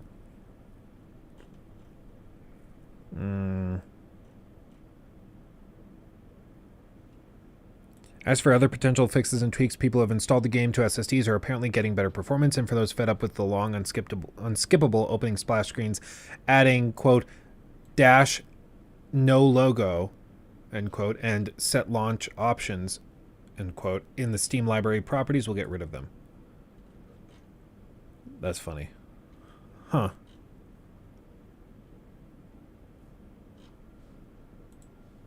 Yeah, apparently... But what is this page? I didn't click on this. They have a dedicated page just to, like, ads that you load into first, so when you try to back out, they flash more ads at you. That's hilarious. Who's Joker Productions? Oh. Hey, what's up, guys? Joker here. Today I'm going to be walking you through my performance review Does it still make for videos? Batman the Arkham Knight from Ubisoft. Yeah, 3 Wait, days ago. It's not from Ubisoft? It sure as hell runs like a Ubisoft game. I mean, this has got to be one of the worst ports I have ever seen in my history playing PC games. This is worse than Watch Dogs, worse than Assassin's Creed Unity, literally one of the worst, if not the worst ports I have ever seen, which is very uncharacteristic for Rocksteady and Warner Brothers Entertainment. With the past Arkham Knight games always having been good PC ports and having relatively good performance on the PC. Yes, they were very, very demanding games and they required a high-end system if you wanted to run them maxed out with PhysX and all of that stuff cranked all the way up. But they always at least utilized your system to its fullest potential. Just like with Shadow of Mordor. Yes, it was a very demanding game with the Ultra Texture Pack. You were looking at using over 5 gigabytes of video memory, but it used... Can you imagine? Over 5 gigabytes of VRAM. What is my 4090? I think my 4090 has 24 gigabytes of VRAM. 4090 VRAM. Yeah, it's got 24 gigs of VRAM. Like, how stupid this computer is. This computer is so dumb and so ridiculously overpowered that it literally in the graphics card has more VRAM than most people have RAM in their computers. That's how ridiculous PC hardware is nowadays. It's always funny going back and hearing like these or like you go back, I saw a video from like 2012. It's a guy complaining about, I forget what the game was, but it was like, maybe it was 2013, maybe it was Far Cry 3 actually. But he's complaining, it's like, and the download size for this game is over 16 gigabytes. There was something like that. It was just like a pretty trivial number by today's standards. It's like, oh, that's really, really good, actually. But in 2013, that was like ridiculous. It always makes me laugh going back and hearing this. Just makes me used your entire happy. system. Especially in SLI configurations, it would push your cards to 90% plus usage, and it's currently one of the best Oh, SLI. You guys remember SLI stuff? For those of you who were not building PCs like 10 years ago, I think it was like a 980 SLI. So Welcome to the dual GTX 980 versus triple GTX 970 showdown. Both of these solutions cost over $1,000 for the video. Can you imagine? Nowadays, I don't think SLI is a thing anymore. Am I wrong? Like, do any of you guys know? I don't think SLI or bridging is a thing at all anymore. I think they cut it out completely. Yeah, it's dead. Yeah, but back in the day, again, if you weren't a PC builder, what you could do is you could buy 3 graphics cards, and then you could have these little bridges, which is what this is, and then you could basically strap them together, and they would work together to render the game. So you could have like 3 980s or 3 970s versus 2 980s. So they're going to test the performance. And so it would be like running, 3 3080s or 3 4090s together to get the best performance out of a game. Video cards Actually insane. alone, and bring a monstrous amount of gaming horsepower to the table, but only one can be victorious today. Stay tuned for the stunning conclusion, and also don't miss our journey. Let's see. 5960X Extreme Edition test platform. Tomb Raider continues to be the poster child for multi-GPU gaming with about a 1440p. 4K was still not realistic. 1440p, because this is 8 years ago, December of 2014. Course. Sounds awesome, right? Well, it should, because it costs over $550 each to pick up one of these puppies and just over $1,100 for the 2 of them that you'll need to take it. Dude, back in the day in 2014, the cream of the crop, the 980 for consumer cards, was $550. Now the cream of the crop for consumer cards, I don't even know if you call the 4090 a consumer card, honestly. It's more of a professional card, but like a 4080, how much, what are 4080s? Are they $1,200 or are they $800? I got it mixed up last time. RTX 4080. 1200. Yeah, $1,199.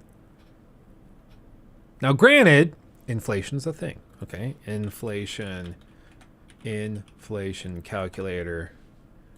US inflation calculator, choose years. Let's go 2014 to 2023. I can't go to 2023, so we'll just go here. Enter value. Actually, that's kind of important.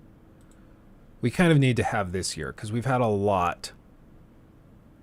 This is the CPI. It'll get the job done. I don't care. 2014 in December of 2014 to March of 23. In 2014, it was 550. Okay, February, June, or January. I can read. So even with with inflation adjusting, $700 is what the equivalent in 2023 is to 550 in 2014. So if you were to buy something, that same thing in 2023 with the same value per dollar, it would cost you $700 today. And even still, we have cards that are $400, $500 more than that as consumer cards. So it's crazy to hear them like, this thing is ridiculous. Priced at $550. And nowadays, that's like a mid to low tier card. That's not considered a high end card anymore. It's crazy. Yeah, I mean, it's just, 4080s, 1300 in the UK, yeah. It's just, but this is one thing they wanted to do. They wanted to slowly ratchet up the price until people noticed, and then they go easy, and then they ratchet up heavier and heavier. So now, I mean, you've got cards, like the equivalent of this card, the 4080, is literally twice as much twice as much. It's insane. Advantage of that More than ROG twice, Swift I mean. 1440p 144 Hz monitor, or that brand new 4K 60 Hz gaming monitor if you want to play the latest AAA titles. But maybe there's another way. The GTX 970 by comparison is clocked at 1050 MHz on the core, has a boost clock of 1178 MHz, also features 4 gigs of GPU memory clocked at 7 GHz, and has 16,064 CUDA cores. Less than the GTX 980, but it's not exactly a slouch either, and it weighs in at only $340, meaning that 3 of these would actually cost less than 2 GTX 980s. So let's start with the raw FPS data here, shall we? Across the board, average frame rates were really close between our 2 test configurations on our Core i7-5960X Extreme Edition test platform. Tomb Raider continues to be the poster child for multi-GPU gaming, with about a 20% performance advantage at a 10% lower cost for the 3-way setup. Booyah! Far Cry 3 and Crysis 3 tell a different story, however. Both show solid results for the triple config if we just look at the charts, but while sitting... I just had a thought. Maybe part of the reason that they got rid of SLI stuff was all because of the crypto craze. Like, they were having trouble keeping stuff in stock as is, just from day one. So maybe part of the idea was get rid of the crazy demand by, like, people are trying to buy 3 GPUs for gaming. And now they're getting frustrated. Maybe we just make it so we don't support that anymore, so you're disincentivized from buying multiple GPUs, which will leave more available for other customers. Or maybe they just didn't want to deal with SLI anymore. Does anybody know the official reason they got rid of SLI?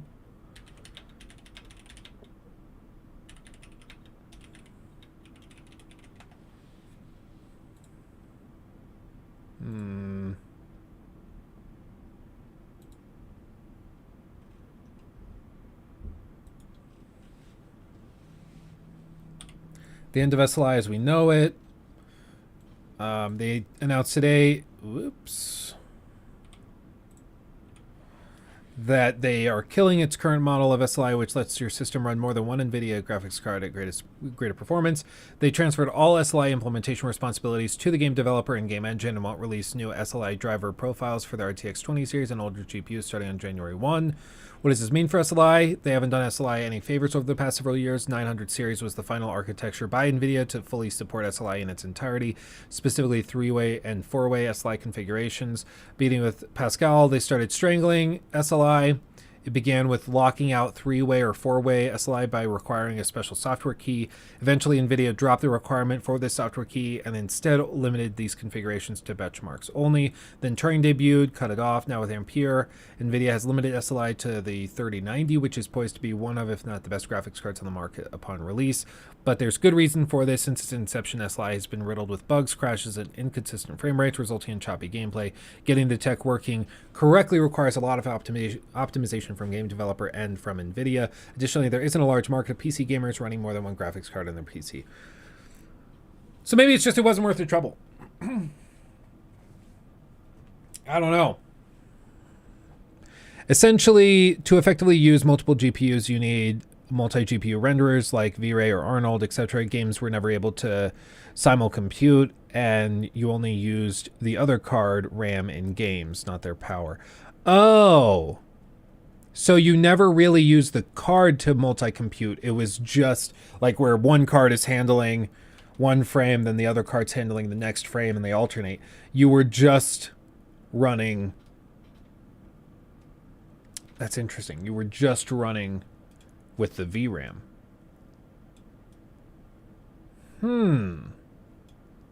I can understand why they were like, screw that. This is stupid. I get it. I get it now.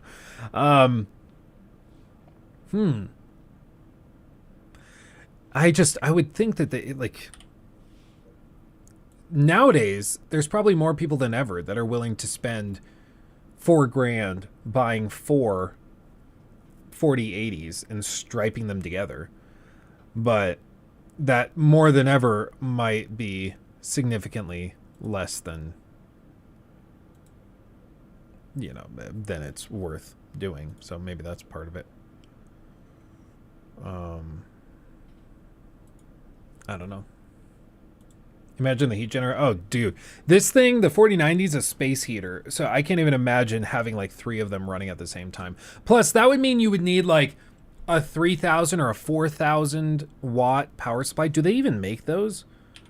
4,000 watt power supply? Is that a thing? I don't think it's a thing. I think that's going to be like server size. Like commercial size. Yeah, I don't see anything like that. So you'd have to stripe multiple power supplies together, which is always a big no-no. Like the thing would not be practical. But that's why like just SLI being a thing would require you to change so many little details about the industry. All this other stuff would have to shift. I don't know. If you look at how the 4090 laughs about the load, the best CPUs can throw at it right now, there's no need for SLI.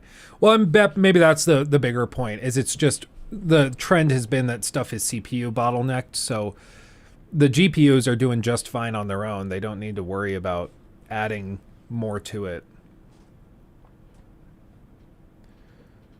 I don't know.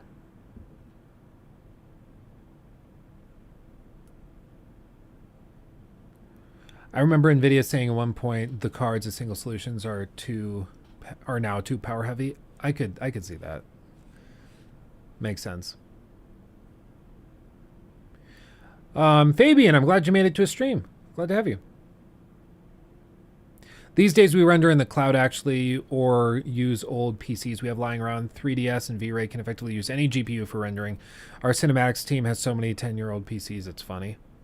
Oh, I wonder if you guys, because I know that was a big thing when I was doing the Salad.io sponsorships. Or Salad, they had a system where you could like rent out their computing network. So if you needed a lot of computing power, you would just approach Salad and pay them to get access to their network of PCs for calculating out whatever you needed to do.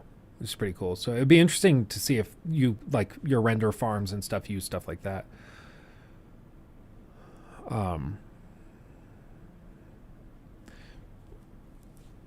Treble, I'm not a hardware guy, so I'm not the best person to ask, but my like bird's eye view explanation is that the CPU is used, wait, wrong camera. The CPU is the thing, hold on, strapped right there in the center on the motherboard. It runs using the RAM next to it. It juggles all the main processing tasks, computing tasks for most of what you're doing on your computer when you're not gaming. But when you're gaming, you're talking about very specific tasks like rasterization, like, you know, ray tracing if you're cranking that. You're talking about very, very precise and specific calculations, which is why graphics cards exist, because they specialize in those activities. So they have hardware that's built into them for calculating that one equation, basically, and they can do that very, very, very efficiently.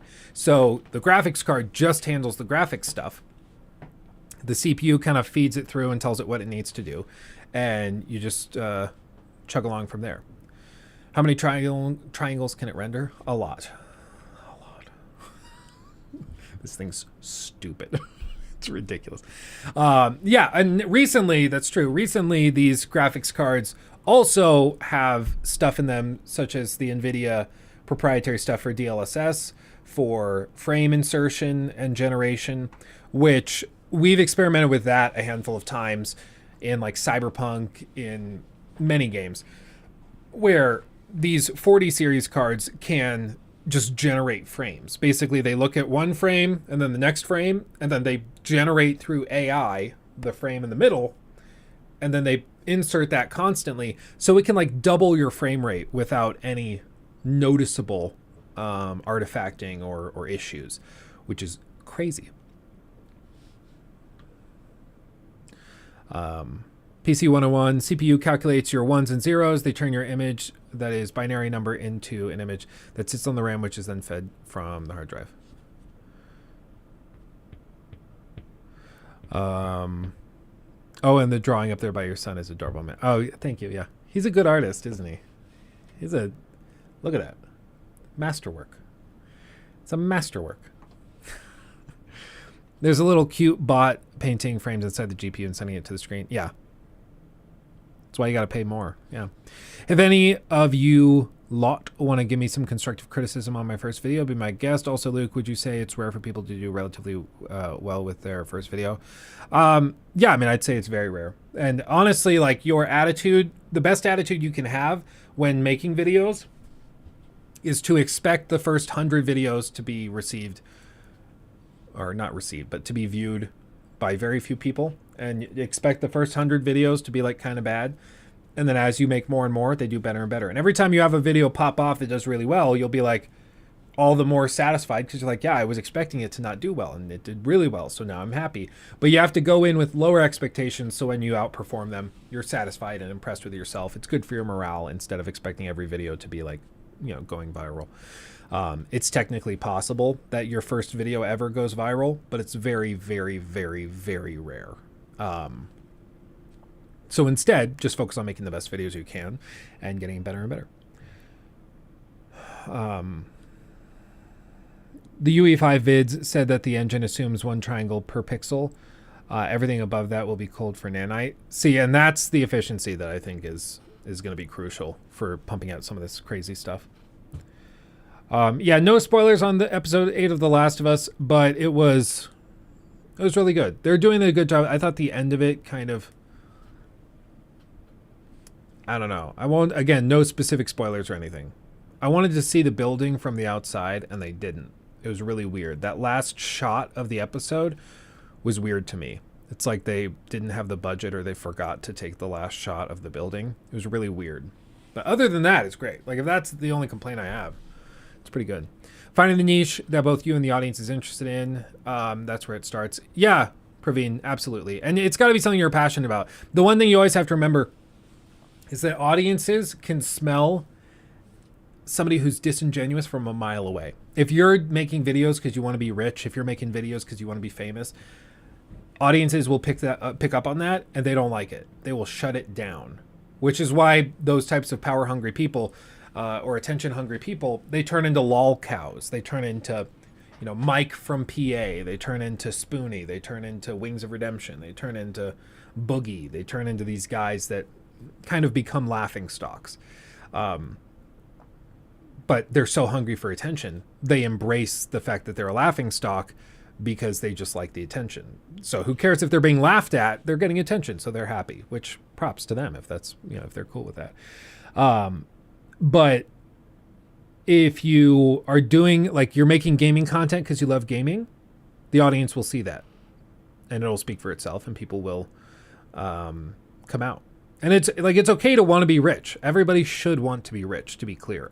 I don't know what it is, this stupid thing with people nowadays where they're like, I don't want to be rich. I want to live a very quiet and comfortable life.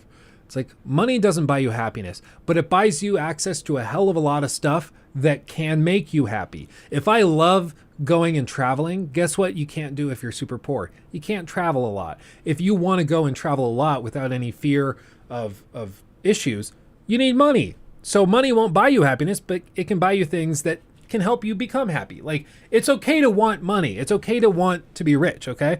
Like, don't let anybody tell you differently. It's ridiculous. It's so stupid. People say it and they don't think about it. It's dumb. If you talk all the time about how you don't want to be rich, you shouldn't be surprised when you never become rich, okay? Embrace it. Don't be a greedy turd, but welcome wealth and success. Why wouldn't you? It's so dumb. It's so dumb. But to be clear, it's okay if you want to be wealthy. It's okay if you want to be famous. That's okay. But what I'm saying specifically is the people where that's their prerogative, that's what they're passionate about, everything else comes second. They're like, yeah, I'll make whatever content I need to get attention. And we know these types of YouTubers and streamers and stuff, where they will do whatever to get the attention that they want. And you don't want to be that person. So find what you're passionate about and make that your content. Yeah, even if someone knows and does what you said, which is true, it's not guaranteed success story, which is why it unmotivates a lot of people. Absolutely. Absolutely. Not everybody, even somebody who is very, very capable and is a great person, very passionate, they can work for years and never find the hook, find the success. I will fully and readily admit that. I saw one guy who's been streaming on Twitch for like 11 years, and he has 7 concurrent viewers. And he streams like 3-4 times a week. That's all he does. It's like his hobby. Like, he's been going that long. So what's the question? Like, why isn't he finding more success? And usually there is a clear answer. Like, usually you can figure it out. You know, it was a lack of agility. He didn't want to move games. He struggles with interacting with chat. He's got some social issue that makes it tough for the audience to connect, or whatever it is. Like, usually there's an issue you can identify. But even then, like, I guess, though I'm a little more optimistic.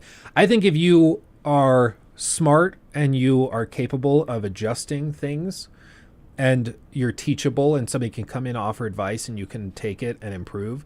If you're teachable and humble enough to make those changes, you can be successful pretty much no matter who you are.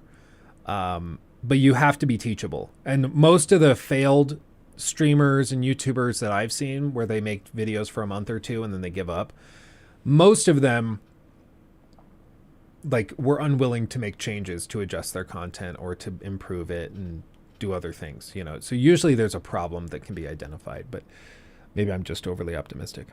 I had a channel that got 1,000 subs, but for some reason it attracted the most toxic base that I didn't really want. Now I really don't want to start anew, but I also don't want to continue the old one.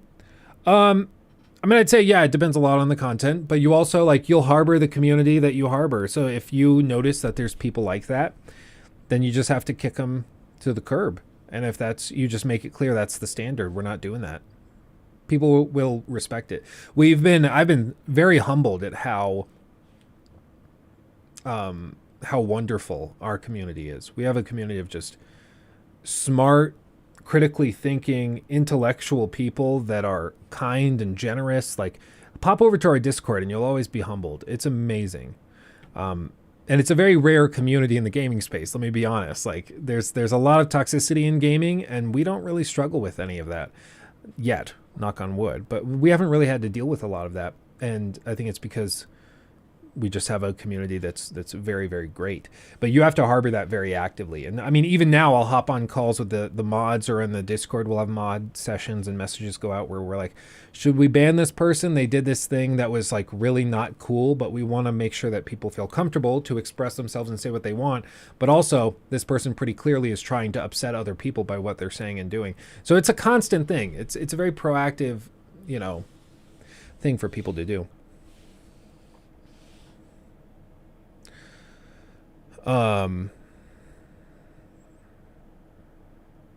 Anyway.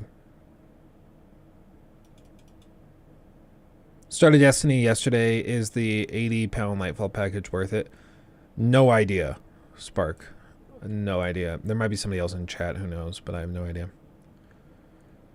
Halo had a TV show? What? Yeah, Halo did. Everybody kind of forgot about it. I didn't watch it. All I know is that people were saying that it sucked, and so now I'm kind of iffy on whether I should bother getting into it. You know, like, is this the time to get into it? Probably not. I don't know. Speaking of mods, when is the mod stream? We're going to be doing something with mods. Keep an eye on the Discord. But we're going to hop on a mod call for the stream mods, and we gotta sort through a couple of things in terms of content and structure and approach and things, just to make sure everybody's on the same page. My goal is to do that probably later this week or next week. Just hop on a call with everybody. Oh, boom. Boom.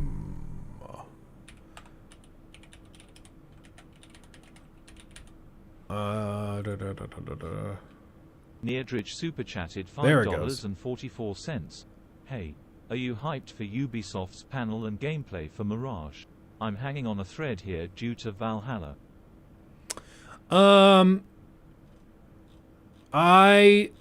So the panel thing, did they announce a panel? Panel and gameplay for Mirage. I'm hanging on a thread. First of all, thank you for the 10. What panel got announced? Ubisoft, did they announce it on their site? I don't see it. Where's the link to that? Is there a link to an announcement to a panel or something? Maybe I just missed it. But I don't see it on Ubisoft's Twitter. I don't see it on JoeRaptor, and I figured JoeRaptor would have tweeted it if it was confirmed. But I don't see it. I mean, if we're just saying, like, am I excited for when they do reveal Mirage? Yeah, I want to see what the game is. I'm really weirded out by it. The fact that it was supposed to come out this month originally, and that we still haven't seen any gameplay, and it's still allegedly coming at some point this year, that's freaking weird. It's weird. There's just no other way to put it. Same with, like, you know, the Avatar Frontiers of Pandora. That game was supposed to come out last year. That was supposed to come out in December. And we still haven't really seen gameplay. We saw like a couple of clips in a trailer that you could say was gameplay, but like we still haven't seen gameplay for this game that was supposed to release in December. Now it's coming out this year, but we still haven't seen game. Like, that's concerning. It just is. So I'm interested, but I'm also worried for sure. Ooh, thank you, Callus. Callus super chatted $10. This is out of the blue, but do you have any thoughts on what Sony might use their Bungie acquisition for? I'm hoping they relaunch the Killzone franchise, as I feel it had a lot of wasted potential. It could be interesting to see them assign Killzone to Bungie. I'm not sure if they have any super sneaky things in the works. They might. They honestly should. But to me, it seems clear right now the one thing they are particularly worried about is Call of Duty and losing access to COD.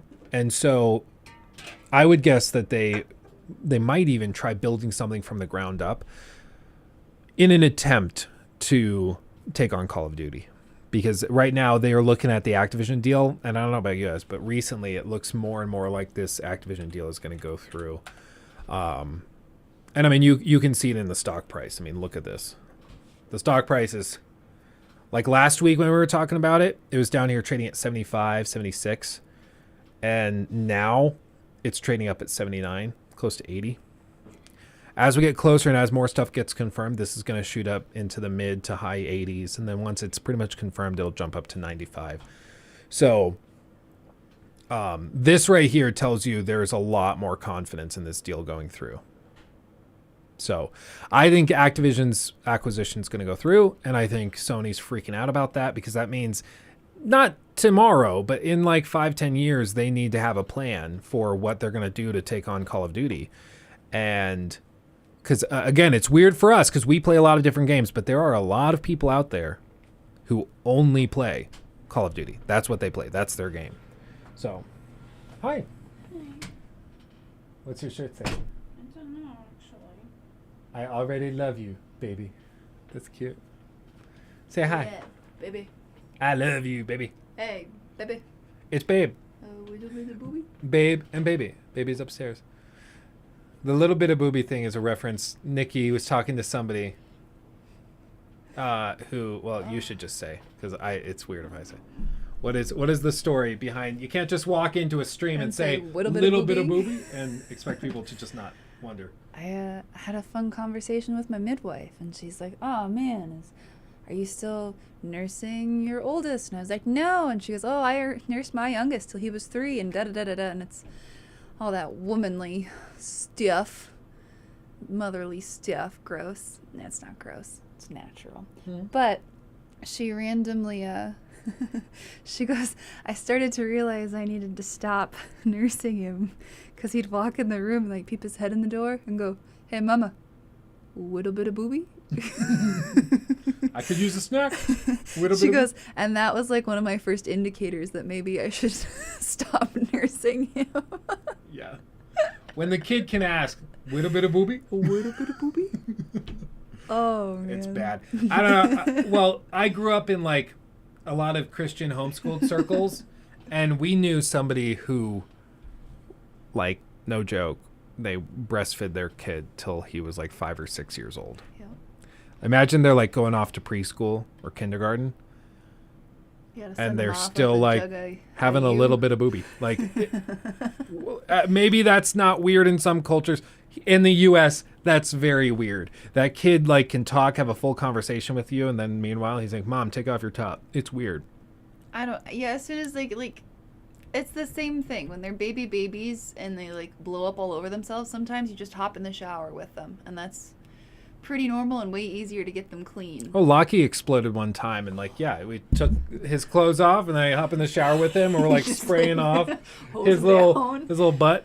And you have to wonder, you're like, when is that not appropriate? And it's as soon as it feels weird, yeah, it's probably not appropriate anymore. Yeah, and so like for that, the moment the kid can like start talking about, "Oh, I love a little bit of booby," like that starts to get weird for me. That's where I'm like, oh, yeah. Okay. When you know, you know. When you know, you know. But yeah, it was like straight out of that Game of Thrones episode where they go to the queen of whatever, and there's like a young boy just going at his mom. I was like, oh, okay. Yeah, that's kind of what this was like. You would see it at like the park day, and you're like, that. Every part of my brain is like, that's not right. There's something weird going on. Exactly. I don't even ask my wife for a little bit of booby anymore. Yeah, Callus, it happens. It's okay. It's your opportunity. Just poke your head in the door. You should try that. You just open the door. Little bit of booby. Just see. Only hand stuff, yeah. They still reference that all the time, Nikki. I hope you know. I'm just glad that that's not what cancels you. Yet. The night is young. Oh, man. Anyway, yeah, we need to make the hand stuff stickers. We'll assign Casey to that, get her to finish the mouse pad, desk mat things, and we'll move on from there.